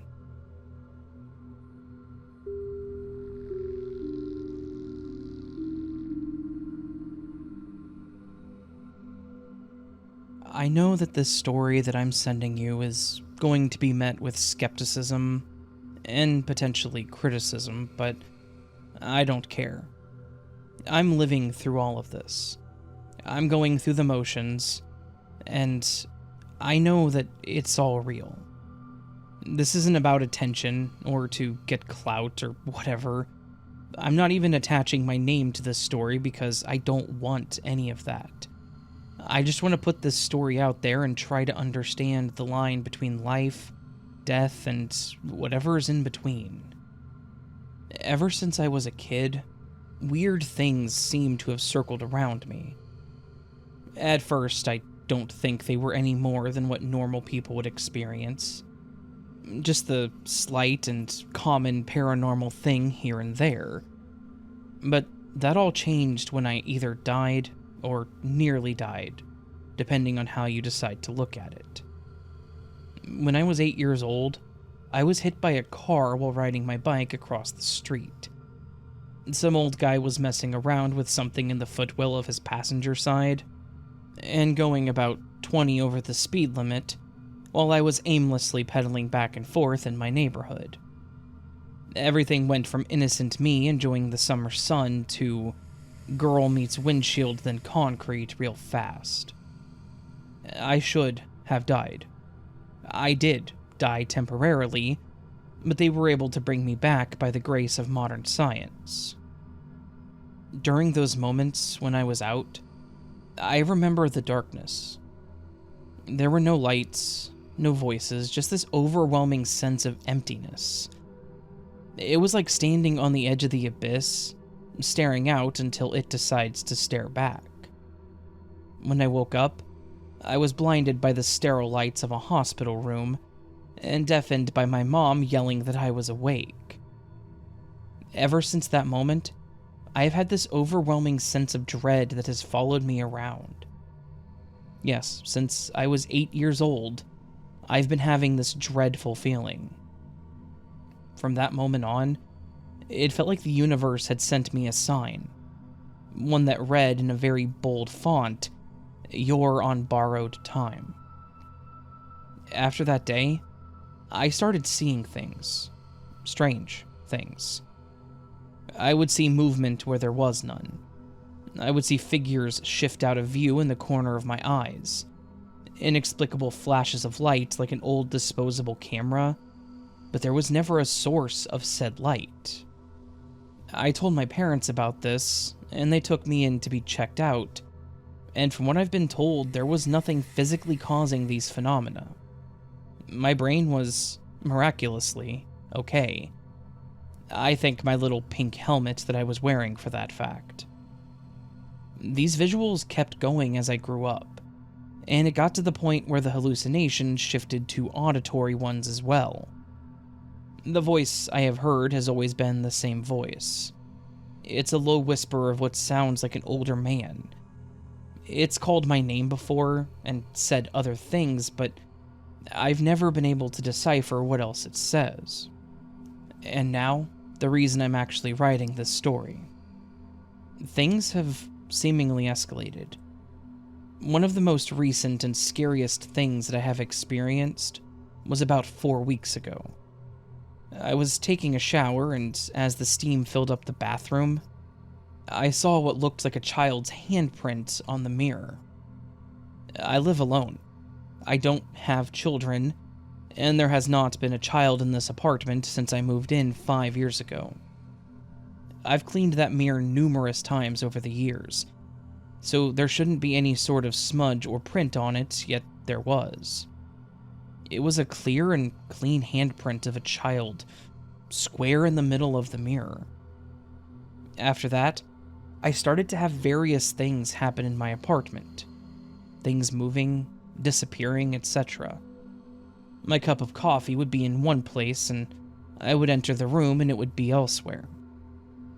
My phone would be plugged in on my bedside table, and when I would wake up, it would be on the kitchen counter. One time, my keys disappeared and then ended up in the freezer somehow. I know that this sounds like poltergeist activity, but it's been so sudden and random that it's hard for me to attribute it to a haunting, and not my reality falling apart. And for those that will say it, no, it's not me doing these things and then forgetting. And I'm 99% certain that I'm not sleepwalking either. I know deep down that there is more to this. Physically, I've also been feeling off. I've been having random bouts of vertigo that will literally knock me on my ass. I've been having weird moments where I'll start shivering uncontrollably even when it's warm. My heart will skip beats, start racing, and then slow down all in the span of a minute, which I will say is physically exhausting. I did go to the doctor, and I explained all of these things, and the tests that they ran didn't see anything concerning, or any potential cause for these issues. The last thing that I've been having issues with is people. Both real people and people I think I see but don't. I know that sounds confusing, but let me explain. I've been having this weird sensation where I will be somewhere and I'll see a person, look away, and then look back only for them to be gone. I will walk by someone, get that weird feeling, turn around immediately, and they will not be there. On the other hand, I've been having this weird issue with seeing people I know and my brain not putting together who they are, or forgetting things as simple as their name. Again, my brain is fine according to the doctors that I've seen. My health is great, minus the permanent damage to certain parts caused by the accident way back, but none of that's in my head. I know that all of this sounds like rambling, but I promise you it's not. These are things that I've been going through for a little while now, as well as the things I've experienced since I was young. But now, now it feels like I'm starting to fade out of this reality, or existence as a whole. It kind of feels like a countdown. Like each sign and each happening is starting to push me further and further into oblivion. You would think I'd be scared out of my wits, but the funny thing is that I'm not. I'm unsettled by it, sure, but there's also this sense of fatalistic acceptance. It's like my fate was sealed when I came back so long ago. And I've lived my best life these past 20 years, so if I'm right, and my time is winding down, then I accept it. Do I think I'm actually close to dying? Yeah, probably. And deep down, I think I've always known that my time was limited. That the universe, or God, or whatever you want to call it, is just biding its time and waiting for the right moment to reel me back into that abyss. I don't know when, exactly, or how it'll happen, but I hope it's just quick, and I hope that I just happen to slip away without even realizing that it actually happened.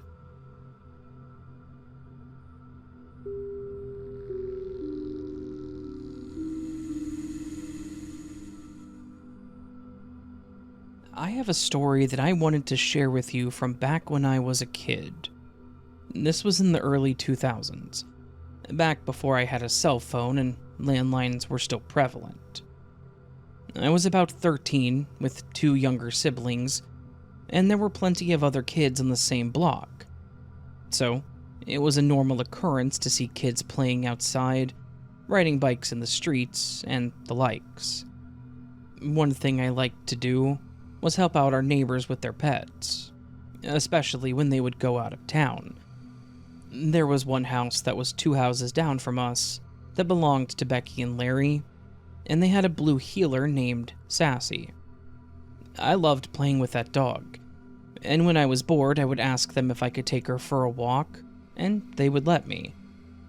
She was incredibly well behaved, never even barked at others, and was super affectionate. They had asked me if I'd be willing to house sit for them while they went out of town for the weekend. It would just consist of me caring for Sassy and bringing in the mail.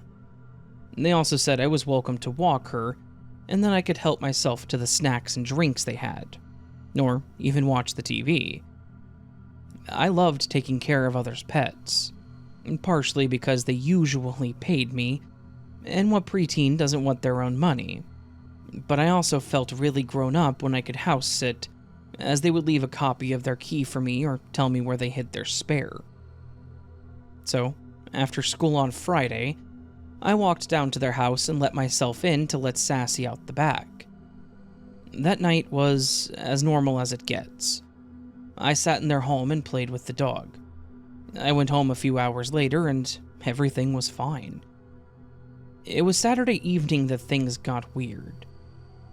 I told my parents I was going to go down there once more to let the dog out and decide to watch some TV to enjoy some time by myself. It was probably 7 or 8 p.m. when I saw what I thought was someone walking past the big front window. They had thin curtains on the window, and I left the porch light on, so I just saw a dark figure go past the window. I quickly went back to watching TV, however, not thinking much of it. Maybe it was just a shift of light, or maybe a glare from my glasses. But then came a knock on the door. I was curious at first because if it was my family, I figured they would just try to open the door, but all they did was knock. Being young though, I just opened the door, still thinking that it may have been someone coming to get me. But I did not recognize the person at the door. It was a man, maybe in his 30s, wearing a workout jacket, with a collared shirt underneath it, and a scruffy but short beard. Not knowing what to say, I just looked at him, so he spoke first. "Hey there, is Mr. Larry home?" he said in a friendly tone while smiling at me. His demeanor and saying Larry's name lowered my guard a bit, thinking that he knew them but maybe didn't realize they were out. I was still aware of some common stranger danger type of things, and I knew better than to say that I was alone or how long someone would be gone, so I told him that they had just stepped out for the night and would be back shortly, and denied that I was alone. The man smiled again and said, "Oh, I'm actually here to look at their cable box. They said they were having some problems with it." Now, I was a little suspicious at this point for a few reasons. First, I'd been watching TV all night with no issues. And second, they had a satellite dish on their roof. My family had cable at the time, and of course, that came with a big clunky cable box. And while I didn't quite understand all of that, I know that we didn't have a dish. So I don't think that they had cable. I told him that he should come back later when they were home because I didn't know where their box was, and he quickly responded with, "Oh, no worries. I'm actually a friend of Larry's. I know where it is. Don't worry, it won't take me too long." He then winked at me as he pushed his way past me and into their house. I was mentally freaking out at this point. This did not feel right. and I didn't know what to do. I was alone, Sassy was still out back. Not that I knew how protective she would be, since she was very friendly. He started looking around the living room and hallway like he didn't know where anything was. Not something I would expect from someone who claimed to be a friend. As my anxiety slowly rose more and more, he then asked without turning around to face me, "So, why are you here if they're just out for the night?" The way that he asked this was nagging at me, telling me that he obviously knew. He knew they weren't going to be back soon, and he knew I was alone.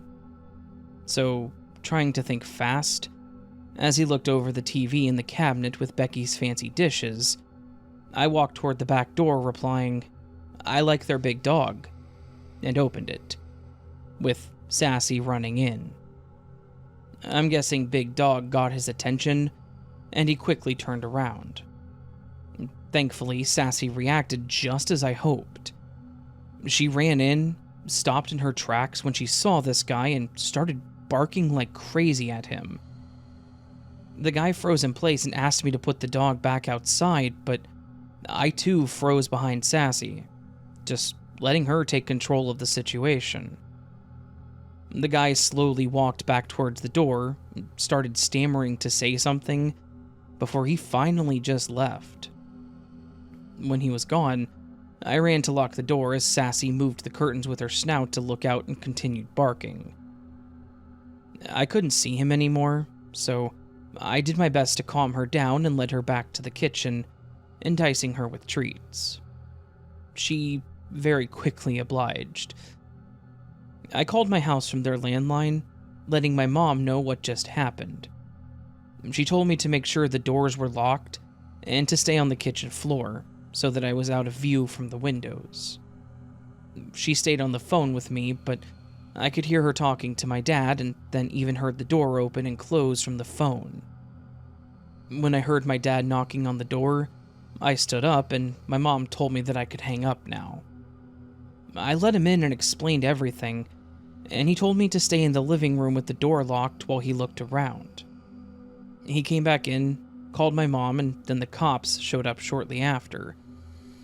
With everything going on, I was pretty scared and upset, thinking this was all my fault and that I was going to be in trouble for letting this random guy into our neighbor's house. After the cops were gone, we locked up the place and went back home. Both my parents had the opposite reaction than what I expected, however. Not that they were really mean or punishing anyways, but I at least expected a talking to about strangers. However, they both hugged me and said that I was very brave and smart to let Sassy in the way that I did, and then call them. They understood, and didn't doubt me when I explained that he practically pushed his way inside, and that I didn't let him in.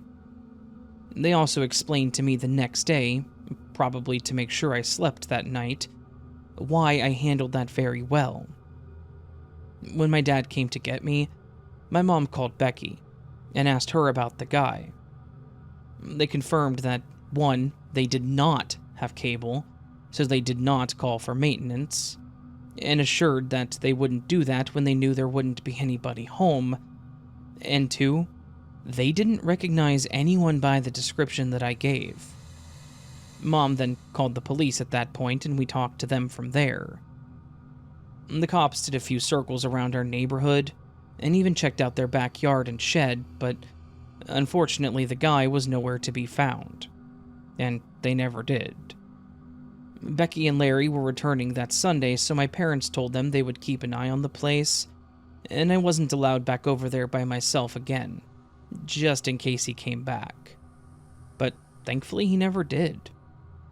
At that age, I was conflicted. Somewhere between being upset that I couldn't go by myself, but I also shuddered at the idea of him coming back. They returned, and we never heard about him or saw him again, but I still wonder what his true intentions were. Was it really just to case the place out to rob it? Or was there something more since I just happened to be there.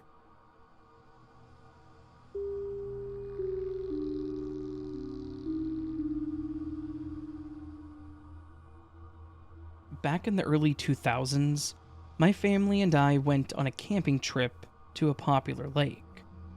The drive was about 4 hours, which wasn't terrible, but there were 3 of us kids. Me being the oldest at 15, my younger brother 10, and my sister 6. And of course, both my mom and my dad. Upon arrival, we set up our tents, which consisted of a large family-style tent and a much smaller one.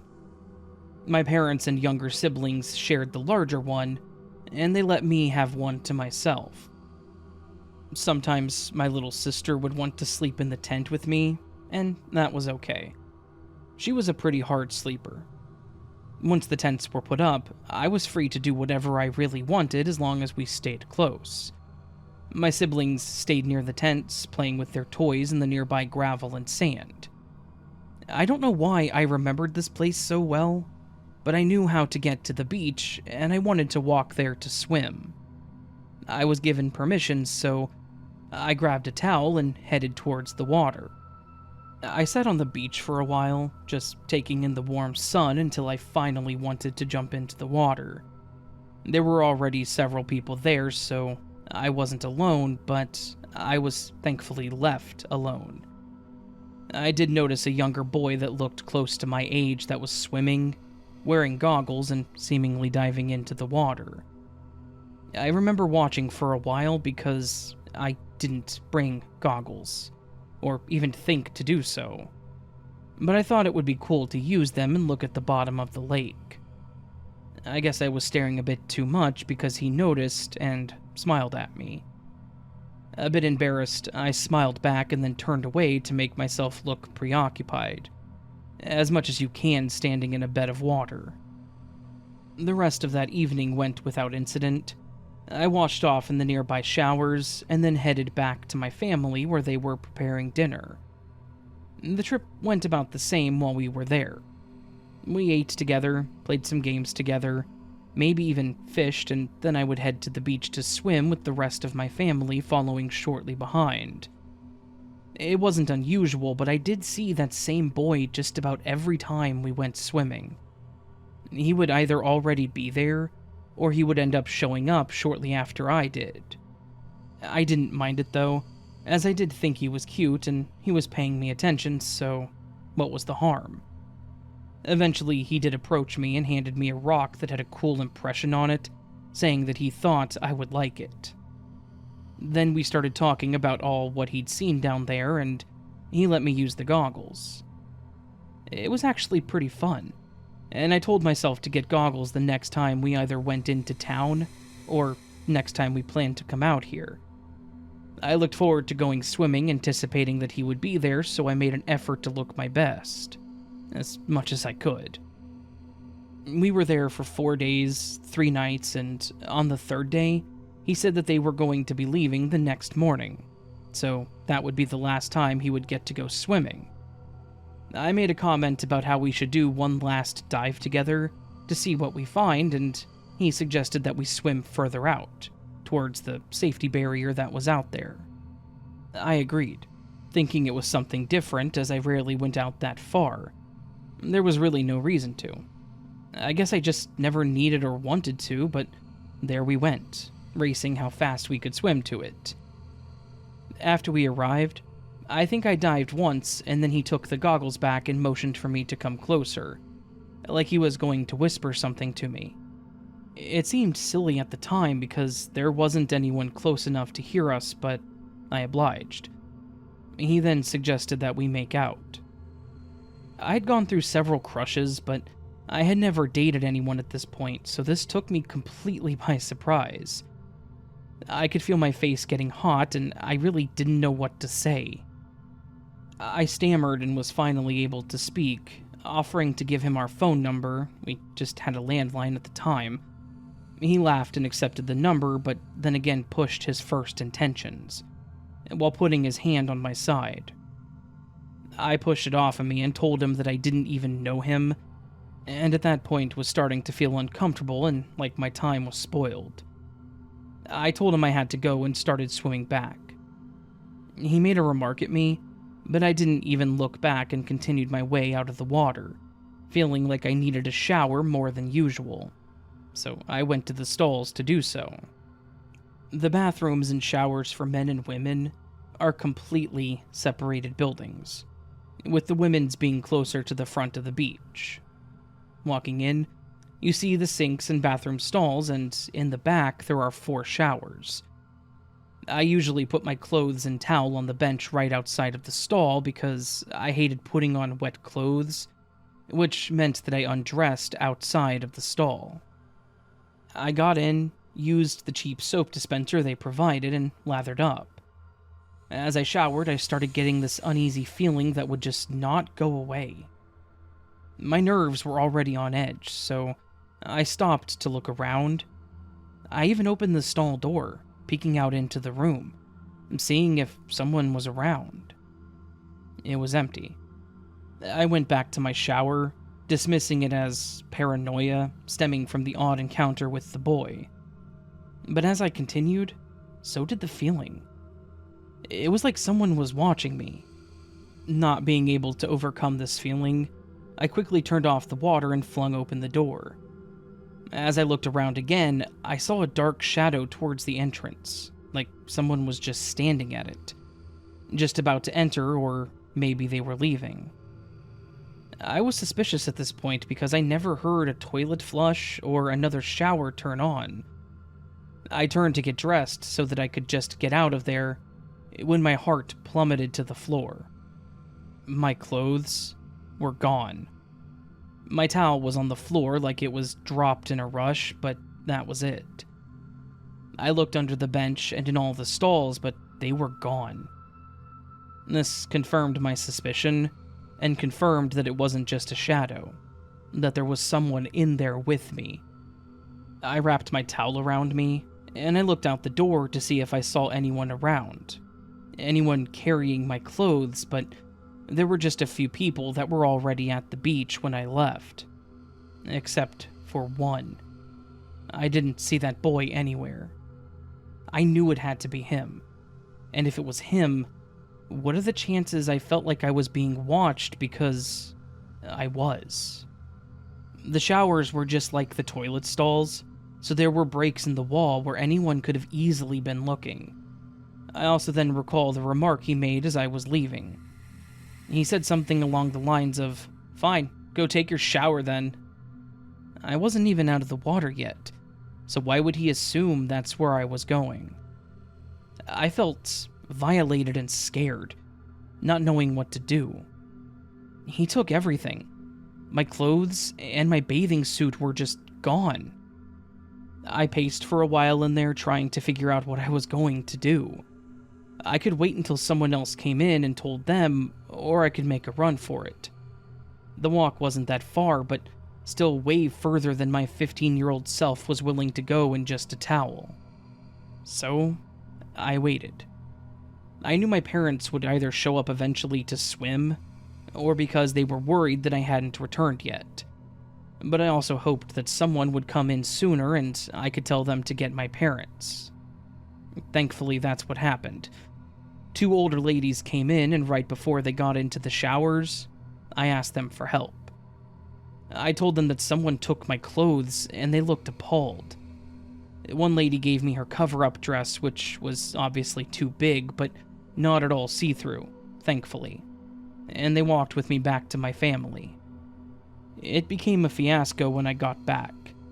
I had to embarrassingly explain why I didn't have my clothes, and even though I had no proof, I wasn't going to hold back the fact that I had an idea of who could have done it. My dad's face instantly became red. After I got dressed and gave the lady's dress back, my dad wanted to drive around looking for this kid.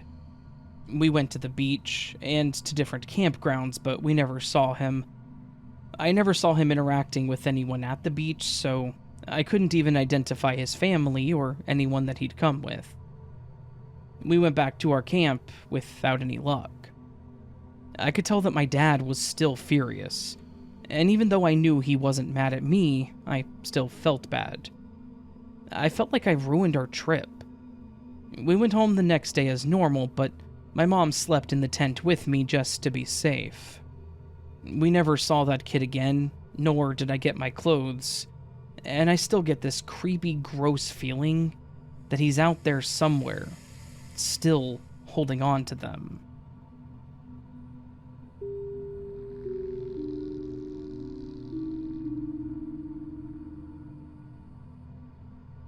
I have a bit of a strange and potentially creepy story that I've toyed with sending in to you, and after I worked out some of the details with my wife, I decided why not.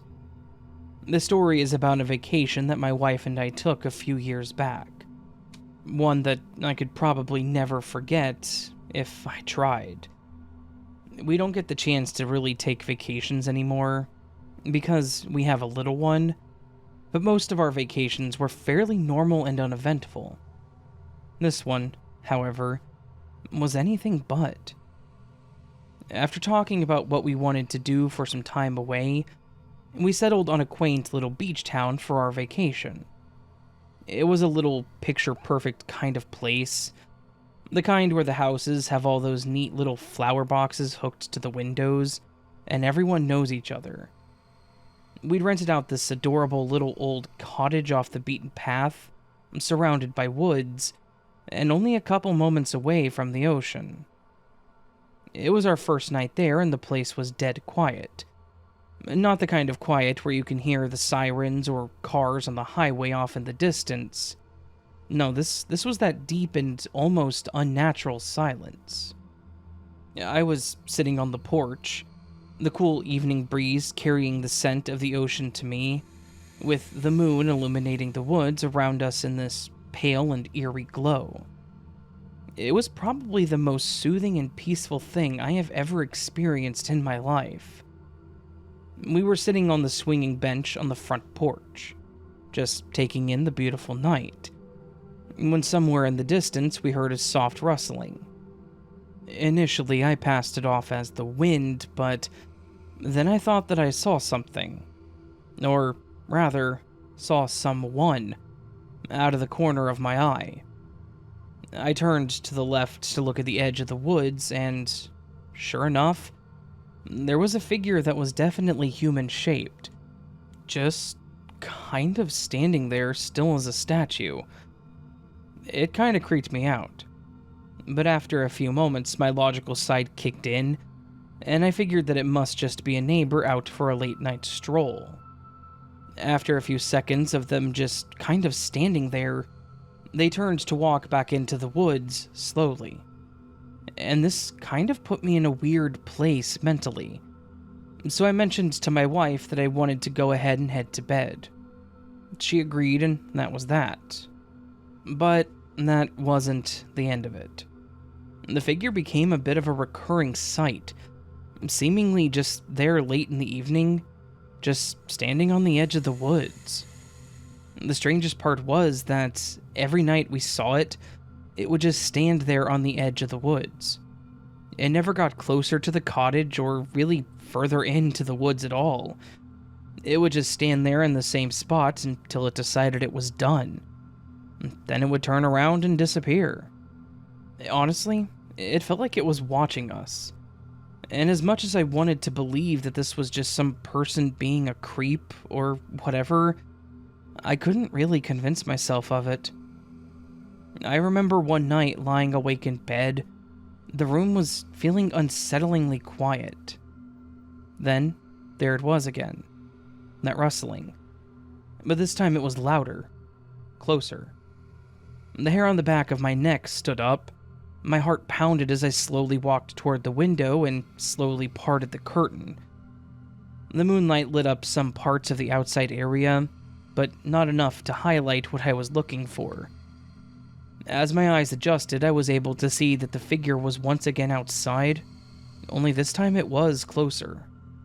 It wasn't on the edge of the woods anymore, it was just on the edge of the yard. I couldn't make out its features, but I could tell that it was staring right at me, watching me in the window. I felt that cold dread settle in my stomach. I woke my wife up and we called the local police. I didn't tell them there was some weird creature in the yard. I just told them that some person was creeping around the house. By the time they got there, the thing was gone. They did a quick sweep and by the end of it, told us that it was probably just a local. Mostly harmless, but definitely odd. He told me that if it happened again, to just yell at them to leave. And if they didn't, then I should call them again. For the last 3 nights there, we were incredibly jumpy and every single noise would cause me to get those same chills. But the thing wasn't around anymore. I thought that it was seriously gone. Like, they may have been right. And the police presence ended up scaring this person away.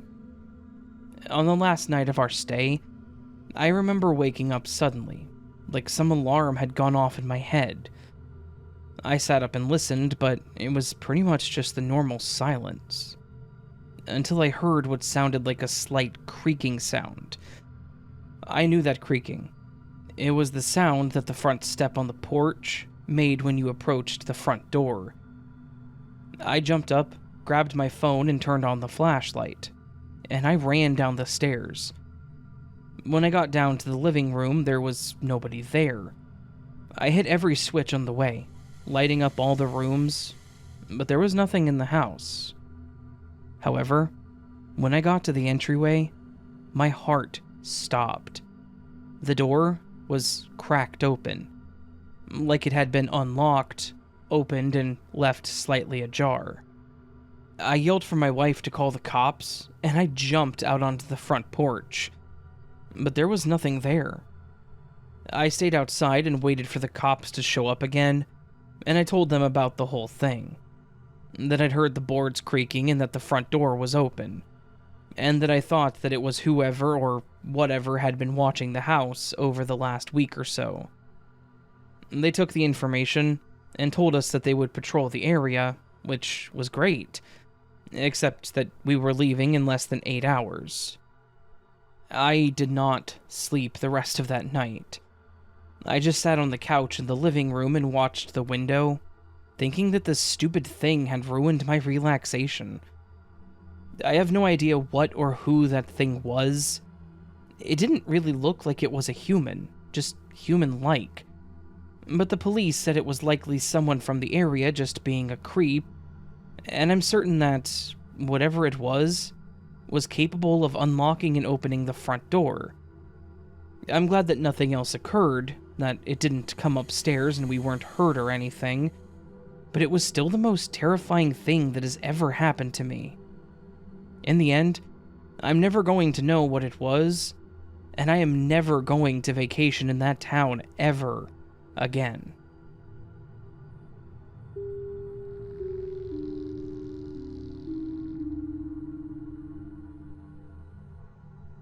When I was in my early 20s, around 2010, I lived alone in a ground floor apartment in what I would say was a decent part of my hometown. It was a bit of a humble but comfortable place. And honestly, I was loving living alone. I didn't dislike living with my parents. I get along well enough with them, but I'm more of a loner. And I like to live within my own confines, not someone else's. For the entire first year, things went really well in my apartment. I loved the area, I'd furnished it the way I liked it, and I was happy. Then, near immediately after I signed my second year's lease, things started happening that made me reconsider whether or not I was really safe. At first, the things that would happen were incredibly subtle. I would come home from work and would find various things that seemed out of place, but that I couldn't be sure about. The first thing was one day when I got home and found my front door was unlocked. I kind of freaked out a bit at first, but as I thought about it, that morning I was in a super rush because I was running late. And it was wholly possible that I forgot to lock it.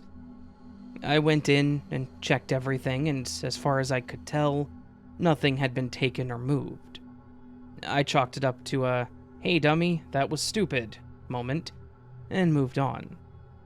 A couple days later, I came home to my door being unlocked again, and again was incredibly mad at myself for having left it unlocked like that. However, when I went inside to make sure nothing was missing, it pretty quickly clicked that it wasn't my doing.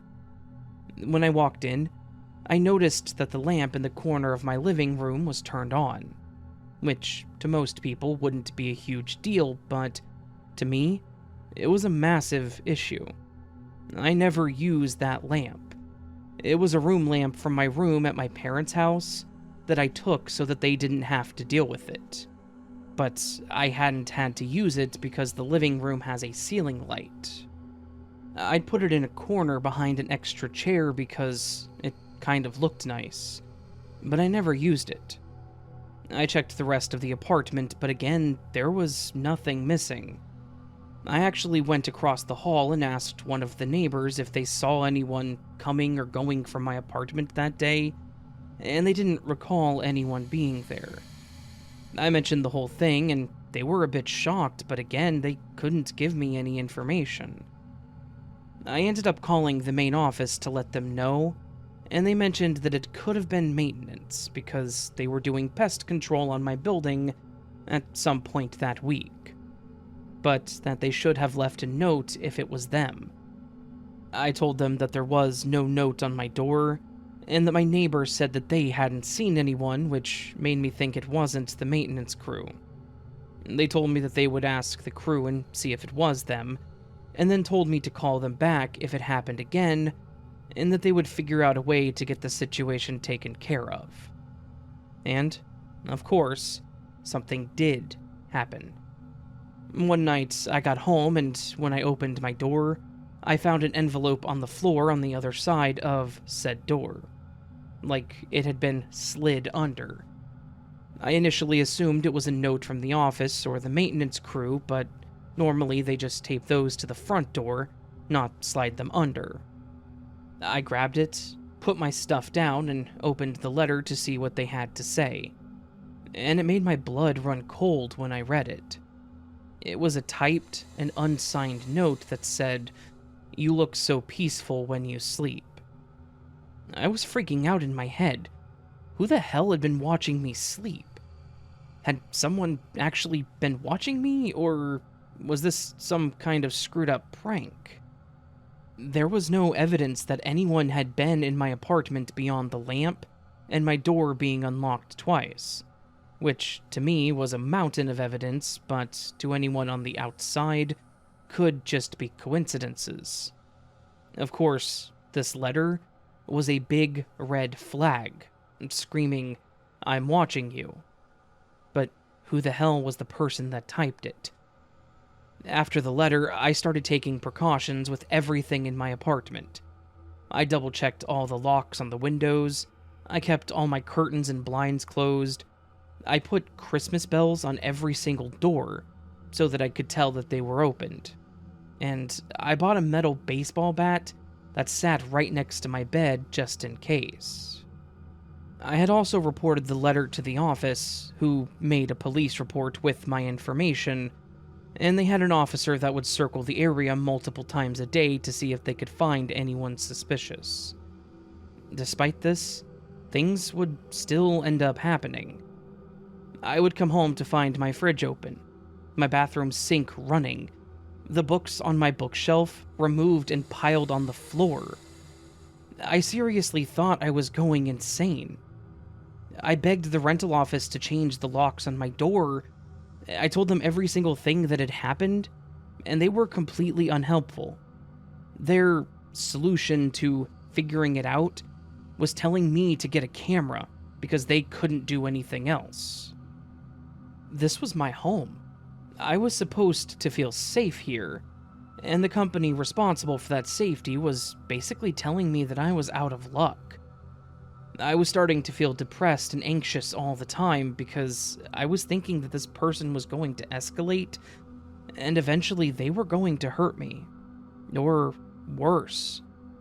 I hit a wall mentally. I wasn't sure what to do.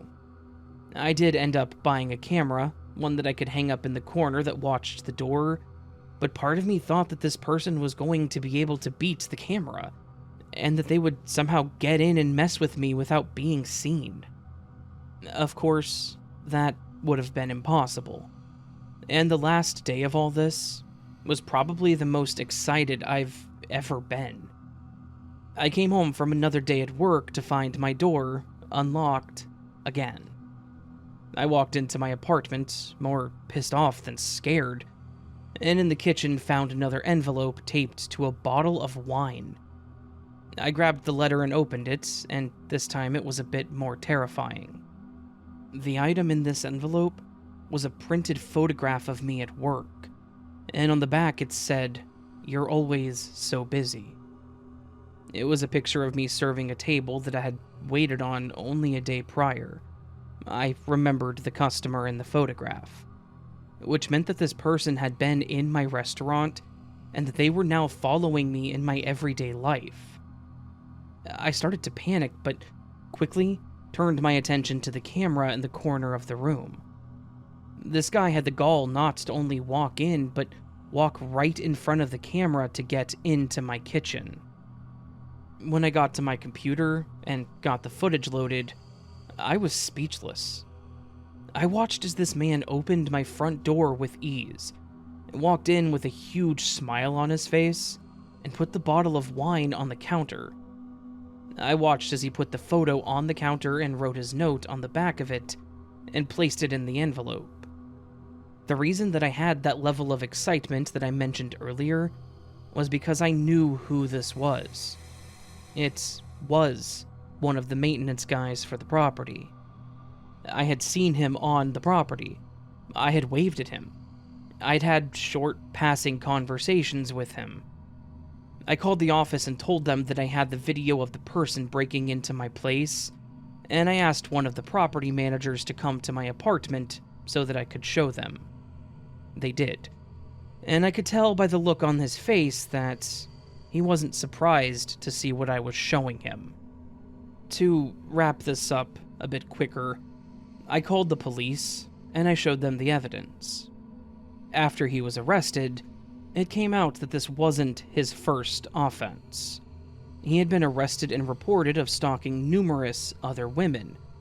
The reason that the office manager wasn't surprised was because he knew full well that this guy had done this before. Apparently, he was what they called a second chance hire. They knew that he had a record of stalking, and when I told them that I was being stalked, they didn't put two and two together. I have no problem with second chance hires. People do deserve a second chance when they make mistakes. But he was a textbook case of, we hired a man known for stalking women, we have a woman being stalked, maybe we should consider that. Thankfully, the police took this all very seriously. And since he had a record, they had zero tolerance for his actions, and he went away in cuffs. And, of course, after he was arrested, all of the craziness stopped. Obviously, I moved out of that property and into a new apartment. The inaction of the property management was enough for me to break my lease, which I happily did.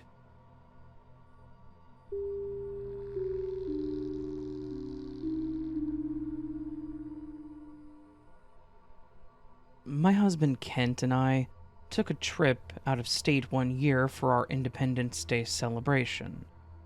We decided on a road trip to the West Coast, to a national park that we've both been wanting to go to for years.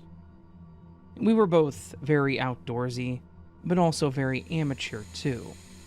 We were not professionals by any means, but we loved being out there with nature, seeking the serenity of it, and not to mention the allure of an adventure into a new place. So, with our bags packed, and excitement in our hearts, we set off to enjoy each other's company, and immerse ourselves in the breathtaking beauty of steep cliffs, and trees taller than we could even fathom. The drive itself went fine. We took all of our precautions and car maintenance before we left, so no issues there. We got to the park on a Sunday, which was the weekend before the 4th. It was during the week, so we wanted to go before then, knowing it was probably either going to be insane or just closed. And we had our bags with us, with some pretty normal hiking equipment, and we even had a small insulated bag with some cheap hot dogs and a few other small food items. We were wanting to find a good spot to maybe have a small barbecue or fire to ourselves. After about an hour of walking and sightseeing, we came across a beautiful fenced area that looked like it may have been an old campground. I say old because there was a boarded off place where you would see tents and a grill, but it looked really run down, like it was abandoned. However, with that in mind, and the breathtaking view, Kent said that we probably wouldn't be bothered this far up, so we decided to call it dibs. We sat under a nearby tree in the shade for a while, resting and just enjoying each other's company. And that was until our stomachs started talking too. We started pulling out our food and blankets when we realized we didn't bring any type of utensils. Our condiments were all in packages, and we didn't bring anything like potato salad, of course, so bringing something to grab the dogs from the grill didn't even cross our mind. So Kent set out to find some good sticks that we could use instead, making our meal even more authentic/camping style, I suppose. I stayed behind getting our stuff ready and trying to prepare the fire. As I busied myself with prepping our small food bar, I listened to the sounds of the birds chirping, the squirrels scurrying around the trees, and his footsteps slowly fading out. However, that's when our seemingly perfect day darkened. While Kent was searching for our utensils, I heard what sounded like a soft thud. I didn't think anything of it at first, just assuming it was maybe nearby rocks falling, or even my husband dropping something, knocking something over, or maybe breaking off a branch. No big deal. But when I called out to him asking a question, and did not even get as much as him asking me to repeat myself, I became a little concerned. I doubted that he would have gone somewhere far enough to not be able to hear me without telling me. So, I dropped what I was doing and again called out for him and got no response. I started walking back by the trees when my heart dropped. I saw him laying nearly face down on the ground. I ran up to him, turning him around when he started groaning. I was nearing a panic attack, not knowing what to do. We were way up here on a mountain pretty much alone. How was I supposed to get him help by myself? I was maybe 160 pounds at the time, and I couldn't even pick him up. I softly tapped his face and grabbed his hand, trying to get him to wake up, fearing to shake him too hard just in case he'd hurt his spine or neck. Thankfully, he finally came to, but he was still groaning in pain. I tried to ask him a million questions at once. What happened? What hurts? Are you okay? He just said that his ankle seemed to give out and he fell to the ground, hitting his head on something. He also said that his ankle was now in excruciating pain, so I pulled up his pant leg to see a huge purple and swollen ankle. If he didn't break it, it was definitely fractured or dislocated or something. After confirming that he was feeling alright otherwise, other than a headache, and that he had feelings in his legs, I helped him up. He used me to lean on and I brought him back to our blanket where I had him sit down. That's when I noticed the blood on his head. A first aid kit was something that we packed, but it too was pretty basic. I pulled out an antiseptic wipe to clean his head, and I tried my best to bandage it with the gauze that we had. And then I gave him a small one-time use ice pack to put on his ankle. While I thought I had the situation somewhat under control, my mind finally started to process the gravity of the situation that we were in. We needed help. and I was going to have to be the one to go get that help.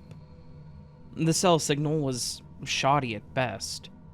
This was in the early 2000s, so we had some pretty crappy flip phones. Kent realized this too and said that I needed to go back down to let someone know. But to be honest, I was worried about leaving my husband alone. If he'd hit his head hard enough to get knocked out, I was worried that he might have a concussion, or something else might happen while I was gone. He did his best to assure me that he would be fine, but ultimately, I knew that I didn't have a choice. I had to go. I gave him a hug and a kiss, wiped my face, and told him that I would be back as soon as possible. I quickly walked down the path that we had used to get there, and I tried to stay calm, but the tears would not stop. I was so afraid. I was afraid of leaving him there alone. I was afraid of the idea of us being in an unfamiliar place, far from the comforts and conveniences of home, not to mention a car and a hospital. As I sprinted down the path hoping to not fall myself, every rustle of leaves and every snap of a twig sent my imagination into a frenzy.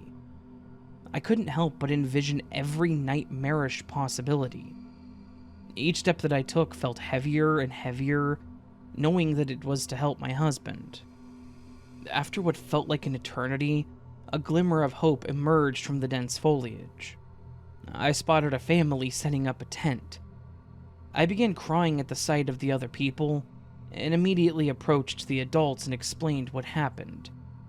The woman started pointing me in the direction of a ranger cabin nearby, and asked me if I needed any help. I don't know what else they could do, but the man agreed to go back up so that he wasn't alone. I felt bad, not wanting the woman to be by herself, but she at least had the 2 kids with her.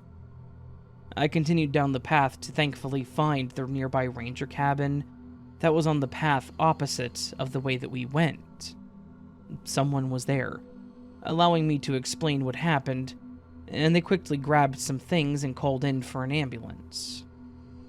Thankfully, they had a small golf cart-like vehicle, and we were able to get back much faster.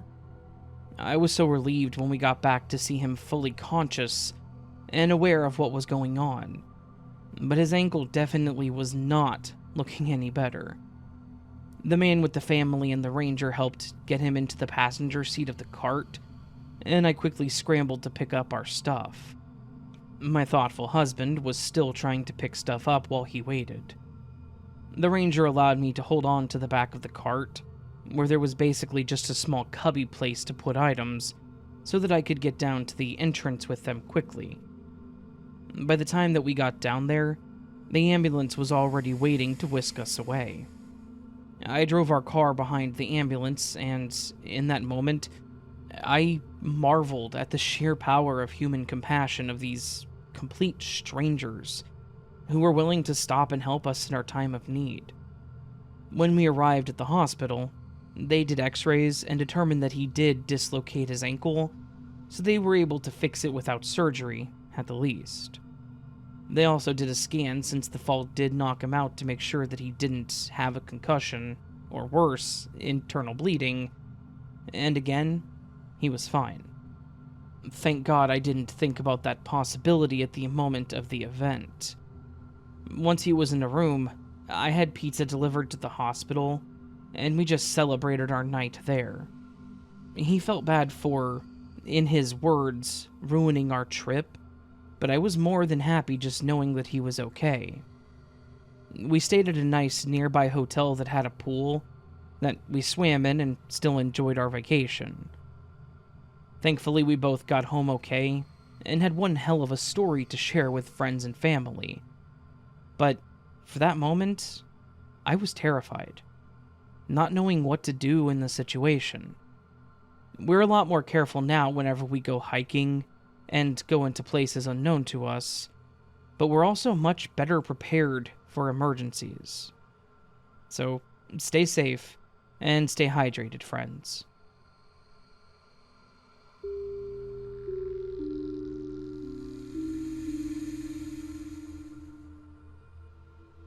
Something happened to me a few years back that still gives me some chills to this day, but I've never really shared it with anyone.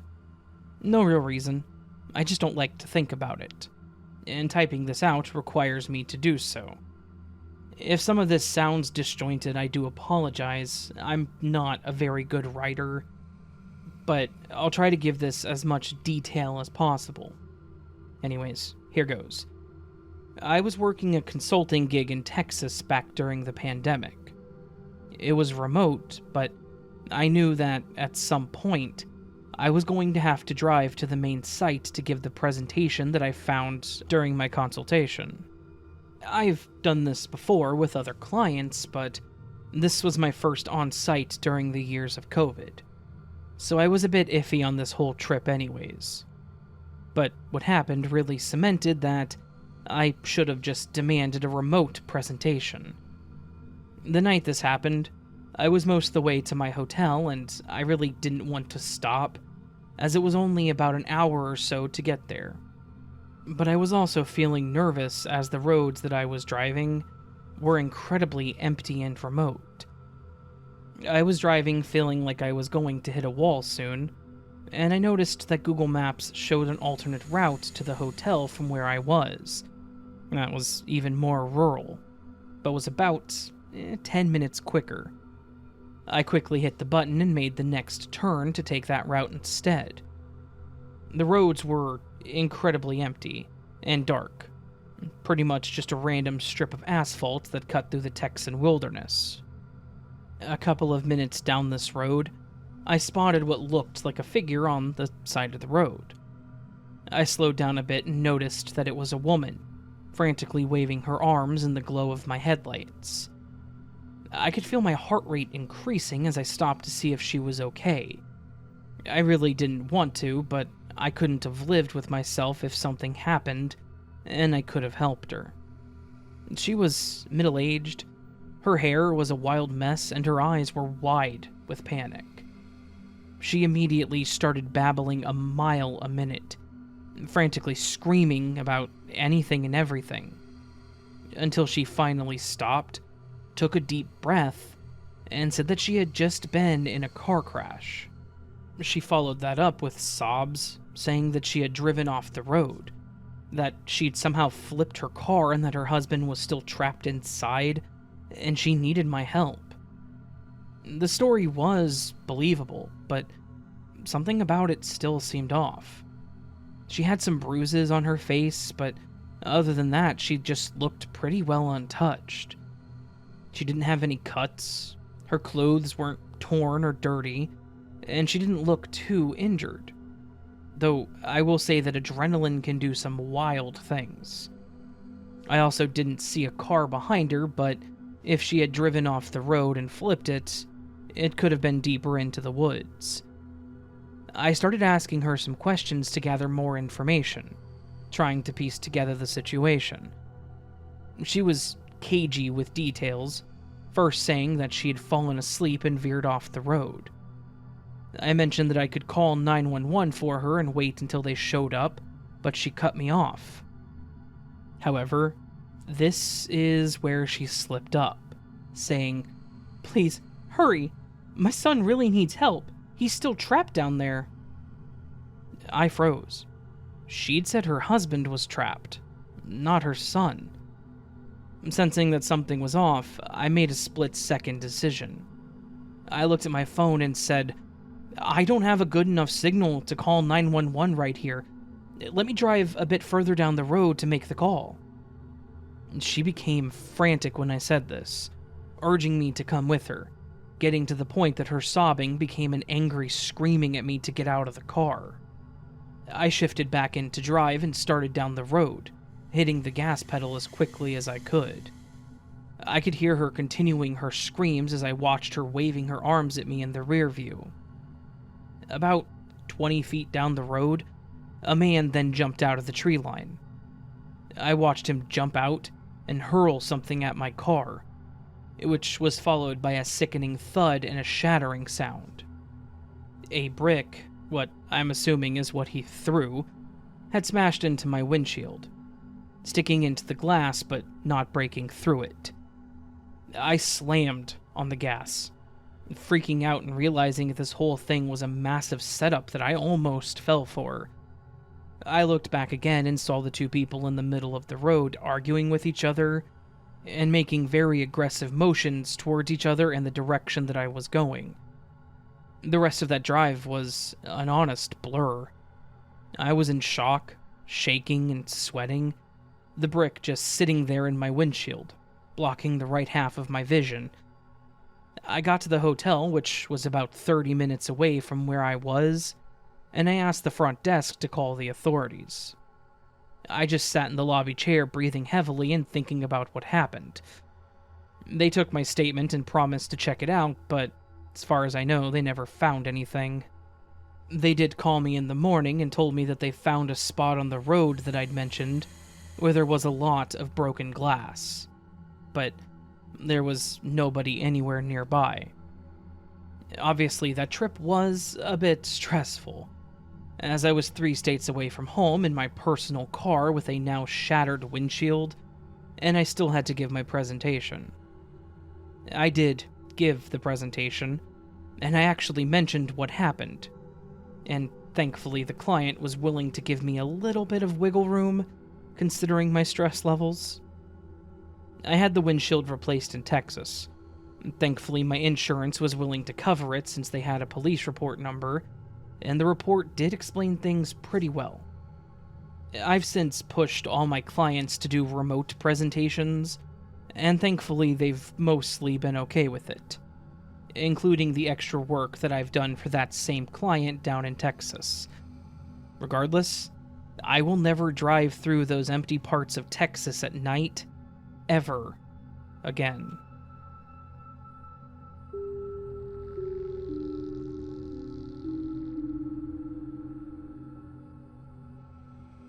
Hey, Raven. Long-time lurker, first-time submitter. I never really thought that I would share this story with anyone, but figured that it would be a good one to get out there. This is pretty much the most terrifying thing that has happened in my life, and it's the only thing like this that I've ever experienced, thankfully. And this happened back whenever I was about 13 or 14, at some point in the early 90s. I had a buddy named Mason that I spent a lot of time with throughout my childhood. During summer break, I would stay over at his house, and he would stay at my house, and we were just the best of friends. So, when his dad mentioned that they were going on a camping trip for a week that year, and told me that he wanted me to ask my parents if I could come with them, I was more than excited to do so. Of course, my parents were all for it. They were more than happy to get me out of the house for a while. We got to where his dad had decided to set up camp. It was a campground that was pretty much in the middle of nowhere, and really didn't have many people in it. I wouldn't say that it was completely remote. It had a convenience store at the entrance after all, but it was definitely on the outskirts of civilization. At least, more on the outskirts than I have been in my time on the planet up to that point. Being that age, I'd been pretty well kept in the boundaries of our small town, so all I really knew was suburban life. We were a few days into the trip when the event happened. We'd been enjoying everything that nature had to offer. Hiking, cooking on a campfire, and of course, telling each other scary little ghost stories. That morning, Alex and I had been up since right before the sun had come out, talking about what we wanted to do that day, and Alex mentioned that we should go to the lake and go fishing. We settled on that, and then we mentioned it to his dad. His dad said that he was pretty worn out from the previous day's hike, and said that he wanted to take it easy, but that we could go by ourselves, as long as we were back by noon. I had a watch, so I knew how long we had, and when we needed to head back. So we agreed.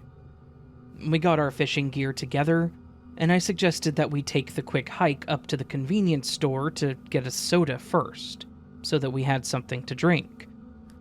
Alex was really eager to get down to the lake, so he said that he would take the fishing gear down and told me to go get the drinks and meet him there. I agreed, and we went in separate directions. I got to the shop, bought what I wanted, and got some extra snacks while I was there, and then started making my way back towards the lake. I was pretty excited as I made my way back, thinking it was going to be a really fun morning and that we were going to catch some really big fish. I got to our spot where we had planned on setting up our lines, and I was a bit surprised to see that Alex wasn't there. At first, I kind of thought maybe he'd found a new spot for us along the shoreline or something, so I looked around and started walking around the lake calling out for him. After a few minutes of me calling out and him not responding, I started to get a bit concerned, thinking maybe something had happened to him. The more I looked for him, the more I started to feel this weird, unexplainable unease at the fact that he was nowhere to be seen. Then it occurred to me that he may have gone back to the camp for some reason, so I started my way back to where we were set up. A bit up the path, I started to hear what sounded like a groaning sound. It was low and filled with pain, and it sounded like whatever was making this sound was struggling. Considering how quiet it was out on that path, it was kind of unsettling. As I glanced around trying to see where it was coming from, it clicked. That groaning sound was Alex. Alex was in pain and struggling. I dropped the sodas and sprinted towards where I thought it was coming from. My breath hitched when I approached Alex. He was crumpled over on the ground with an unmistakable dark spot staining his gray shirt. It was blood. He was bleeding. And it was a lot. I knelt down to him to make sure he was still mostly conscious. I was a young teenager and this was the mid-90s. I didn't know what to do with this situation. I knew that I needed to get him help, but I didn't want to leave him in the underbrush bleeding like that. Being as early as it was, no one was out hiking the area yet, and I was starting to panic. I told him to stay there and that I would go get his dad. Which, thinking back, was kind of silly. He definitely wasn't going anywhere. I sprinted to the camp and I yelled for his dad. I explained to him that Alex was on the ground and that he was badly injured, and then I took him to where I'd found him. He told me to run to the convenience store and tell them to call 911 and that he would take care of Alex. Those minutes that I spent sprinting to that little store were mentally draining. I was pushing my legs as hard as I could, struggling to breathe, and my mind was racing over the fact that if I wasn't fast enough, Alex was going to die. I remember just praying to myself, begging any deity that would listen to not let him die, to give me enough time and strength to get to the store quick enough. I swear every second felt like minutes, and every minute like an hour as I made that fairly short run to that store. And trying to explain to the clerk what happened was difficult as I tried to catch my breath. I ended up just yelling, "Call 911!" which thankfully was enough to get him to spring into action. The ambulance got to us in record time. I had to direct them to our camping spot and then take them down the trail to where Alex's dad was holding him and pretty visibly sobbing. The park rangers also showed up to where this was happening, as well as the police, and I had to explain to them my side of the story, which wasn't exactly helpful. At one point, one of the paramedics mentioned that this was a stab wound, that this wasn't just a natural laceration, that this was done intentionally with a blade of some sort. That's about the time where things kind of came together for me. He was stabbed. Our fishing gear was nowhere to be seen. He'd been robbed. Someone at the campground had stabbed my best friend and then stolen our fishing gear. I actually ended up blurting out that the gear was gone and that I think he was robbed, and the police seemed to agree with my assumption. The officers told us that they would be sweeping the area, but they let us go with Alex to the hospital, thankfully. They got him stabilized in the ambulance, and we had to take the 20 or so minute trip to the nearest hospital. I just remember staring at Alex as he lay unconscious on that stretcher. He did survive the attack. They hadn't hit anything vital. He was at the hospital for several days while they made sure nothing internally had been damaged, and they got him all fixed up. His dad and I had to get a ride back to the campground, and we packed everything up. Camping wasn't exactly sounding like a good time anymore. It's crazy to me that on this simple camping trip, something so terrible could happen so randomly. Alex wasn't a threatening kid. He was 13 and weighed nothing. He was smaller than me at the time. If this person wanted the gear, they didn't have to go to such lengths. He would have just given it up. I know him. When he was finally stable and mentally awake enough to explain things, he basically told the exact thing that I assumed. He was walking to the fishing spot when he heard someone shout at him. He thought it was me at first, so he stopped and turned around, but the second he turned around, there was a knife going into his abdomen. He didn't get a good look at the person because all he could focus on was the pain of getting stabbed. He remembered feeling it, grabbing the spot and just falling over, and watching as this person grabbed the gear and walked off. In the end, it was a case of wrong place, wrong time. Of course, I have those thoughts that if I had been with him, maybe this wouldn't have happened. But I can't dwell on that too much. This person was clearly willing to just straight up stab someone for like $50 worth of tackle, so they would have probably done the same thing either way. We never went camping again, and Alex ended up with a gnarly scar and a story to tell when we got back to school. They never caught the person that was responsible for it. They did the full search, and they never found anyone. Obviously, the psychological scars of seeing my best friend lying on the ground bleeding like that, they really messed with me. But I try to not let it haunt me too much since he did make it. Alex and I are still pals with our own lives, though neither of us has chosen to go out camping since that incident.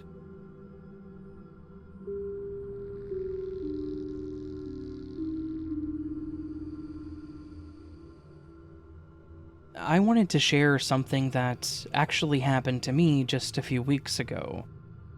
It still gives me shivers thinking about it, but after talking to my friends and girlfriend about it, I decided that I should share it with you since you provide me with such great content too.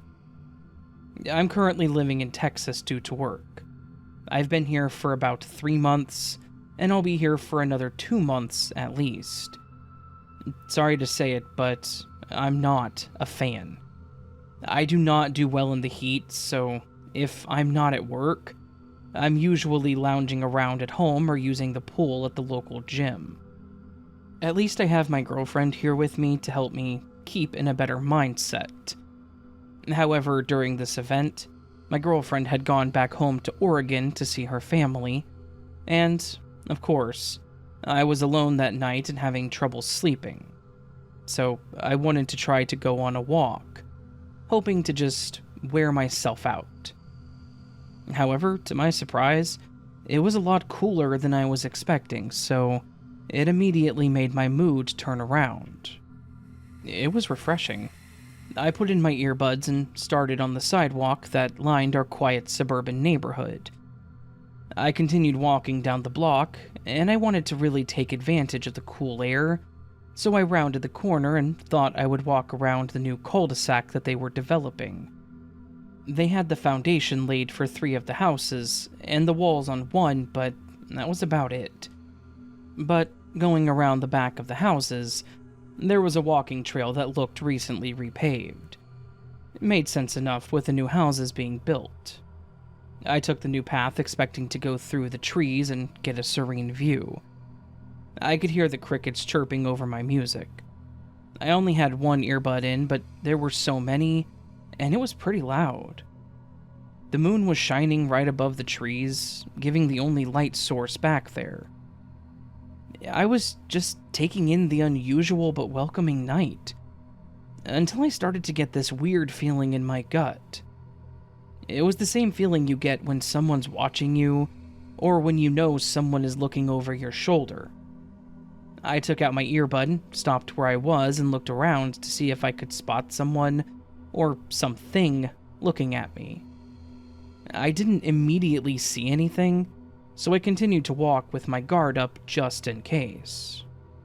As I continued forward, I was watching the trees, noticing the imperfections in the trunks, when I saw what I thought was just a twisted trunk until it moved. This stopped me in my tracks. I started staring at this shadow, squinting and straining my eyes to make out what I was looking at. The moonlight was working in this thing's favor, as all I could see was a dark shadow. As I stared at it, the earlier feeling I experienced was now more intense, making me feel pretty uneasy. My first thought was that maybe I walked in on something I shouldn't have. Maybe they were going to try and rob me. Or maybe it was just someone doing the same thing as me and I startled them. I thought the best thing to do was to acknowledge their existence, so if they were planning on something bad, maybe they would think twice if they knew that I knew they were there. So I simply said, "Good evening." When the figure didn't respond, it made me feel even more on edge. I was no longer feeling comfortable walking any closer to them, let alone passing them, so I took a few steps backwards, ready to turn back. However, something was telling me not to turn my back to this thing. I pulled out my phone, ready to turn on the flashlight and hopefully get a video, just in case something happened. But before I could, the shadow finally moved. The movement was unnatural. It was choppy. Almost like I was watching a skipping video as this thing reached its hand straight up towards a tree. As I watched its arms, I could see this thing had claw-like fingers at the end of its hands. It seemed to turn towards the tree, letting me see what I think was the side profile, and its spine looked twisted. But one thing I didn't notice until it started moving was the stench. It started as just a sickly sweet odor reminiscent of decaying leaves, but quickly turned into a putrid smell of sulfur. The smell quickly found its way down my throat, making me gag. Between this weird, unnatural smell and this inhuman creature in front of me, I was now shrouded in a sense of dread, and I told myself that I needed to get the hell out of there. I started walking backwards as fast as I could, until I saw the creature seemingly climb up the tree on all fours. It looked like a cat climbing up a tree. My fight or flight instincts finally kicked in full force, and I ran. I kept looking back to make sure that nothing came up behind me, and thankfully nothing ever did. I got out of those trees and was now back in front of the cul-de-sac.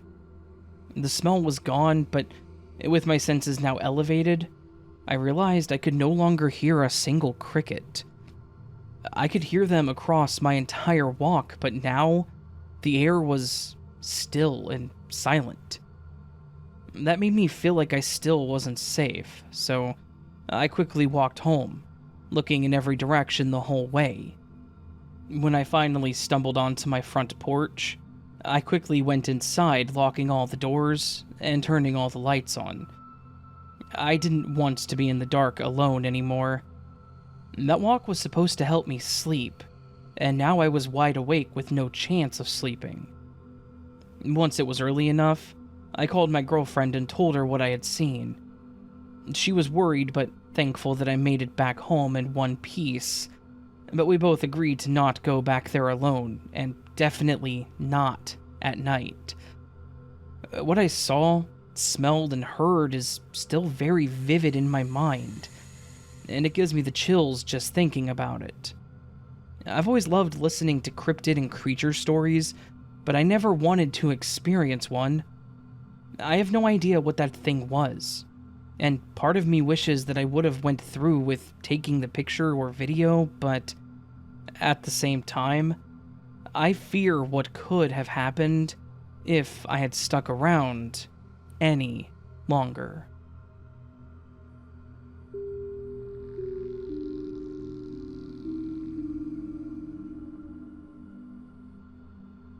This happened to me and my sister back in the early 2000s, but it's still fresh in my memory as it still creeps me out. At the time, I was 12 and my sister was 6. Even though we had several years between us, we were always super close.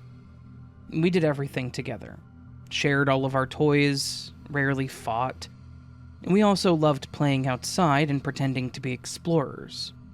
We would climb trees and collect leaves and branches, crawl under the porch and look for rocks and bugs. We loved trying to make houses out of mud and the supplies gathered for our dolls, and just always had a creative and imaginative mind. So, when my little sister, Katie, started talking about an imaginary friend, no one, including my parents and myself, were surprised, nor did we think it was odd. Katie started bringing up her friend when she was moved into her own room. She technically always had her own room. It was just a nursery, but due to health concerns when she was born, she pretty much stayed in my parents' room until she just randomly decided that she would stay in her own room. It literally went like that. We were getting ready for bed, she went to her own room, and she said she wanted to sleep in her own room. So, they converted her crib into a normal bed, and she started staying in there. So, now I would walk by her room to go to mine, or intentionally be going to hers, and I would hear her talking. I figured she was just playing with her dolls and would walk in her room and ask what she was doing. She would respond saying that she was playing with my friend. At my age, I assumed that she meant her dolls, and then we would continue with our plans. Then, there was one time later at night where my mom told me to go get my sister since dinner was ready. I started towards her room and noticed that her door was cracked open. I was preparing to quickly open the door to scare her, but again, I heard her talking. This time it sounded more conversational, and she seemed to be explaining to someone how to do something. So, instead, I slowly opened the door and saw her standing near her window putting her toys on the ledge. I asked her what she was doing, and she again said that she was playing. I asked her who she was talking to, and she said, Jimmy. I was curious myself, so I asked, who's Jimmy? And she claimed that he was her imaginary friend. I thought that it was kind of silly at my age, but I just went along with it. I asked her how she met him, and she explained how he just showed up in her room one day, and that he wanted to play with her. It sounded like a true story for an imaginary friend, so I left it at that. We had several incidents like that, where she would be talking to someone and she would say it was Jimmy. Even while we were around our parents. She would say things like, oh, that's Jimmy's favorite color, and Jimmy is afraid of that. I like to play dolls with Jimmy. We all thought it was cute and creative and just left it where it was. I even recall one time when I was playing with Katie in her room, she mentioned Jimmy and I said that I can't wait to meet him one day. She seemed very happy and said that he wanted to meet me too. Being that he was imaginary, I asked her where he was, and she told me, well, he's not here right now, but he should be later. So, okay, maybe she just didn't feel up to pretending at that point. So, life goes on as normal for all of us, and before we know it, summer has snuck up on us, giving us more time to play. One day, when we were playing outside, We had started a whole game similar to what I mentioned prior, where we were collecting treasures and making up what they could do. At one point, we stopped and we were just laying in the grass in the backyard, which kind of made us want to sleep out there too. And, thankfully for us, when we asked our parents for blankets and pillows to turn the porch into a fort, my dad gave us one better and set up a tent that we had in the backyard. I just remember being so excited to camp in our yard, and our parents weren't even going to be in there. My parents said they were going to be staying in the back room, which was like a smaller living room. And that room had a door that led to the backyard, so they would be nearby in case we needed them. So, we got ready for bed and grabbed a few things to keep us busy, like coloring books and flashlights, until we fell asleep. We were pretty well nestled in our tent, singing and coloring, and we'd probably been in there for about an hour when I would say that we both were getting pretty drowsy. So we cleaned up, and we snuggled into our sleeping bags, ready to end our night. But, shortly after, I heard someone walking in our yard. I just assumed it was one of our parents checking in on us, so I said, "Hey, who is it?" in a curious and playful tone. And a voice whispered back, "It's me." I could tell that it was a man's voice, but I couldn't tell if it was my dad because of how they were whispering. However, right after he responded, Katie jumped up and quickly unzipped the tent, giggling. As she did this, we were met with the face of a man that I had never met before. However, Katie seemed excited to see this person, and she also answered some questions when she shouted, "Jimmy!" I was shocked and honestly horrified. Jimmy wasn't imaginary, but was a real grown man. He hugged my sister and I asked suspiciously, "Who are you?" And that's when he gave me a sickening smile and said, "I'm Jimmy, your imaginary friend." Like I said, I was old enough to know that imaginary friends were not real. And when I did have one, they didn't look like this. Maybe everyone was different, but mine were always close to my age, and they never had their own voice. I would give them one. Oh, and they were typically 100% imaginary. Like, not real people. I don't know if it makes sense to others, but what's important is that this guy was definitely not imaginary. Unlike Katie, I was scared. I couldn't explain why at the time, other than maybe a strange man was standing in our backyard, but then he asked if he could stay in the tent with us. Instantly, I knew this was not okay. He should not be there, and if we agreed to let him, something bad was going to happen.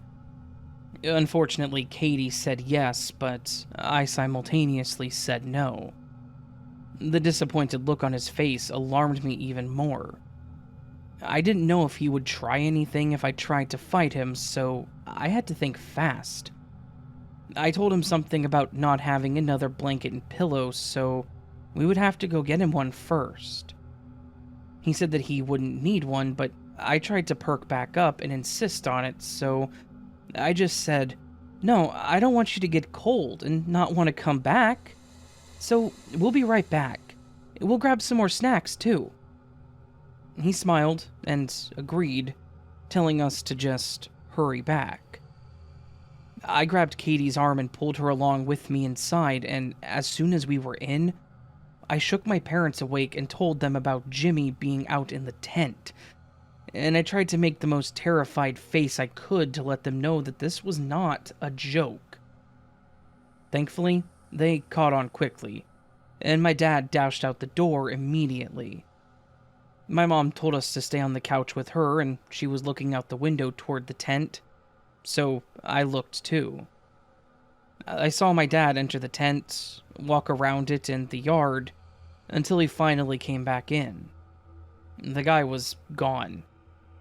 My dad asked us what exactly happened, but his tone instantly told me that something was wrong. Katie explained that Jimmy wanted to join us in the tent, and I agreed with her story, further explaining everything. They then called the police and reported it, but, of course, he was long gone. My parents told Katie that she was not allowed to play with Jimmy again, and that if she ever saw him again, she needed to tell them immediately. But we never did see him.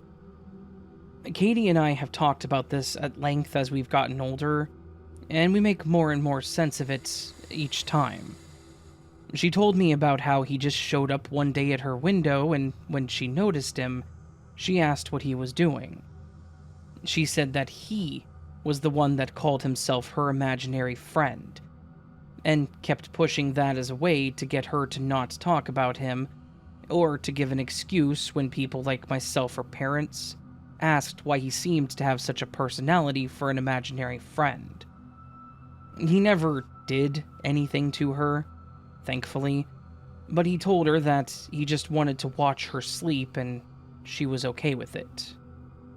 Sometimes I'll check police reports, offender lists, and the news to see if I ever recognize a face, but nothing so far. I guess it would probably be better if I did see his face, to at least put my mind at ease that he's not still out there, doing the same thing to other kids.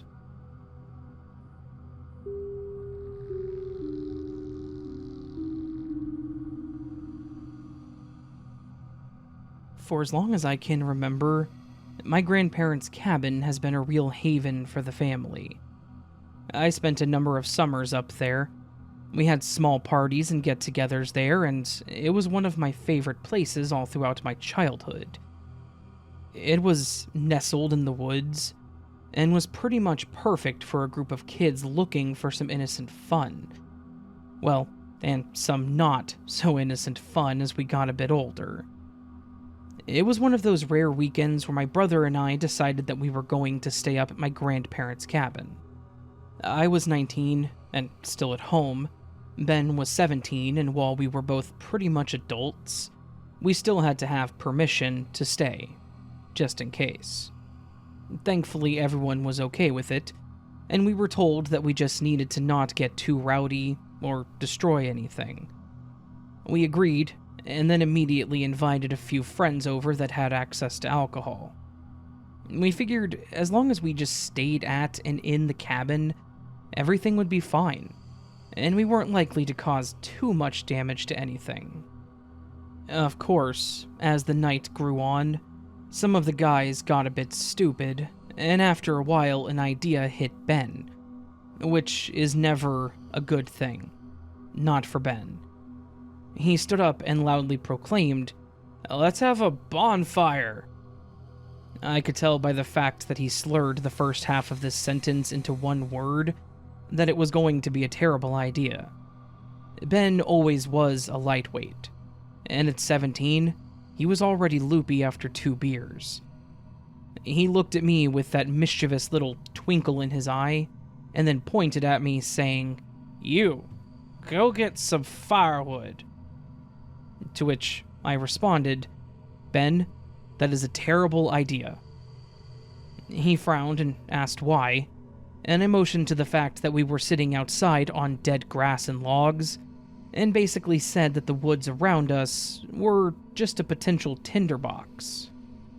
Ben scoffed and waved me off, trying to tell me that I was being a wimp, but I put my foot down on this one. I was okay with stupidity, but I wasn't okay with him burning the cabin down. I told him no fires and that if he started one, I would kick his ass. He grumbled, but eventually agreed and sat back down. We had a bit more back and forth before it started to get too late for me, and I decided to call it a night. I told the guys that I was headed in and pointed to Ben, saying, "Don't do it." He laughed and said that he wouldn't, and, well, I thought that was that. I went in, threw myself on the couch, and passed out pretty hard. After a little while, I started hearing someone screaming. But half drunk, I thought that I was just having a dream. Until I heard someone scream my name and the sound of distant sirens wailing through the woods. Panic surged through me as I jumped off the couch and ran outside. My heart skipped as my worst fears were confirmed, and I took in the chaos in front of me. There, a few feet from our gathering spot, a bonfire was raging out of control. The fire had danced its way from the small pit where it had started and was spreading rapidly into the dense woods.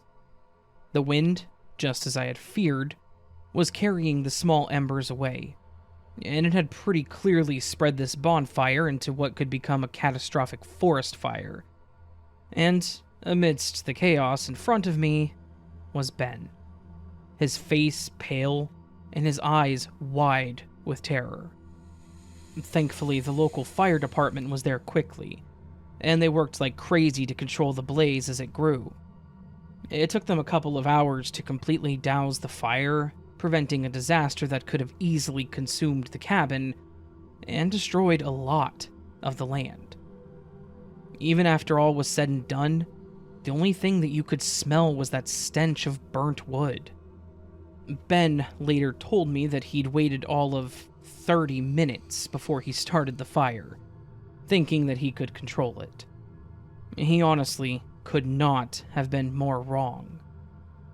We surveyed the area to see how much damage it had done, and to see where the fire had spread, and it hit Ben pretty quickly that, had the fire gone on for literally a couple more minutes, the cabin would have been completely consumed. There was a section that was actually charred, that I would say was less than 5 feet from the rear wall. It would have caught, and it would have gone up like nothing. This place wasn't built like a house. It was just a small wooden cabin. There was nothing to stop it from burning like a pile of cheap wood because that's what it was. After that day, we weren't allowed back at the cabin. Like, at all. My grandparents still hold this against us, and rightfully so. And we haven't been back up there since. Unless our mom or dad are with us, or they are there. Nothing like being in your late 20s and having to be escorted by your parents because they can't trust you to be on their property alone. So, the lesson from this incident? Well, first off, my dear brother learned that he should listen to me when I tell him that his ideas are stupid, and dry summers are bad when it comes to fires. And for anyone out there that thinks that things like this can't happen to them, I have a short but effective word of warning for you. Disaster doesn't knock before it kicks in your door. Don't be like Ben. Take your surroundings into consideration, and don't think that you can control things like fire. Nature does not like being controlled. I guess some people have to learn the hard way like my brother did. Even today, whenever I smell wood burning, I think of that scene with Ben standing in the woods staring at me like I messed up, while the fire just rages behind him. It's a stark reminder for me how a moment's stupidity can lead to a potential disaster.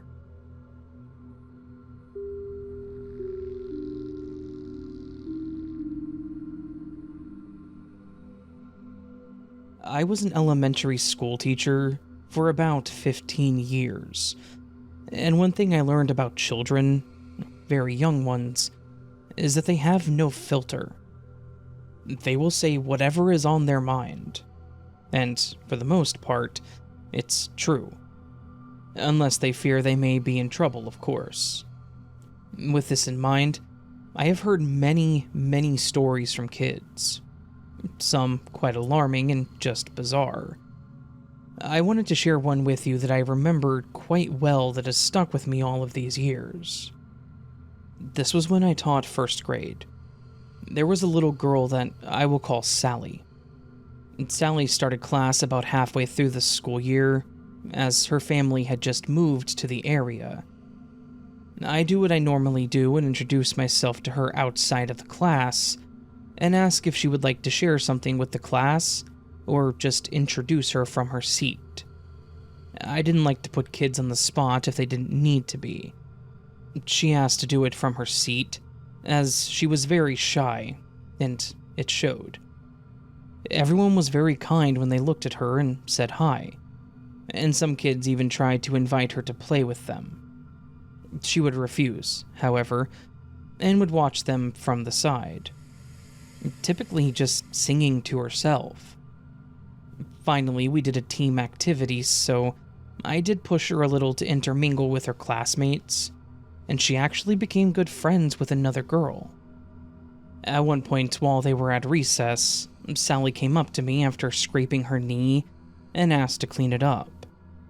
I took her into the restroom to get a rag and then back to the classroom, as I kept my own supply of bandages. As I helped her get all fixed up, I asked her if she was liking her class and her new friends. She smiled and nodded at me. I didn't say much else, and then she said a bit more than I expected, and it left me confused. She told me, "At first I was scared because in my last life the kids were very mean to me." I of course just assumed she meant her last school and maybe she had problems there. It was upsetting to hear about because she was a really smart and kind girl, and I couldn't see any reason as to why someone would choose to bully her. So I told her, "I'm sorry to hear that. That wasn't very nice of them, was it?" Then she continued talking. "Yeah, they made fun of me because my mommy was poor and I didn't have a daddy. They threw food at me and pulled my hair and sometimes cut up my clothes." Again, I was thinking that this was awful and it broke my heart to hear it. But I was confused, because I had met her parents, both her mom and dad. Of course, her dad could have been a stepfather, but I don't think he was. They looked way too similar. His mom was also a stay-at-home mom because they had an older son that was in about the 6th grade and a newborn. So, neither the part of her mom being poor or her not having a dad made sense to me. So I asked her about the one that was a little more obvious. "But you have a dad, right? Wasn't he with you and your mom at conferences?" I asked her. "Yeah, but that's my new mommy and daddy. In my old life, I didn't have a daddy." At that point, I just agreed with her and finished up so that she could get back to her recess. It left me wondering for a little bit as to why she kept phrasing it as her old life. I thought maybe she was adopted, or in foster care, because of how she briefly described her old life, but again, she looked like a spitting image of her father. I brushed it off as kids just being kids and then let it go. But then, another event occurred with her that added more to the story. I had partnered the kids up for a class assignment, and since Sally had become close to this one girl, I put them together. As I walked around to check on all the kids, I stopped at each table as I listened to their process.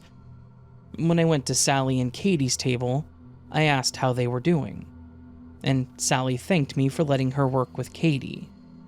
I said you're welcome, and I asked them about their project. After some time, Sally again mentioned how much nicer this school was, and all the kids and teachers. This time I asked her if she remembered what the school that she went to prior was, and without skipping a beat, she told me. It was a Saints named school for girls. I had never heard of this school, and I had lived in this area my whole life, so it seemed to cement my idea that she went to a different school in a different area. I asked her if she knew where this school was, and she said that it was far away, and that people talked differently at that school. I was trying to decide on what to say or ask next, but Sally continued talking for me.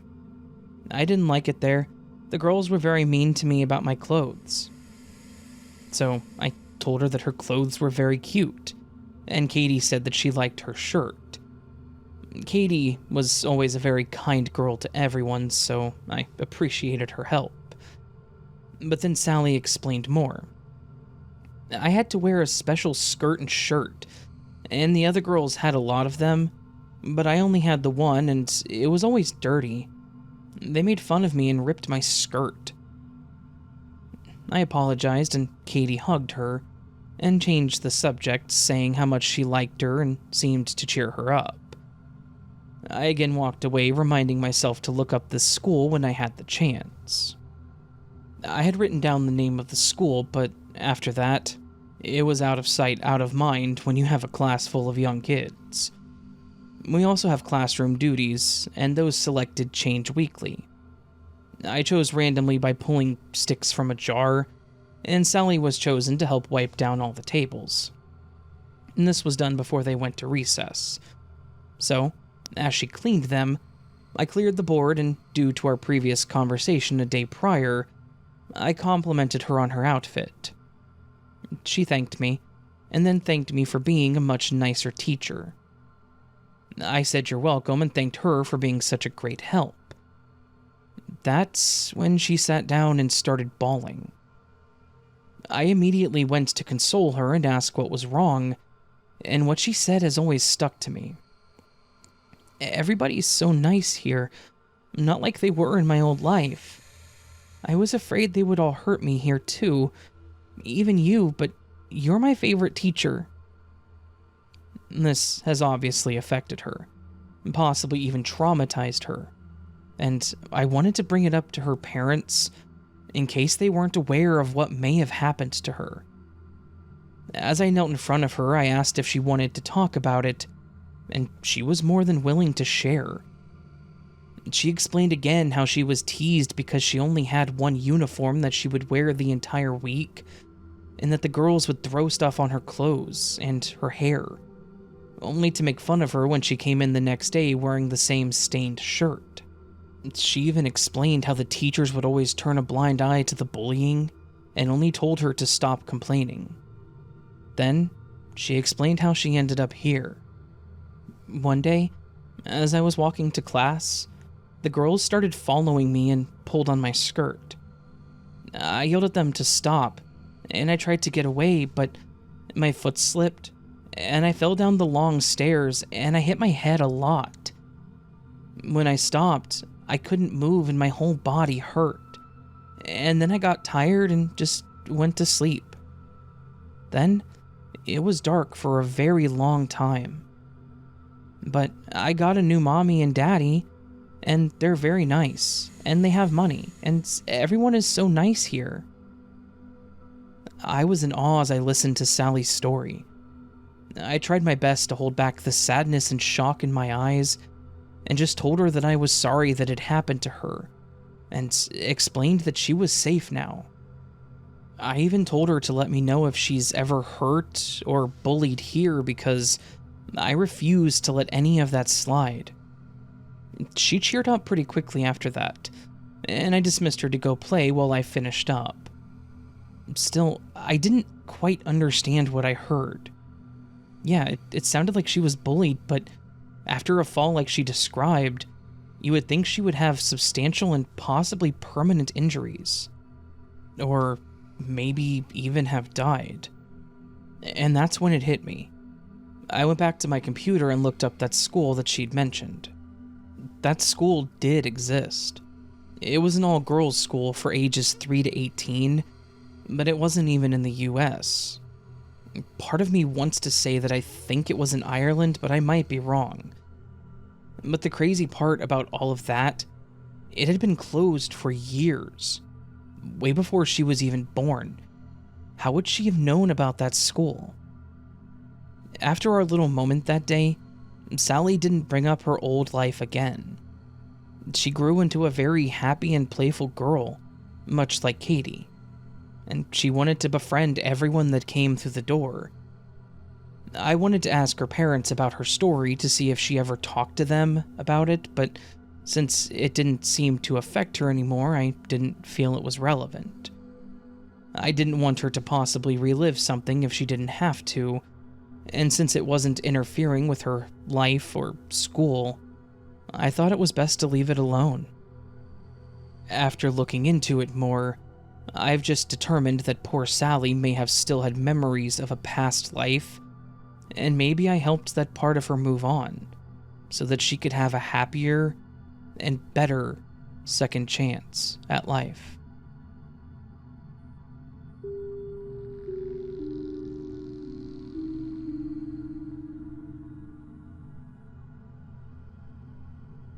Okay, so this is the story of the weirdest, most surreal event of my life.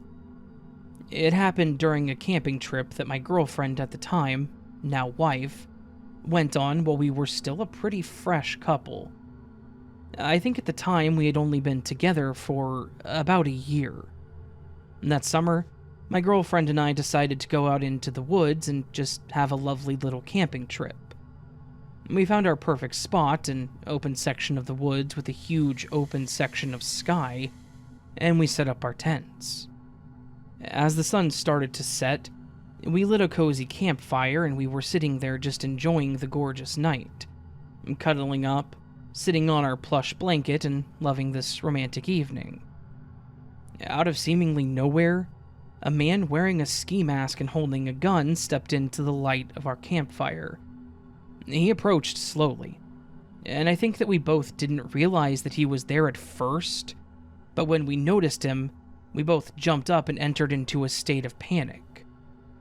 We both froze in fear, me saying, "Whoa, please, we don't have anything," thinking that this guy was just here to rob us. The man quickly tried to defuse the situation, saying, Hey, settle down. I'm not going to hurt either one of you if you just do what I ask, okay?" He then motioned for us to sit back down, and we both kind of looked at each other like, do we do what he wants? He actually answered that question for us, saying, "Look, just sit down, relax, let's just enjoy the night, and everything will be okay. I just need you to sit down and relax." I looked over and nodded at my girlfriend, and we went to sit back down on the blanket, and I pulled her down with me. He nodded, and then took a seat in one of our cloth lawn chairs, sitting across from us by the fire. After a few seconds, he motioned towards the cooler by me and asked if we had any beer. I said that we did, and he asked for one. I cautiously handed him one, and the three of us just kind of sat there in this really awkward silence. He broke the silence after a bit, asking me my name. I told him that my name was Todd, which it is, and he responded with, "It's very nice to meet you, Todd." And he then asked me what I did for a living. I mentioned that I was a desktop support guy for a company. He asked what that meant, and I explained that I was basically the guy that set up all the computers for the company's employees. He nodded and smiled, saying that it sounded kind of boring. I actually chuckled at this and said, "Yeah, it kind of is, but hey, it pays our rent." He nodded again and then said, "Oh, here's to that," and then took a drink. And then he looked at my girlfriend and asked her the same question. She told him her name and mentioned that she was going to school to be a nurse. He almost looked excited to hear this and then said, "My mom was a nurse. It's stressful, but she loved it. You'll do great."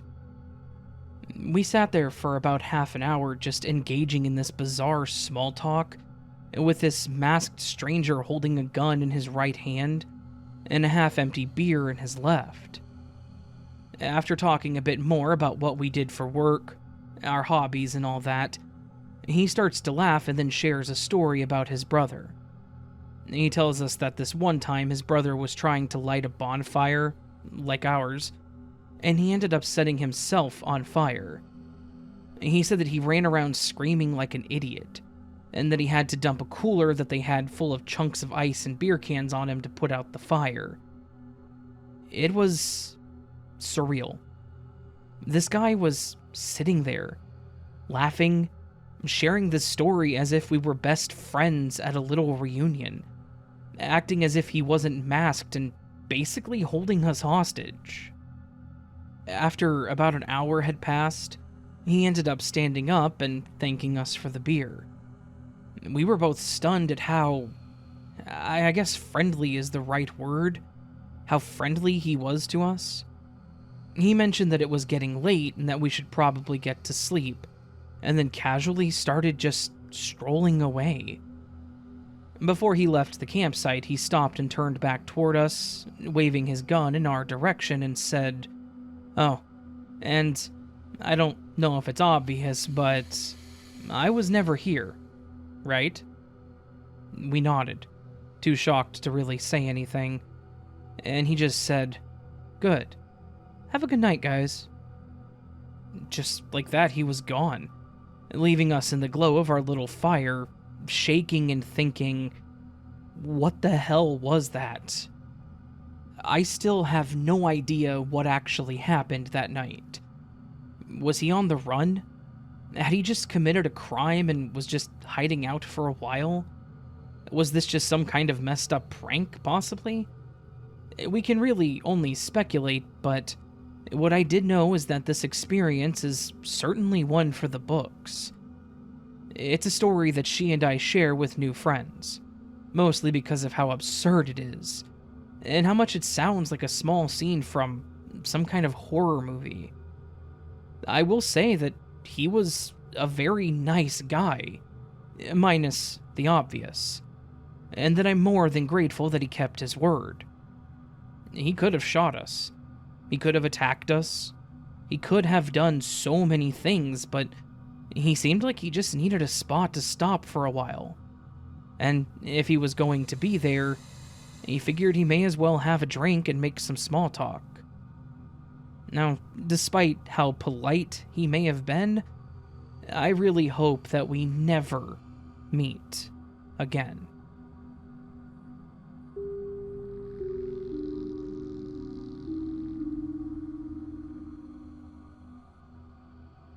My father's job had us traveling a lot, all over the world. This event took place while we were living abroad. I was still young, around 12 at the time, but I do consider myself lucky to be able to see such an amazing places so early in my life. I just wish that I hadn't experienced this. As mentioned, I was pretty young at the time. The town I lived in was pretty small and close to my school, so a group of us boys would often walk home from school. And sometimes we would stop at a local store to window shop, or, one of our favorite things, go hang out by the stream behind our neighborhood. It looked a little like this. Walking home from school, we took the main road. We would then branch off to an alley that came out to the other side behind a lot of houses and businesses. I was shown this place by one of my friends, who I'm going to call John. Once you get out of the alley, there is a concrete wall lining the business. We would jump that wall, which is where the drainage pipe was, cross that, and go down a small grassy hill. Then there was the stream. We would walk along the stream until we found the larger body of water that it was connected to. People fish and swim in there all the time. They're just usually on the other side of the lake, so it wasn't really weird for us to do it too. Our parents did know that we went down there, so they didn't worry about us not coming home directly after school.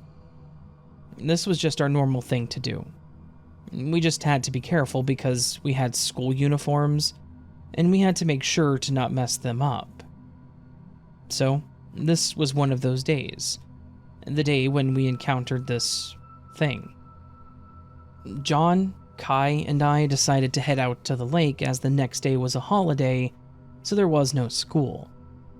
We walked through the alley, over the drain and towards the water, ready for a couple hours of fun. We started by looking around the nearby trees and rocks for the water, looking for bugs or other things that caught our attention. There were many times where we would find the things and take them home, especially fishing gear. There was a broken rod that we found, and we took it home and fixed it up. We found some bobbers that were caught in trees or other vegetation, and we untangled them as well. I guess in a way we helped clean up the place, all while putting together our own little fishing rod that we all shared. After we were done exploring, or if we just weren't feeling it, we would take off our uniforms, toss them over a small light that was nearby, and jump in the water. We would just wade in the water, splash and goof around. But sometimes we would find things in the water too. Up to that day, it all seemed pretty fearless and lighthearted. We lived in a great neighborhood, there was little to no crime in our area, at least none that I was aware of, and so we never had a suspicious thought in our mind that we ever needed to be careful or to keep a lookout. As we enjoyed our time in the water, talking about school and other things, the sun was beginning to set and the sky was now getting that dark orange color. We knew that we had to get going soon, but tried to use up every last minute of our time, until we started to get a whiff of a very strong and pungent fishy odor. It was normal at first, people fished there all the time and we've smelled things similar, but this time the stench was worse and continued to get stronger. We tried joking about it at first, but it got so strong that it was making us gag. So we finally decided to get out and leave. If we came home smelling just as bad, our parents would probably be upset. As we went back to our clothes and began dressing, something caught my attention that seemed to be moving near the water's edge, right where we were. John and Kai were already looking before I could motion to them to look too. What we saw, I still have no real answers for. Right there at the start of the water by the large boulder that we had stood near just moments earlier, we saw a creature. It was standing on its back legs that looked human, but they also looked reptilian. The legs looked to be a pale gray or green, and scaly. They also looked very thin, like there was hardly anything to them. Its back was grotesquely round and warped, as though it had some kind of malformation on it. It also almost looked severely bloated. The head was small and looked just as scaly and pale as its legs. It had what appeared to be hair, but there was very little. It was thin and stringy. I like to describe it as being similar to Gollum's hair from Lord of the Rings. It was in small patches, and thin and stringy like that. It seemed to be moving to hide behind the boulder, and when it finally moved, it ran towards the water. But the way that it walked was wholly unnatural. It kind of waddled, but also seemed like it was in pain, or maybe didn't know or understand how to walk on two legs. I couldn't even begin to describe what it looked like. There aren't many creatures that I can think of that were in that country that were bipedal and looked scaly or reptilian like that. It truly seemed otherworldly. We all stood in awe as we watched to see what this thing was going to do. After it reached the water and got in, it slowly sank deeper and deeper into the water, and then turned to face us. The water was up to where its nose should be, but it didn't have a nose. It was flat, with a small indentation and two holes for nostrils, and the eyes were dark and looked extremely sunken in. It stared right at us, and it was as if time seemed to stop for that moment. None of us seemed to know what to do, so we stood completely motionless until it turned back and was completely submerged in the water. Once it was out of sight, we all looked at each other with our eyes and said, "What the hell was that?" To add to the confusion, the strong fishy smell was even gone entirely. But even after the creature and smell disappeared, something no longer felt right about that place. We hurriedly grabbed our backpacks and shoes, as we hadn't put them back on yet, and got as far away from there as we could. When we reached the intersection where we normally split to go home, we said our goodbyes, and I walked in the opposite direction of them. The whole time, I felt that I had to keep looking over my shoulder, wondering if that thing knew where we were going, or was possibly following one of us. It seems silly now, most things just want to be left alone, I'm sure, but at the time, after seeing something that we couldn't possibly identify, it left quite an impression on me, and not in a good way. I got home and took a shower, which left me with my own thoughts even longer. None of us mentioned if we should tell someone about it, so I debated telling my parents. Normally, when we saw a bug or caught a snake or lizard that I couldn't identify, my mom could tell me what it was.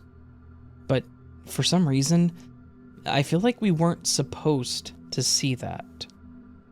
I felt like if I told my parents, I could be in trouble, but I was also raised knowing that I could go to them and talk to them about anything, no matter what it was.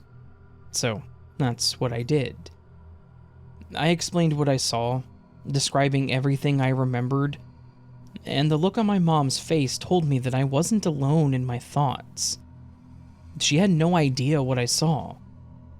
I could tell that she was trying to provide a reasonable explanation, while also not being dismissive, something I loved about my mother.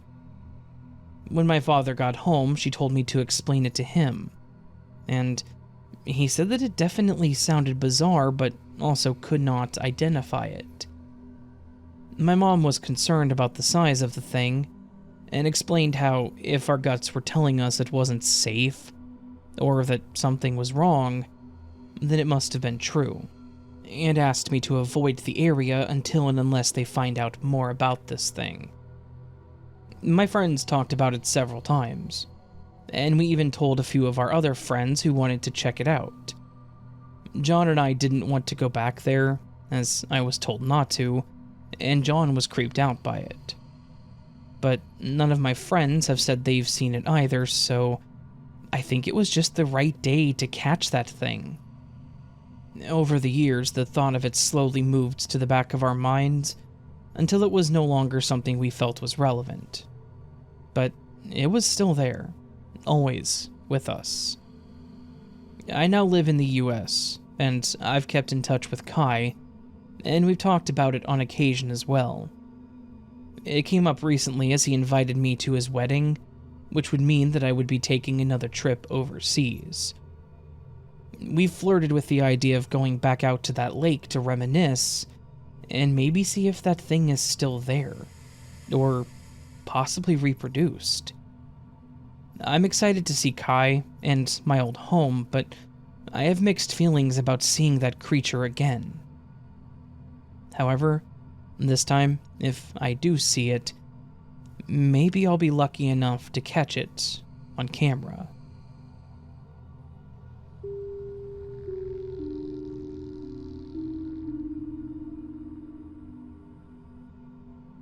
This story is mine, sort of, but it's more my dad's. So the entire thing is based on what he's told me. I was there. I was just strapped into my little car seat in the back, and was obviously way too young to remember any of it. He told me about this way later on in life, and honestly it was terrifying. It's probably why my dad has always been so protective of me, and emphasized being alert and aware of your surroundings. Hell, when I turned 17, and I got my license, he always told me to take the main roads and to avoid back roads. From what my dad had told me, it was a pretty normal morning. He needed to go run some errands, so he was taking me to my grandmother's house. I was just sitting in my car seat and watching the back window as I always did, completely unaware of anything. He was driving down a relatively quiet road with trees on both sides. My grandma lived on the edge of a suburb, so there were a few spots that you had to go through that weren't heavily incorporated. He was there, just cruising at speed, when a man jumped out of the woods and ran in front of my dad's car, flailing his arms wildly. Naturally, my dad slammed his brake, barely avoiding to hit this guy. He said that he could see that this guy looked terrified, like he was running from something or someone. But something about it didn't seem right. Something about the situation was off. His instincts were screaming at him that this guy just wasn't some random dude running across the road. The guy didn't say anything to my dad. He just limped over to the side of the car and made the motion of rolling down the window. My dad, curious as to what this guy's explanation was, cracked the window and asked if he was okay. The man didn't respond. The two of them just stared at each other eye to eye for several silent seconds. My dad said that his heart was pounding and like his mind was saying, "Nah, get the hell out of there." He was prepared to drive off at the first sign of trouble, and sure enough, trouble arrived. As soon as he turned to look back at the road, out of the corner of his eye, he saw two other figures starting to emerge from the undergrowth of the woods on the other side. Without hesitation, my dad stomped on the gas. The car lurched forward, leaving the three strangers standing there in the middle of a dust cloud that he'd kicked up. He said that he could see them in the rear view, and all three of them just stood there watching as he drove away. He didn't stop driving until we reached my grandmother's house, where he said that he called the cops to report the incident. He wasn't sure what they were planning, but he gave them the description of the man and the location, but the details were sparse outside of that. We never did find out what happened in that situation, or what all that was. The police never called us back with any details, and my dad didn't press the issue. He was just happy to have avoided what was undoubtedly heading towards a dangerous situation. Even today, years later, my dad sweats every time he tells this story, which really tells me how much it does scare him. My dad is a good guy. He'll stop and help people on the side of the road, but this was definitely a sobering reminder that some people will take advantage of those willing to stop. It's important to trust your instincts and be hyper-vigilant about your surroundings.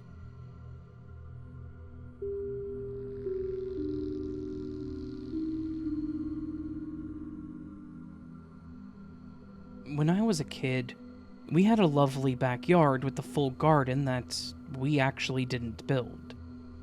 It was all built by the previous homeowner, who had supposedly passed away in the house. My parents kept it all intact. They never really did anything extra with it. They just left what the previous owner had planted and just let it do what it naturally did. It was actually quite pretty, and even being left to its own devices, it would end up being the loveliest little flower bed. To add to this, the previous owner had installed a clothesline around the flower bed, and my mom was old-fashioned, so she believed that sun-dried clothing smelled fresher and felt crisper. One day she asked me to go hang the laundry outside. Normally, this was a chore, but I didn't really mind it. It was almost meditative, so I kind of enjoyed it. But on this day, for some reason, when I stepped outside with the basket of damp clothing, I stopped. I don't mean that I just stopped walking. I mean that I literally froze, unable to move. I got hit with this intense fear, this strange and paralyzing feeling of unease. It was overwhelming. So overwhelming that I almost started to feel like I was going to cry. I tried to keep going, I tried to take a step forward, but I literally couldn't. I was trying to think logically, looking around for a person in the yard that was maybe watching me, thinking about whether or not I'd watched a scary movie or read something that had me in an anxiety attack. Look, I was like 12, so I was just trying to piece together why I was feeling like I was freaking out in the backyard that I had spent countless hours in. At some point, my mother must have realized that I was acting strangely, and just standing there in the yard and staring at nothing in particular, when she had asked me to take care of the laundry. I heard the back door open, and I heard her stepping toward me, and then heard her say, "Hey, Melody, what's wrong? Why are you..." Then she just stopped when she got next to me. I glanced over at her, and I watched as the color drained from her face and her eyes got wide. She felt it too. I remember just looking at the garden, looking for whatever it was that was causing this and asking, "What's going on, Mom?" To which she said, "I don't know. Let's go back inside." She grabbed my arm and pulled me back into the house. We got back inside, and she just stood there staring at that flower bed, looking terrified. I asked her if there was something out there, and she just shook her head, saying that she didn't know. I asked her if she felt what I felt, and she told me that she felt something, but she didn't know what it was. She ended up just throwing the clothes in the dryer, and we didn't talk about it after that. She didn't even mention it to my dad. So, what the hell was that? We never spoke about it at all after that day, but I've obviously never forgotten it. My mom didn't hang the clothing on the line for a couple of months after this, and I think that whatever that feeling was the reason. I know that there was nothing physical there. It wasn't like a creep in our yard or some kind of animal or something. It was just our normal backyard, complete with the pretty flowers in the back, so why were we so freaked out? In the end, I'm chalking this up to something paranormal, because it was not normal. I don't know if it was some spirit in the garden or some weird messed up shared hallucination, but it was horrifying, and definitely something beyond our understanding.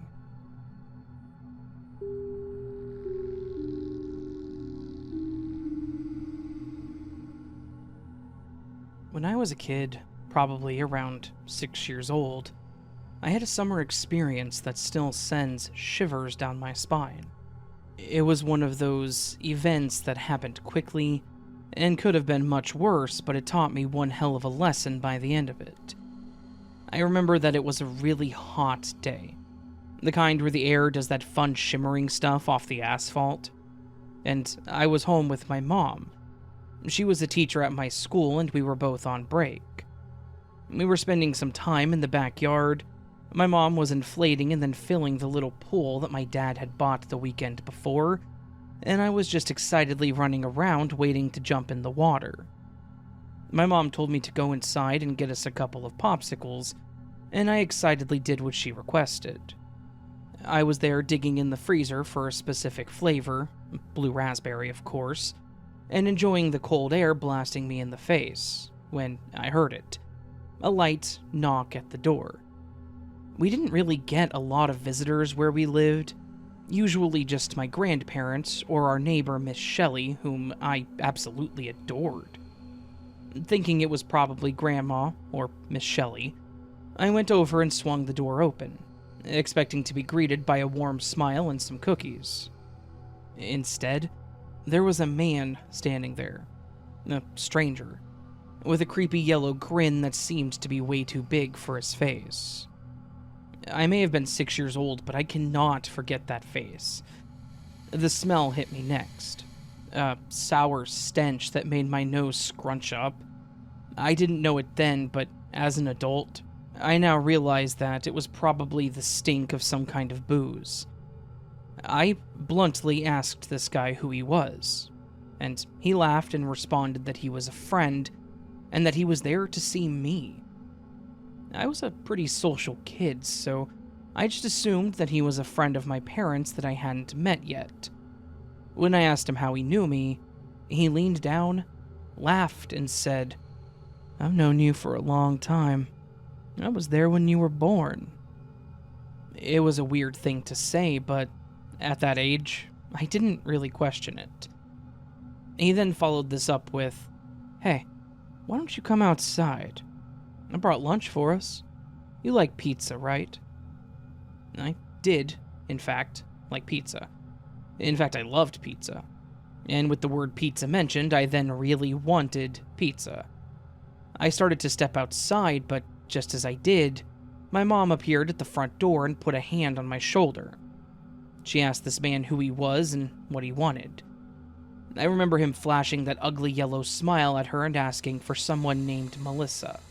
My mom, clearly not convinced, told him, "No one named Melissa lives here. I think you need to leave." He then responded with an, "Oh, of course, my mistake," still holding that creepy smile, and turned to walk off. Without saying another word, he walked out our front gate, got into an old minivan, and drove off. My mom immediately pulled me back into the house, and that's when I got my first lesson about stranger danger. She explained that we should never trust people that we don't know like that, especially if they're asking us to go somewhere with them. I mentioned that he said he was a friend and that he was there when I was born. She told me that none of that was true, and that sometimes people will lie to get us to trust them. Now, looking back as an adult, I realize how close I came to a potentially dangerous situation. If my mom hadn't come inside to check on me when she did, well, I really don't like to think about what could have happened. It's a really chilling reminder of how important it is to teach kids about the dangers of trusting strangers.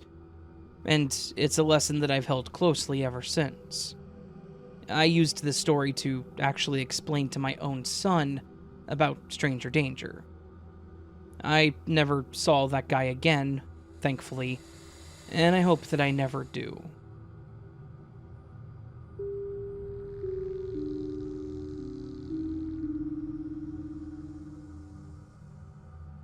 This actually happened a few years back when I was in college, so it would have been around 2018. Back then, I was a very social person. I liked to hang out in large gatherings, go out to events, etc. You get the idea. That year was actually the last year that I went to house parties. Partially because of COVID 2 years later, but mostly because of this event. I'd gone to a house party that was hosted by a really good friend of mine, Wayne. Wayne is a weird guy. He likes parties, but he's also kind of a stiff. He wasn't the type to throw wild bashes. He was the one that planned out a gathering, made sure that everyone knew that closing time was 10:30 p.m., and kept things within what the law said was okay. The plan of this party was that it would be a small to medium-sized get-together. No more than 20 or so people total throughout the house and yard. Just people that we both knew pretty well. But as the night went on, I noticed that the count of people was definitely more than 20. I leaned over to Wayne at one point and asked if he invited more people than he told me, and he took a look around the party and gave a bit of a scowl. He hadn't. He mentioned that there was a group of guys that he didn't know that showed up a few minutes ago, and that he just hadn't had the chance to talk with them because he'd been talking with everyone else. I patted him on the shoulder and mentioned that I would go talk to them for him if he wanted, and he said that he would really appreciate that. I walked up to the small group that was standing off to the side, just chatting amongst themselves, and lifted a hand to sort of wave in a friendly way. I'm the diplomatic type. I tried to keep the conversation light and casual, assuming that maybe these guys just didn't know they weren't supposed to be there. I didn't want to make a scene or be rude. They could be good guys. I asked one of the guys how he knew about the party, and he mentioned a mutual acquaintance of Wayne and I, a guy named Jason. I nodded, asked if Jason told them about it, and they sort of shrugged it off and said that they were friends of his, and that's where the conversation tapered off. With that information, I went back to Wayne to let him know. Upon hearing the name, Wayne's expression changed to one of annoyance. He said that Jason had actually done this before, and that he was going to have a talk with him. Jason was actually a coworker of Wayne's, so Wayne definitely treated him with kid gloves when it came to these things, because he didn't want to have to sort out any bad blood with someone he worked with. I could tell that this, however, was a breaking point. Wayne asked me to come with him just in case, and I agreed. As we walked towards the backyard, I noticed that the group of unfamiliar guys was headed in the same direction, just ahead of us, which made me feel a bit uneasy for some reason. We got outside just in time to witness the horrifying scene. That group of guys had jumped Jason. They were relentless as they beat him senseless, punching him, kicking him, beating him harder and harder. It was a quick but very intense assault, and after just a few seconds of chaos, they stopped. One of them leaned over Jason, who was completely motionless, and yelled, "Consider this a warning. Next time, it'll be your last." Then, in a show of audacity that still haunts me to this day, the group walked calmly through the party, out the front door, and all got in a car and drove off. They didn't rush, they didn't glance back, they didn't do a damn thing to hide who they were. They walked, as if they owned the place, as if they were untouchable. In the aftermath, of course, 911 was called, and an ambulance arrived to tend to Jason, who I honestly thought was dead. Thankfully, he wasn't. Despite the attack, Jason refused to identify his attackers. He claimed that he had no idea who they were, and that he'd never met them. It was pretty clear that he was covering for them, for whatever reason. Nothing came of this event, at least not to the best of my knowledge. They were never identified, and I haven't seen any of them since. As for Jason, I haven't really seen him either. This was also the last time that Wayne had an actual house party, which is completely understandable. We can all speculate what the hell this was, but it was pretty clear that Jason had upset someone that he shouldn't have. And I think that it's best that we all just left it at that.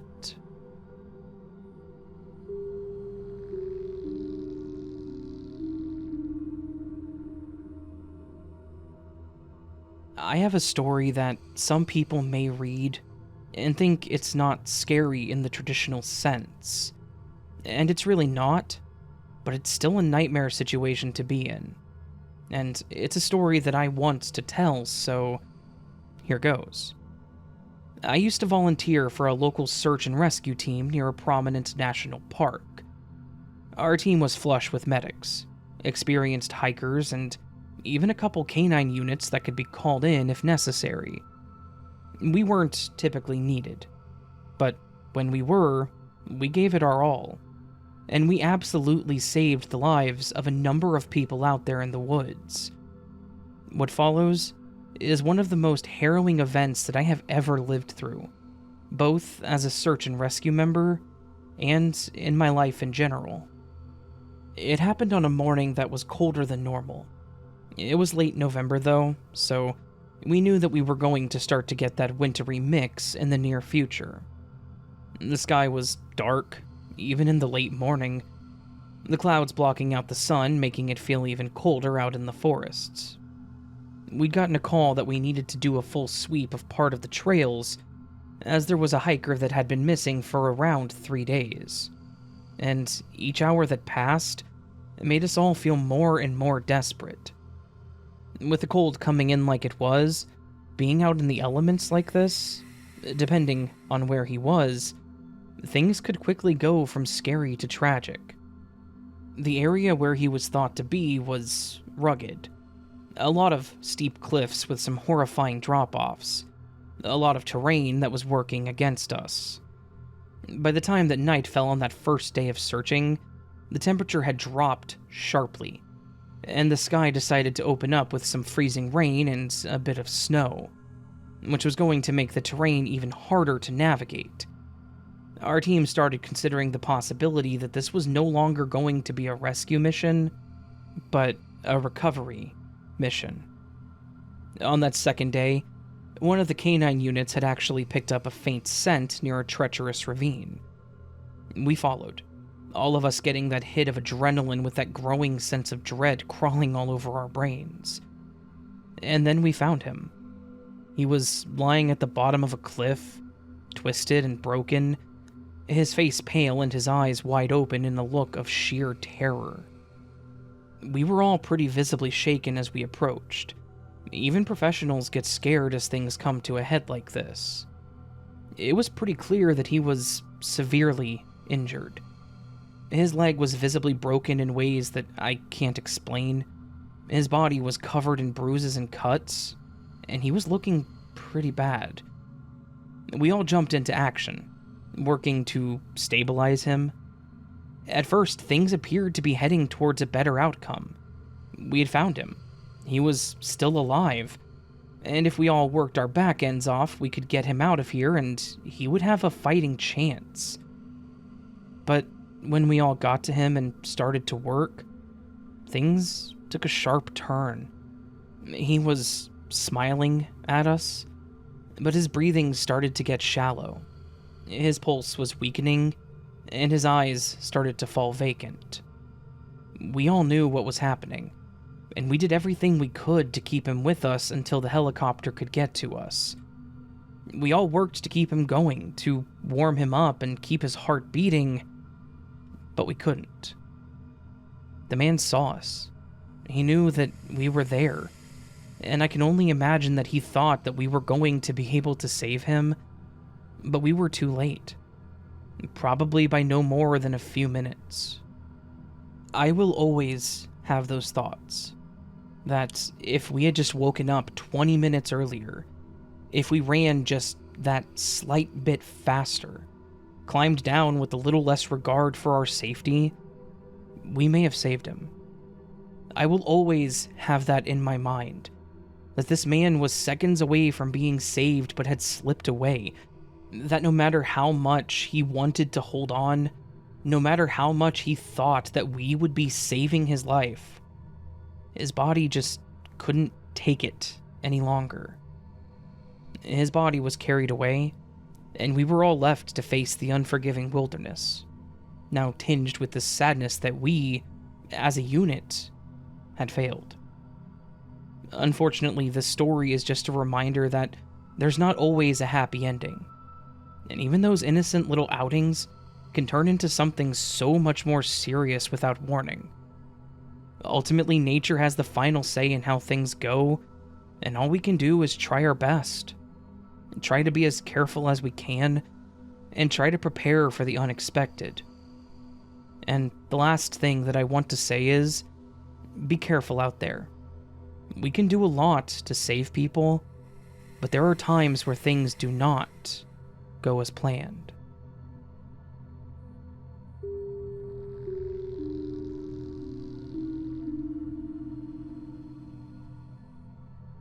For about 4 years, I worked for a buffet-style diner that was open until around 10 p.m. But closing at 10 meant that we usually left at around 11:30 or later. The job was not glamorous. I was a back-end worker, so I mostly just did the dishes and some of the prep work, which at a buffet is an absolutely ludicrous amount of work. Being that I did a lot of the back-end cleaning, I was also assigned trash, meaning that I had to pull all the bags of trash from the front and back, and then take them to the dumpster out back. Again, not glamorous. Nothing that I would consider an entertaining job, but it was a job that paid okay, so I did it to the best of my ability. One night, around 11 p.m., I was doing my standard routine. I bundled up all the trash bags, got all the bins emptied, and headed out the back door of the restaurant to take the first load of bags to the dumpster. As I was heading back in to grab the second load of bags, I noticed that a pickup truck was pulling into the lot slowly. I didn't pay it much mind, mostly because I was busy and really didn't care. I went back in and grabbed more bags, went outside and tossed them into the dumpster. When I turned back to head back in and get the rest of the trash, I heard a voice shout out, "Hey!" I paused, thinking that there was no way they were possibly talking to me. But then they shouted, "Hey, you, come here." As I turned and looked over at the truck, the guy opened the door and stepped out, just kind of standing there waving me over. Again, I just stood there and stared at this guy. He looked like a linebacker. He was covered in tattoos, with what looked like a gnarly scar on his face. I would say that if I had seen this guy in a movie, he would be playing that part of mafia enforcer, if that makes sense. The guy again motioned for me to come over to him, which removed any doubt about whether he was talking to me or not. I cautiously approached him, maintaining a bit of a distance. He then asked me, "Hey, are you Frank?" His voice was cold, and it honestly sent chills down my spine. But I am not Frank. Far from it. My name is David. And for the first time in my life, I was glad that my name was David. I shook my head and told that guy that I wasn't Frank. And for some reason I even said, "Oh, no, sorry. My name is David." As if me and this threatening man were going to become close friends. Without missing a beat, he cut me off and said, "Well, if you don't want to end up skinned and dumped in the river, I highly recommend you go back inside. And, don't come back outside for a while." His tone was flat, matter of fact, and like he was simply explaining something to me. I stood there for a second and kind of stared at him. I had heard what he said, but it took me several seconds for the words to actually register. I mean, who says something like that? Of course, the look in his eyes was dead serious, which kind of set me into motion. In a bit of a daze, I nodded and said, "Right, yeah, okay."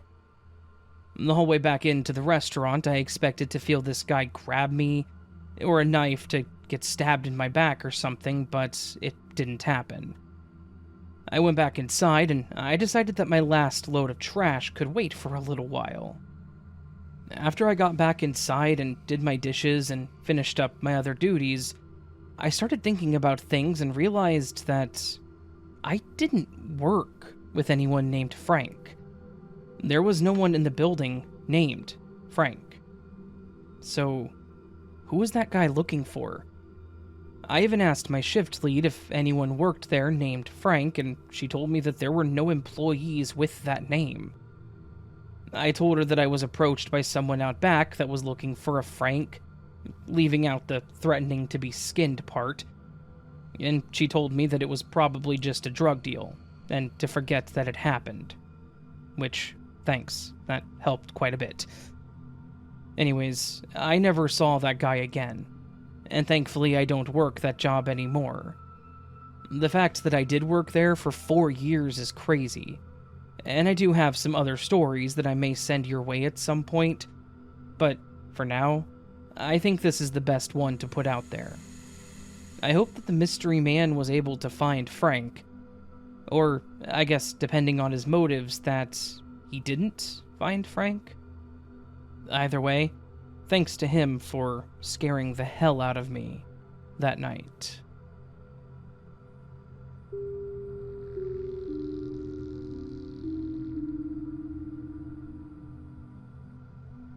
I have a story about something that happened way back when I was only 11. It was about a party that happened at a local skating rink. This was back when everything worthwhile happened at the skating rinks, so if nothing else, you should be able to tell around when this happened. The rink was one of those ones that was set up to look like a disco. It had a lot of neon lights and a big disco ball that shot light spots all over the place. It was pretty well occupied every Friday and weekend, and a lot of kids my age would hold their birthday parties there. That's actually where this all happened, at a birthday party, specifically for my friend Henry. Henry was turning 12 and he wanted to have a bunch of us kids out at the skating rink. The party was going awesome. We were playing the arcade games, skating around the big rink, and ate some of their really cheap pizza. So, overall, it was a pretty dang good party for an 11-year-old me. Henry's parents had paid for everyone, but they didn't allow you to rent the whole rink, so there were people there that weren't part of the party. But then, about halfway through the party, a man walked into the rink. He must have been in his 50s, and he didn't have any kids with him, which was a bit odd since this was a skating rink. His hair was dirty and his eyes were bloodshot, and honestly, I don't know if he was homeless or just a fairly unkempt older man, but he looked completely out of place among a bunch of preteens celebrating a birthday party. Henry's parents were busy setting up the cake, so they didn't even notice him at first. He just stood there at the entrance and stared at us, watching all of us skate around and scowling. He didn't speak at first. He didn't really move. He just watched. I think I noticed him first, and I felt uncomfortable with how he just stared at me. It felt like he was trying to intimidate me, like he knew that I knew he was watching, and that he was 100% trying to let me know that I should be scared. I nudged my friend Jimmy, and I pointed him out. He asked who it was, and I shrugged, telling him that I didn't know. When I pointed him out, this guy finally started moving, which actually scared me even more. I was freaked out by this guy staring at me, but him starting to walk towards me was even worse. He held that horrible stare as he approached, and I just stood there frozen, thinking about what was going to happen. Henry's dad finally noticed him and approached him cautiously. I could see that he was trying to stop this guy from getting any closer to us kids, but I obviously couldn't hear him over the music. I could tell that the man was not happy to have been stopped, and after a few moments of the two men arguing, he pulled back and headbutted Henry's dad square in the nose, knocking him to the ground. This caused the chaos to start. Everyone had noticed what had happened and was watching this crazy man standing there and breathing heavily. The staff had paused the music and was pretty clearly trying to get the situation under control, but the second the music stopped, this man screamed, "I advise you all to leave if you don't want to die." This led to a chaotic situation unraveling as everyone started running for the front door. Us kids were all rushed out of the building, confused and scared. We all got out and to the end of the parking lot. Henry's mom asked us if we were all okay and making sure we were all there. Henry's dad took up the end, his face bloodied. I'm pretty sure this guy broke his nose with that headbutt. Obviously, someone had called the cops, because as we were all getting outside, a number of police cars pulled up and cops all dressed in body armor ran into the building, while the others asked us if we were all okay, and tried to figure out what was going on. Henry's mom tried to explain that this guy just ran in and threatened everyone, and that none of us had ever seen him before. Long story short, the cops got him restrained and arrested him. We found out that he didn't have any weapons or anything, so his threat was just that, a threat. And odds are he wouldn't have been able to actually do anything, but none of us wanted to take that chance. Odds are he was on something, and whatever it was caused his rage to boil over, and he opted to take it out on Henry's dad, and of course ruin our fun time. This was supposed to be a fun day for Henry, an innocent celebration to welcome him to his last year as a preteen, but Instead, it turned into a nightmarish experience that none of us who were there would ever forget. That man's face was burned into my memory, and honestly, I'm beyond glad that I've never seen him again.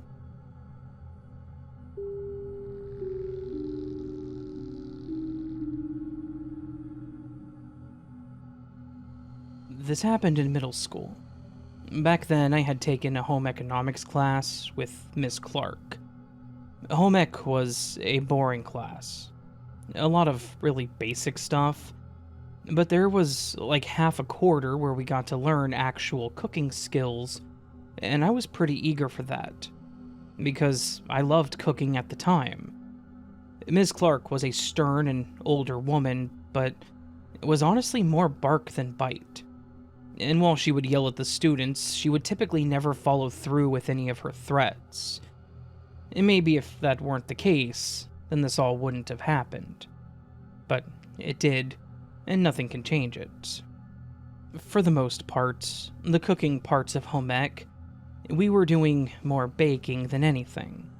And we didn't need to use any utensils that could be considered more dangerous than a whisk. However, during this particular week, one of the lessons was knife safety, and we had to use larger knives to cut and chop vegetables. We were divided into groups, and we had 4 stations that were each assigned with their own recipes. I was in a group with Tommy, a girl named Emma, and Troy. Now, Troy was a bit of an oddball. He was actually the class clown, always doing stupid things to seek attention, but his antics would often go beyond what was normal or safe.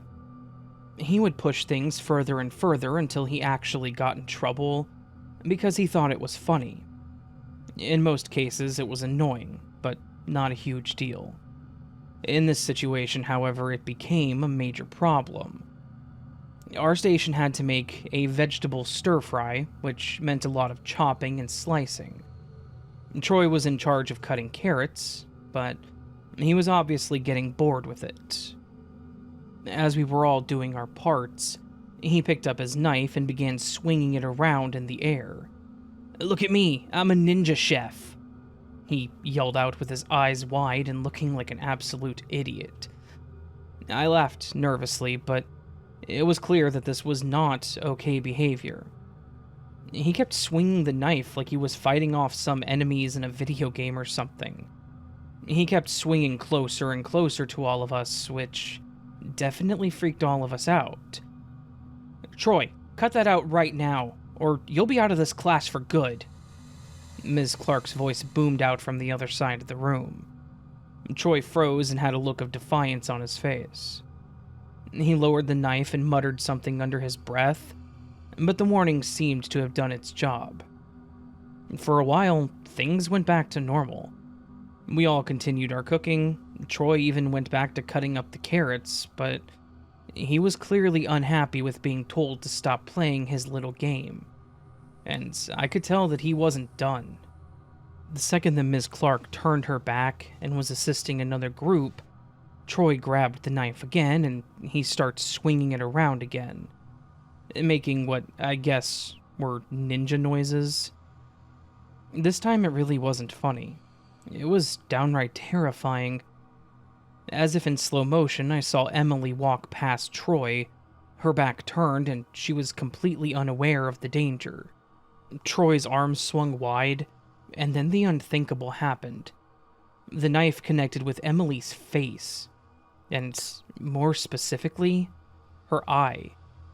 A scream ripped through the room, causing everyone to jump. Emily's hand flew to her face, blood running in between her fingers. Chaos ensued. Miss Clark rushed to Emily's aid, her face pale and her hands shaking.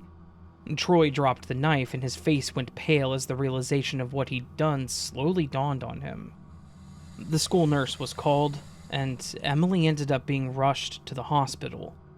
Troy was taken away by the school's security officer.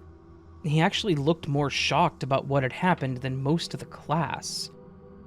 We were all left in the room with a bunch of half-cooked food, and blood spotting the floor where Emily had walked. We just sat there in silence. That image, though, the visual of Emily getting hit with that knife, and the sound of that scream that she let out, oh, those were haunting. In the end, Emily actually lost her eye.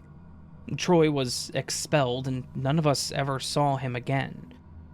When Emily was able to come back, she was a good sport about having to rock an eye patch, claiming that it was going to be the newest fashion statement. But it was such an unfortunate situation, one that absolutely could have been avoided had Troy not been an idiot. The home ec class wasn't the same after that. Knives were handled with trepidation, and we were no longer allowed to be split into our own groups. We did everything as a demonstration in front of the whole class, one at a time instead. I think everyone learned a harsh lesson that day, about how fun and danger share a very fine line, and how quickly things can go wrong.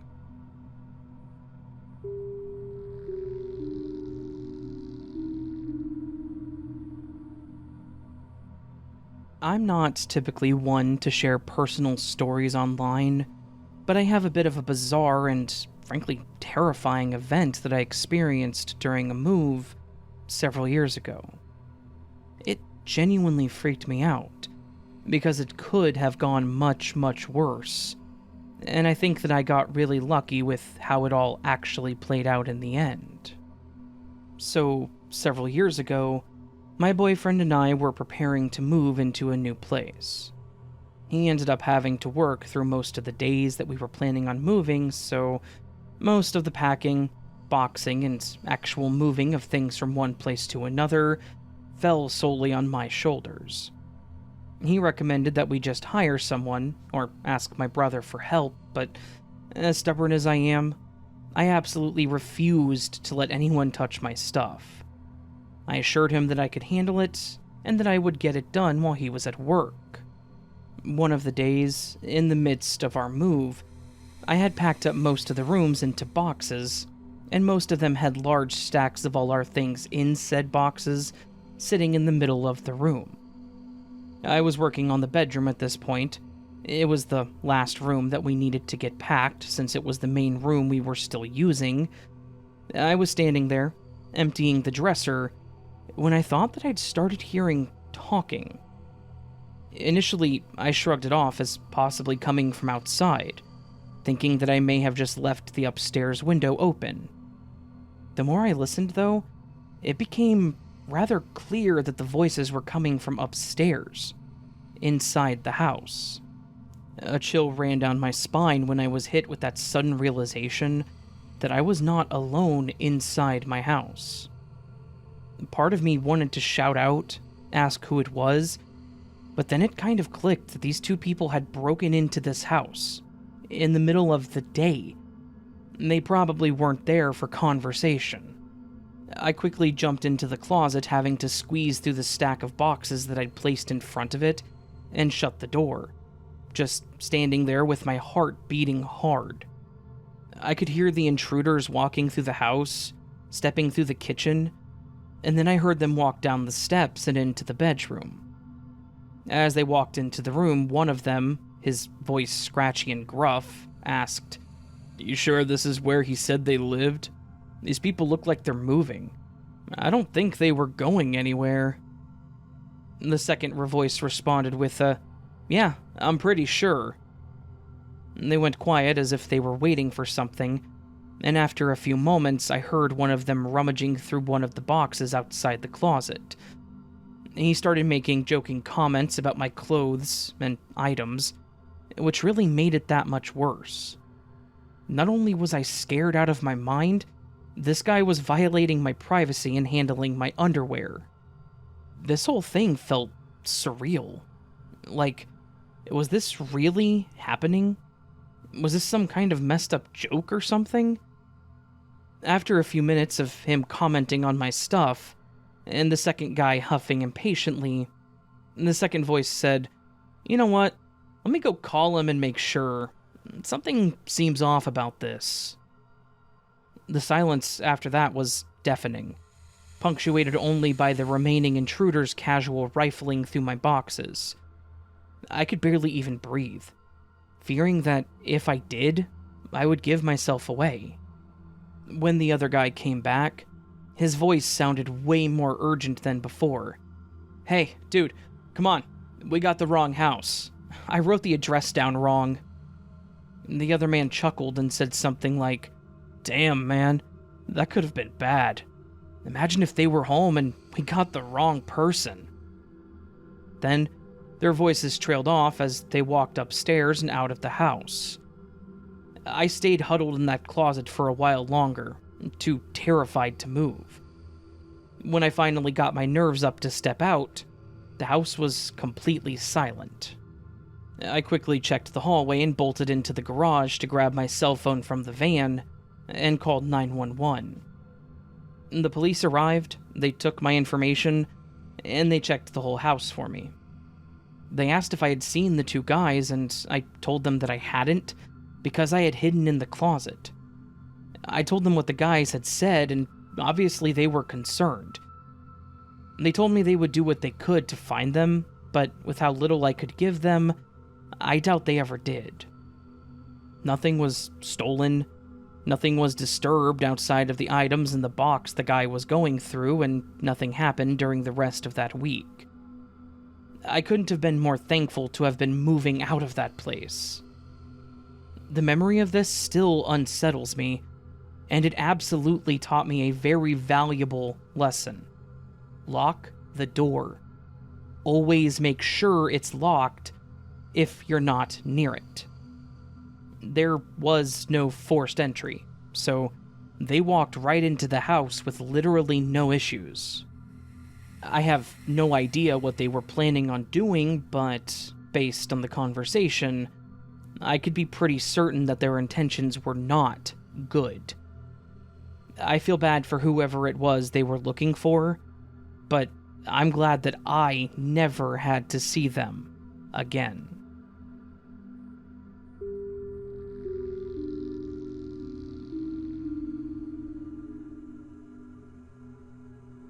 Let me take you back to a time when I was in college, and I was broke AF.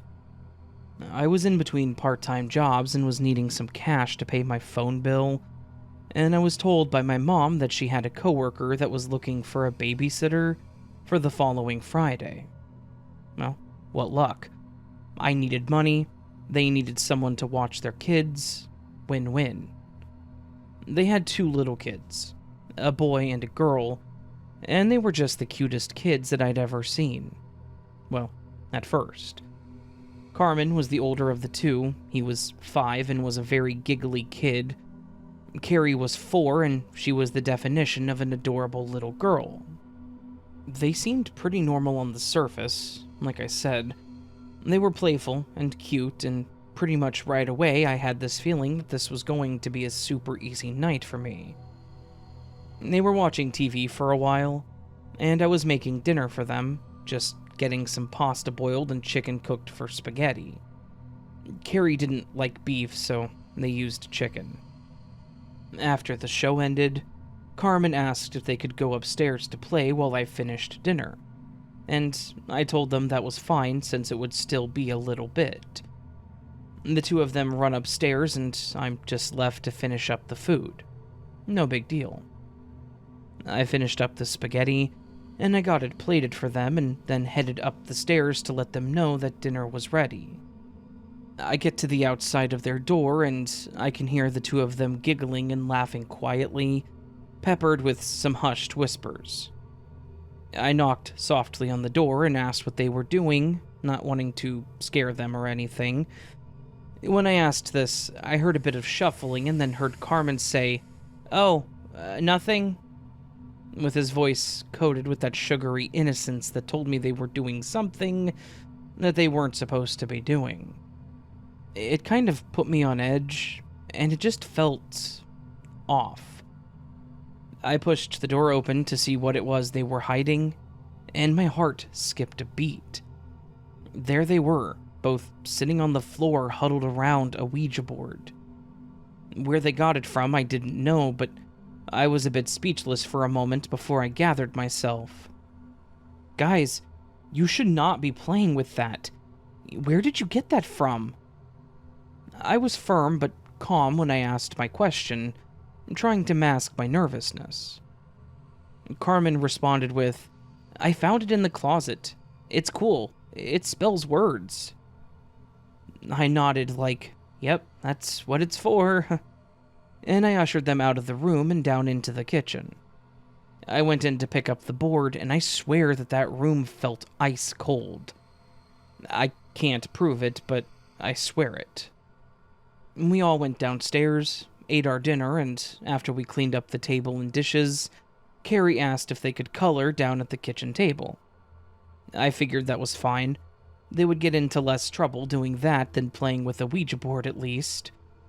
I got them some paper, got their tackle box full of coloring items out onto the table. At this point, I had mostly brushed off the whole Ouija board situation, thinking it was probably nothing. That they didn't know what they were doing and that they had to have intent to even do anything with it. Right? After some time, Carrie skipped back into the living room, a proud smile pasted on her face, as she held a piece of paper against her chest and just stared at me with her big eyes. I asked what was up, and she said that she had made something for me. I asked what it was, and she flipped the paper over, and my blood ran cold. It was a drawing of a tall, menacing, incredibly demonic figure, all black with horns and a large mouth, red eyes. It was crude, as children's drawings often are, but there was something horribly unsettling about it. I asked her, trying to keep my voice steady, "Sweetie, what is this?"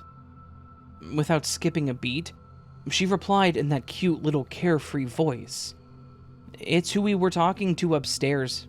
He doesn't like you. He said that he wants to cut you up." She then giggled and skipped back into the kitchen to continue coloring. I was honestly paralyzed, her words just echoing in my head. He doesn't like me? He wants to cut me? I just kind of laughed and folded the picture up and put it in my pocket. When their parents got home, I tried to talk about it, but they didn't really see anything concerning about what had happened. They laughed it off and just said, "Oh, yeah, she's really imaginative," and dismissed it. Helpful, I guess. Obviously, nothing else happened that night, and I was never attacked by some demonic being or anything, but the overall feeling I was left with that evening was nothing short of skin-crawling. Those kids were adorable, minus that business, but I was happy to know that I wasn't going to have to babysit for them again after that night. Call it intuition or paranoia, but I was seriously worried that something was going to latch on to me after that. But thankfully I got away. A bit mentally scarred, but physically unharmed.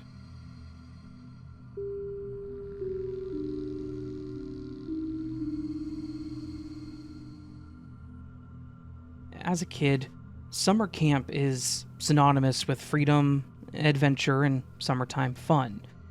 My experience, on the other hand, is nowhere near fun. My time at the summer camp, back whenever I was 12 years old, took a horrendous turn just 3 days into camp, when I decided that I wanted to take a hike alone. A decision that quickly turned into the most painful thing I've ever gone through. The summer camp that I went to was this neat little Bible-focused place in the middle of the woods, tucked away in the middle of nowhere Midwest. I'd gone to this camp once prior and had no problems. This was my second time going, and because I was 12, I was part of the young teen group. This meant that during the time at the camp, we were given free days to, in their words, find ourselves and venture into God's glory. Basically, go out into the woods with friends and enjoy nature. Now, I didn't have any friends there, which meant that I did my hikes solo. Despite this, these were my absolute favorite days of camp. I loved going out and identifying the plants, the birds, the bugs, all that. They would give us a checklist that we could fill out for a prize. I never found out what that prize was because I never saw a chipmunk while I was there. Which, thinking back, I guess I could have just checked it off and said that I saw one. Tangent aside, I had a great time just being out by myself. It was on one such hike that my day took a sharp turn, both literally and figuratively. Walking along the narrow dirt path, my foot got caught on a large tree root, and I was sent tumbling down into the small gully to the side of the dirt path. It wasn't a large ditch or anything, but it was enough that the fall was definitely going to hurt. I remember feeling the dirt slip out from underneath me, having a sudden jolt of pain, and then an overwhelming feeling of fatigue. To put it bluntly, I had fallen down and somehow hit my head and basically knocked myself out cold. When I woke up, the forest seemed really weirdly silent, and like it was spinning. Dazed, I tried to piece together what exactly had happened. I was laying face down on the ground, my arm throbbing in pain. I was incredibly confused and woozy for all of 10 seconds, which is when the real pain kicked in. A burning sensation spread across my face and my arm. The intensity of it was enough to make me jump up to my knees from where I was lying. I brushed my hand across my face to figure out why I was in so much agony when I came to a horrifying realization. Fire ants. I had fallen face first into a fire ant mound. I started screaming, my shouts echoing through the woods as I jumped up and sprinted back to camp, slapping and brushing at my face and arm in a desperate attempt to get these ants off of my skin. The pain just kept feeling like it was getting worse and worse. And I just remember thinking for some reason that they were burrowing under my skin. That's how bad that it hurt. When I got back to the camp, one of the counselors saw what was going on and immediately rushed me to the shower room, not wasting a moment to get my clothing off and blasting me with cold water from one of the detachable shower heads. Each and every drop of the water was a small bit of relief as it washed away the ants. I was literally sobbing as I watched those little bastards go down the drain. Of course, that wasn't the end of it. I don't know if you know this, but fire ants contain a venom called piperidine, something I looked up while typing this out. It's a nasty venom that, when you get too much of it, such as when you're stung by hundreds of these suckers, can and will cause major issues. This was the day that I learned that I wasn't allergic to them, which was probably the only mercy in all of this. I did, however, get horribly sick. Throwing up, struggling to sleep through the pain, dealing with various other issues. The swelling and blistering on my face were so bad that I could barely open my eyes. I remember one of the kids coming to visit me in the hospital, and he joked that my face looked like hamburger. And that comment alone added a whole new level of terror to this. As mentioned, I wasn't allergic, thankfully. If I were, I can tell you that the story would have had a much more grim ending, one that someone else would have had to have written. I was left with a number of scars from the blistering and scabbing on my face, and I still actually have these scars all this time later. The right side of my face is definitely not my good side, is all that I'll say to that. To this day, I cannot stand the sight of ants. Each tiny little bugger reminds me of that hike and what they're capable of. I guess all I can say is, If you decide to go hiking out alone on a summer day, try to watch your step. And if you see a mound of dirt that's teeming with activity, just stay away from it, because the consequences might just leave you scarred.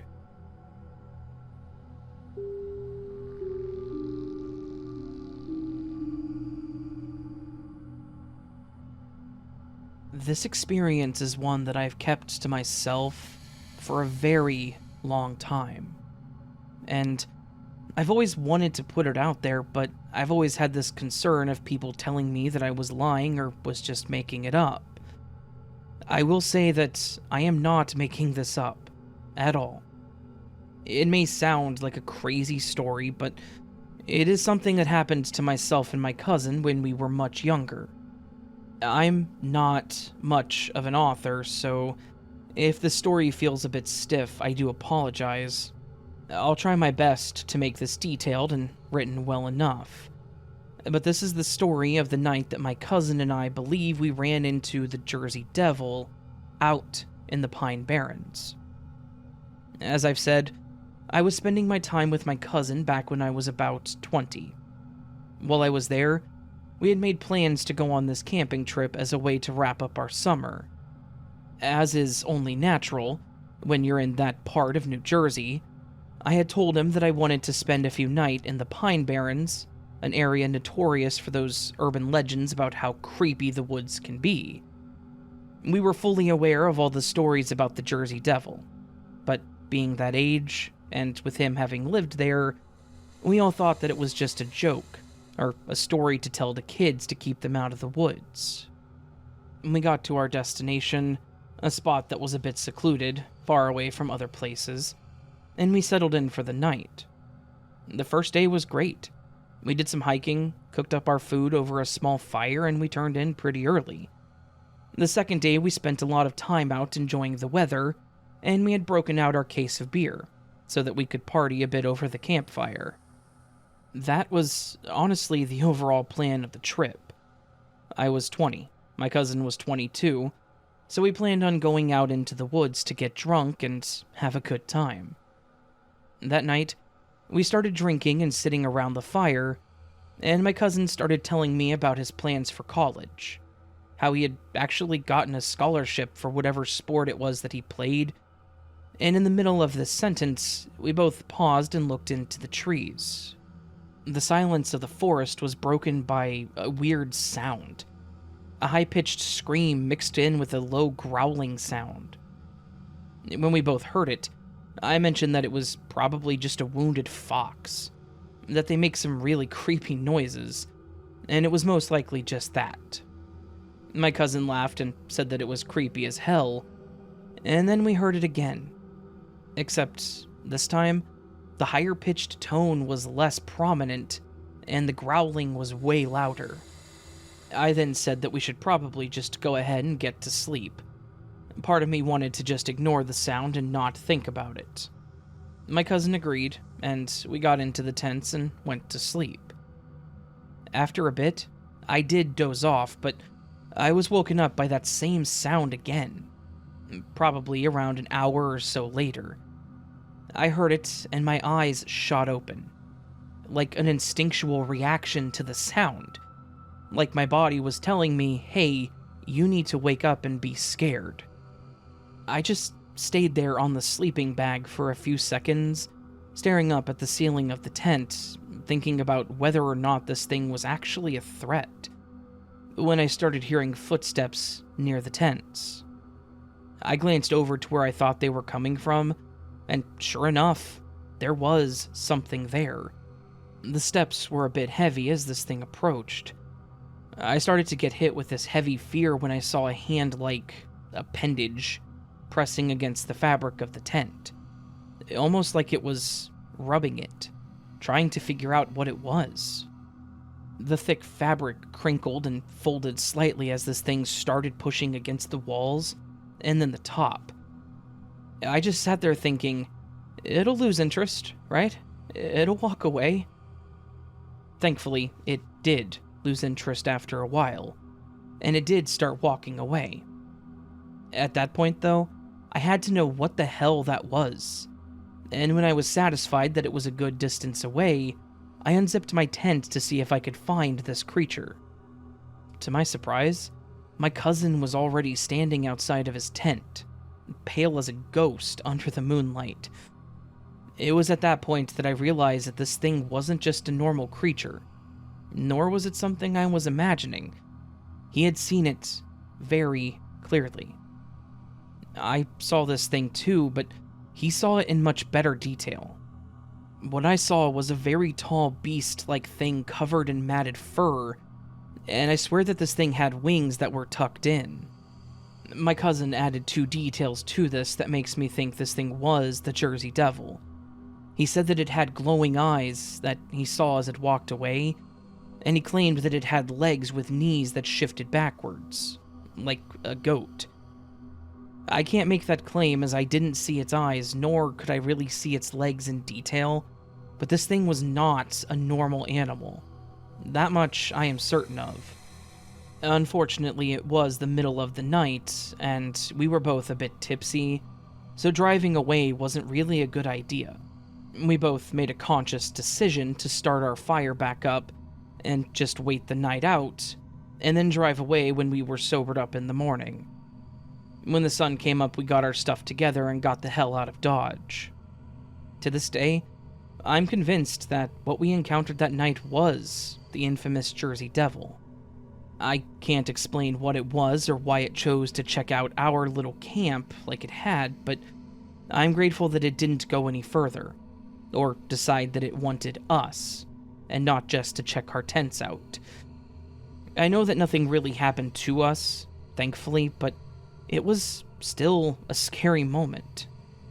That was the only time we ever camped out in the Pine Barrens, and I will never forget that thing, whether it was the Jersey Devil or not.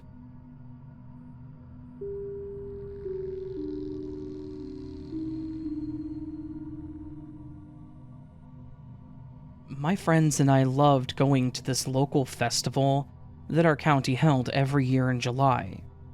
They had live music on an open field where you could bring your own blankets, chairs, and drinks. They had some fair games and food, drink, and craft booths set up for you to shop till your heart's content. They were never really a bad time.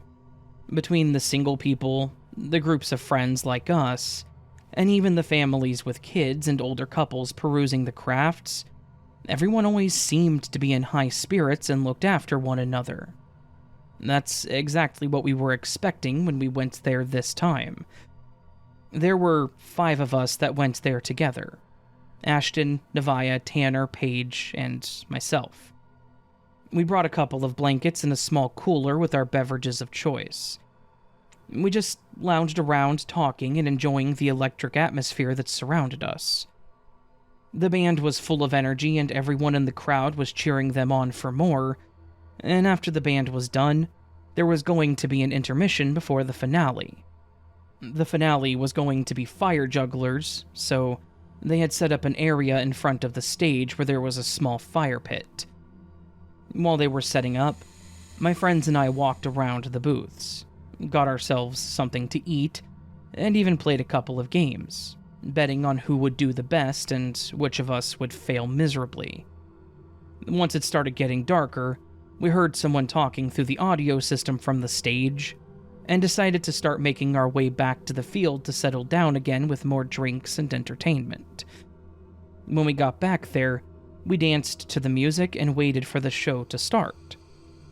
It was nearing the end of the main event, so there were already a lot of people that were drunk, or should I just say under some kind of influence. We all laughed as we watched other people being silly with their friends too. Then the lights on the stage dimmed, telling us that they were ready to start. But it wasn't dark for long. The stage came alive with swirling flames and dancers going to the rhythm of the song. It was very impressive, and quite beautiful. We all watched in awe, and the crowd cheered them on as they landed each successful stunt, one after another. There was one particular guy that I noticed on several occasions that was absolutely enthralled by the entertainers. He was whistling, clapping for them. He would holler out, wanting them to do more, all while dancing and pretty much headbanging to their music. He was pretty obviously drunk, but enjoying himself, and he wasn't being a nuisance to anyone around him either, so no one was bothering him, of course. Then the show came to an end and many people started packing up, mostly the ones with the kids. My friends and I were all still sitting on our blankets talking and deciding on if we wanted to stick around longer or if we should go too. We started gathering up our stuff, but a few of us still wanted to go check out some of the booths. While we were waiting for Tanner and Paige to finish getting their stuff packed up, I was looking around, taking in the atmosphere. They had the music playing again, and there were some people laying on the grass together. I saw the families leaving with the kids excitedly talking about the day, and I even spotted the man from earlier that was next to us. He was spinning around and dancing, slowly making his way towards the stage. The fire pit up front was still going, and I assumed since they weren't the ones to set it up, they weren't going to be putting it out either. But it was contained and people were taking notice of it to either avoid it, or they were using it as a backdrop for their selfies. I even thought that it would be nice to get a picture of all of us with it as well. But then the happy and euphoric moment would be brutally ended. I watched the drunk man climb up onto the stage as he continued dancing and singing. I instantly knew that this was not going to end well, and I looked around for anyone that I had seen him with. There was a girl and a guy that were standing with him during the show, but now I didn't see them anywhere, not even by the stage. I thought to myself, I need to find someone in charge to let them know so that they could get him down. But I was out of time. I turned to mention it to my friends, and the man yelled out something and jumped right into the fire. The air filled with screams and gasps as we watched him land in it, and the flames engulfed him. Ashton, Tanner, and I ran towards the man, hoping to be able to help somehow as we yelled at our other friends to get help. Before we reached him, he'd stood up and started screaming. He managed to get out of the pit, but he was still on fire. Knowing how intoxicated he was and how he danced around with a bottle, I'm sure he had spilled it on himself as well, making this so much worse. The man ran around screaming for help and flailing his arms. The crowd of people that was forming recoiled in horror. They were all desperate to keep him away from them, but no one was doing anything to help him. As he ran towards people, they would shove him away, or he would run into a piece of the building, causing it to begin a new flame that people were trying to put out. Tanner and I were trying to catch him to make him drop on the ground, but he wouldn't stop moving, as one might expect. Your mind is already altered by the alcohol, and now you're in pain and don't know what to do. I thought about it afterwards, and God, I can't even imagine how you would handle that kind of situation. Tanner actually ran after the guy, tackling him, which also caused him to get burned, but we at least got him to the ground. And that's when a few of us patted him down and tried to get him to respond to us while we waited for help. We were in the middle of a field. We didn't have much that we could really help with or do. I could only pray that he was still alive as he wasn't responding. I was frozen with fear as everything around me started moving slowly. People were screaming all around, and the once lively festival grounds now looked a bit like a hellish landscape, with small fires starting everywhere. Those agonizing screams from the man replayed in my mind until the wails of the sirens finally drowned out my own thoughts. They started checking his vitals, at least confirming that he was still alive, as they got him on the stretcher to wheel him off. We watched as they loaded him up and left, leaving the rest of us with these haunting memories of what had just unfolded in front of us. We all tried to move on and shake off the event that we had just witnessed, but I don't think anyone could really move on from that. Tanner especially. He probably saved that man's life by tackling him to the ground and patting out the fire. He wasn't talking much, so we all thought it was best to leave. I know it was a pretty restless night for me, but I felt bad for Tanner as well. I wanted to add that the accident was covered on the news. The man had third-degree burns all over his body, and it also affected his eyesight.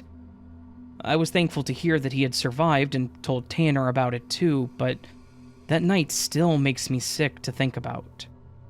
That festival was always a lot of fun for me and my friends, and now that will always be a memory of how an innocent night of fun can quickly turn to chaos and change lives forever.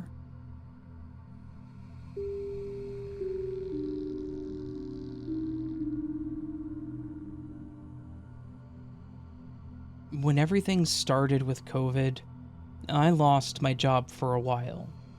And while unemployment did help a bit, and my wife was able to keep her job, we were spreading ourselves a bit thin financially. So, I needed to do something. I thought, hey, let's offer handyman services on Craigslist. I wasn't a handyman by trade, and I admit that I wasn't certified or anything, but I knew how to do most home repairs. Benefit of my dad being pushy with making me pay attention to him when he worked. He was a handyman. And when I was a kid out of school, I had to go with him to all of his jobs. All that is to say that I put a post up on Craigslist to advertise my abilities as a handyman.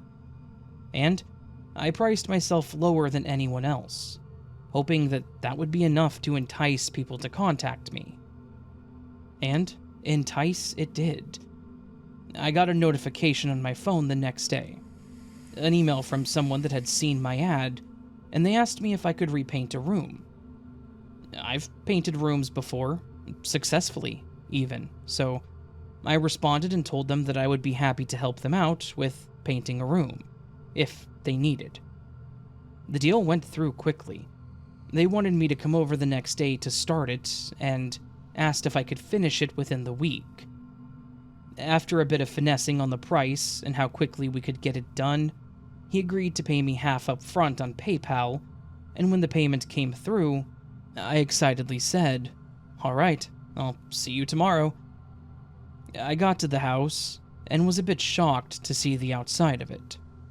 It was not pleasant. The yard was overgrown, the shutters on the windows were literally hanging off, and the exterior paint was peeling. Part of me was a bit confused. Why would you worry about the color of your living room when the outside of your house is so uninviting? The other part of me was thinking, I bet I could talk him into letting me mow his lawn and fix those shutters too. I rang the doorbell, and a middle-aged man answered. He looked a bit tired, but other than that was pretty normal. He looked at me with half-opened eyes and a bit of a scowl, asking me what I wanted. I want to add here that I was wearing overalls, a hat, and carrying my painting equipment. It was pretty clear why I was there. "I'm here to paint your living room? I'm James from the Craigslist ad." As soon as I said this, the guy perked up. "Oh, James, come on in. Thank you for taking the time to help me out with this." I thought maybe this guy wasn't too social, and he put on a face for uninvited visitors. And when he realized who I was, he changed his tune. I walked into the house, and let me say that the inside of this house matched the outside. The house had clearly been neglected. The walls were tinged with that nicotine yellow, and there were cobwebs in the corners. Each room had a fluorescent light in the ceiling, of which only about half worked, and the other half just sat there flickering. I wasn't there to judge, only to paint, so I ignored it and just maintained my customer-friendly smile. Then we got to the room that he was planning on dubbing the living room. The walls were covered in a dirty, half-peeled wallpaper, and the air was stale. There was a chair in the room in one corner, but other than that, nothing else but a lamp. I wasn't expecting wallpaper, and he had mentioned needing to depaper the room, but he said that he would help me to remove the paper and make it easier, and then apologized when he realized he hadn't mentioned the wallpaper. He had some tools and some wallpaper remover to get it off the walls, so I wasn't overly concerned. We started on one corner together, but after about 10 minutes, he mentioned that his back was hurting, and asked if I would be okay if he sat in the chair for a couple of moments. I would prefer that he hadn't, but at the same time, this was his house, and he was paying me to do the work, so I wasn't really in a position to argue. He sat down and just started watching me take the paper off, and while I assumed that he would get back up to help, he just sat there, watching me with a big smile on his face. As the night went on, the room started getting a lot darker, and by the time it was hitting the evening, I was about 3/4 done with removing the wallpaper. I started stripping off the last wall, and I noticed something on the wall underneath it. I was a little bit confused, but intrigued, so I stripped the paper off, only to see what looked like a pentagram burned into the wall underneath the paper. I took a step back and said, "What the hell?" When I said this, the man jumped up from the chair and stood right behind me, damn near breathing in my ear. "You can see it? You can see that symbol on the wall?" He asked this as if it was a serious question. Of course I could see it. It was burned into the drywall. I turned slightly, which is when I realized how close this guy was to my face, which made me jump even more. "Yeah, I can see it. What is it?" I stammered out my stupid question. I don't know why I prodded for more information. I didn't want to know what it was, but I guess I was curious. My curiosity was rewarded with this man giving me this really terrifying Willem Dafoe Green Goblin grin. "It's for the ritual." He held that smile and then grabbed my arm tightly. "I need your help for the ritual." I yanked my arm free and shouted, "Help you with the what now?" He started laughing, and I saw him reaching into his pocket for, I'm assuming, a knife or something. I shoved him as hard as I could, and I told him that I was done with this nonsense, and started to walk out of the room. He then started shouting about how I had to stay, and how he had sent me the PayPal, and that I had to finish the job. I told him he could shove his job and do a chargeback on the payment, and I took off out of that house, kicking myself for leaving my painting equipment, but it was a small price to pay for whatever the hell this was. I jumped in my car and I started to back out, and I saw this man starting to run out of his house at me. And he seriously chased me out of his driveway and partially down the road. He was sprinting as fast as he could, keeping that creepy smile on his face the whole time.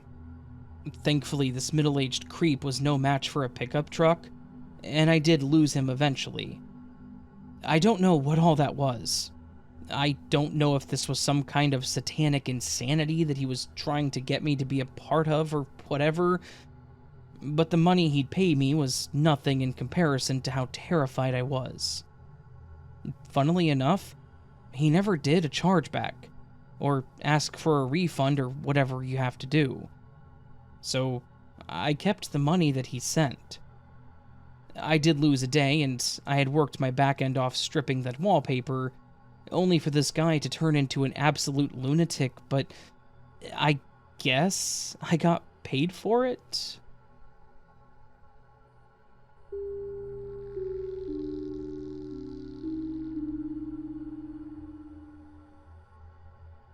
I have a story that I have never shared online, mostly because it just never really felt like something I should share, but you convinced me that I should go ahead and get it out there. So, here you go.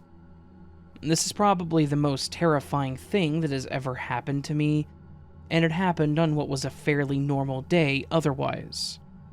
It happened about 5 years ago, in the middle of the summer.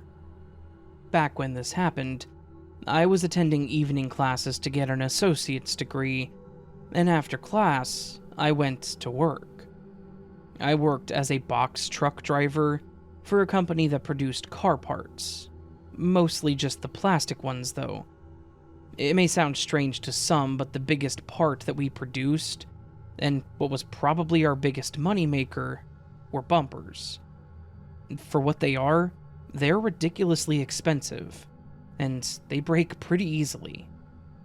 Anyways, my job amounted to nothing more than overnight parts delivery guy.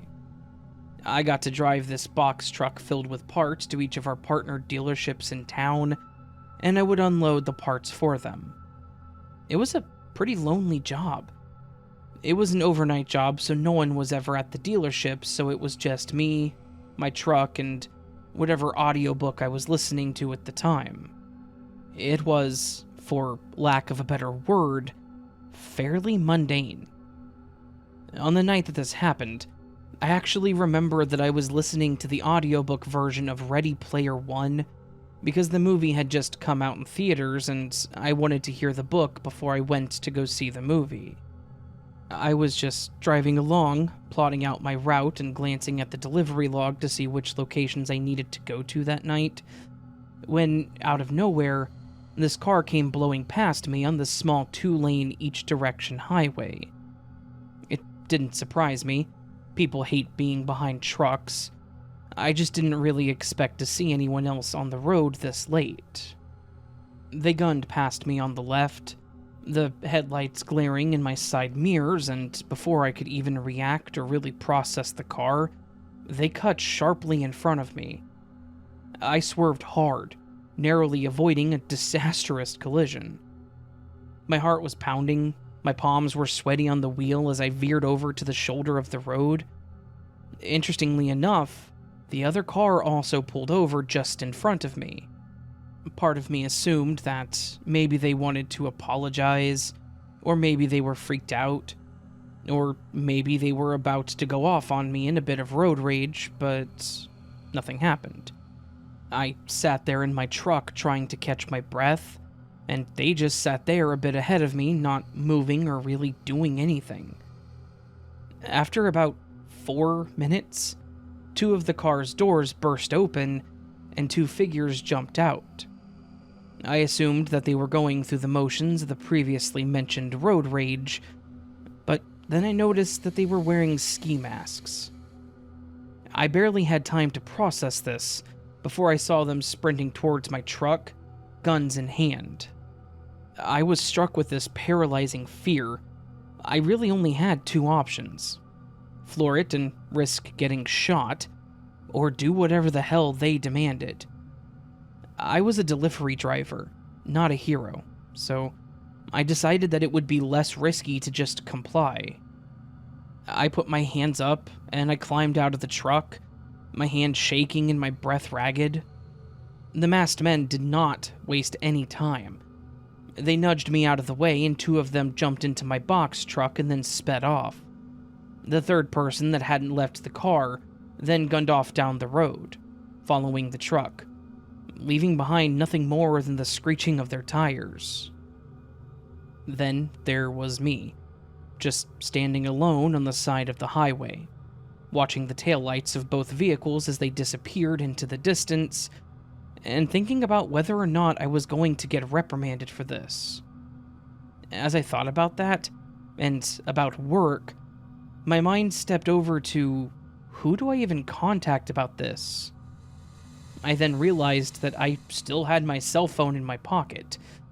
I pulled it out and dialed 911 and tried to explain everything that had just happened. I must have sounded insane because I remember the operator asking me to calm down, telling me to breathe, and then asking the same question a few times to clarify what I had said. She stayed on the phone with me while I stood there in the same spot the robbers had left me, just waiting for the police. Within a few minutes, I could hear the sirens coming my way, and thankfully they saw me just standing there and realized that I was the one calling. They took my statement and information, and one of them offered me a ride back to the warehouse while the other officers mentioned that they would drive up ahead to see if they could find the truck.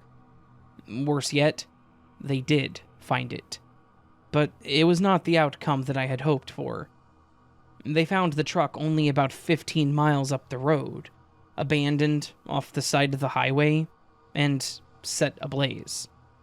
The truck, the parts in the back, and everything inside the truck was completely destroyed. The metal frame was completely warped from the intense heat of the fire. To this day, I have no idea why this happened. Why me?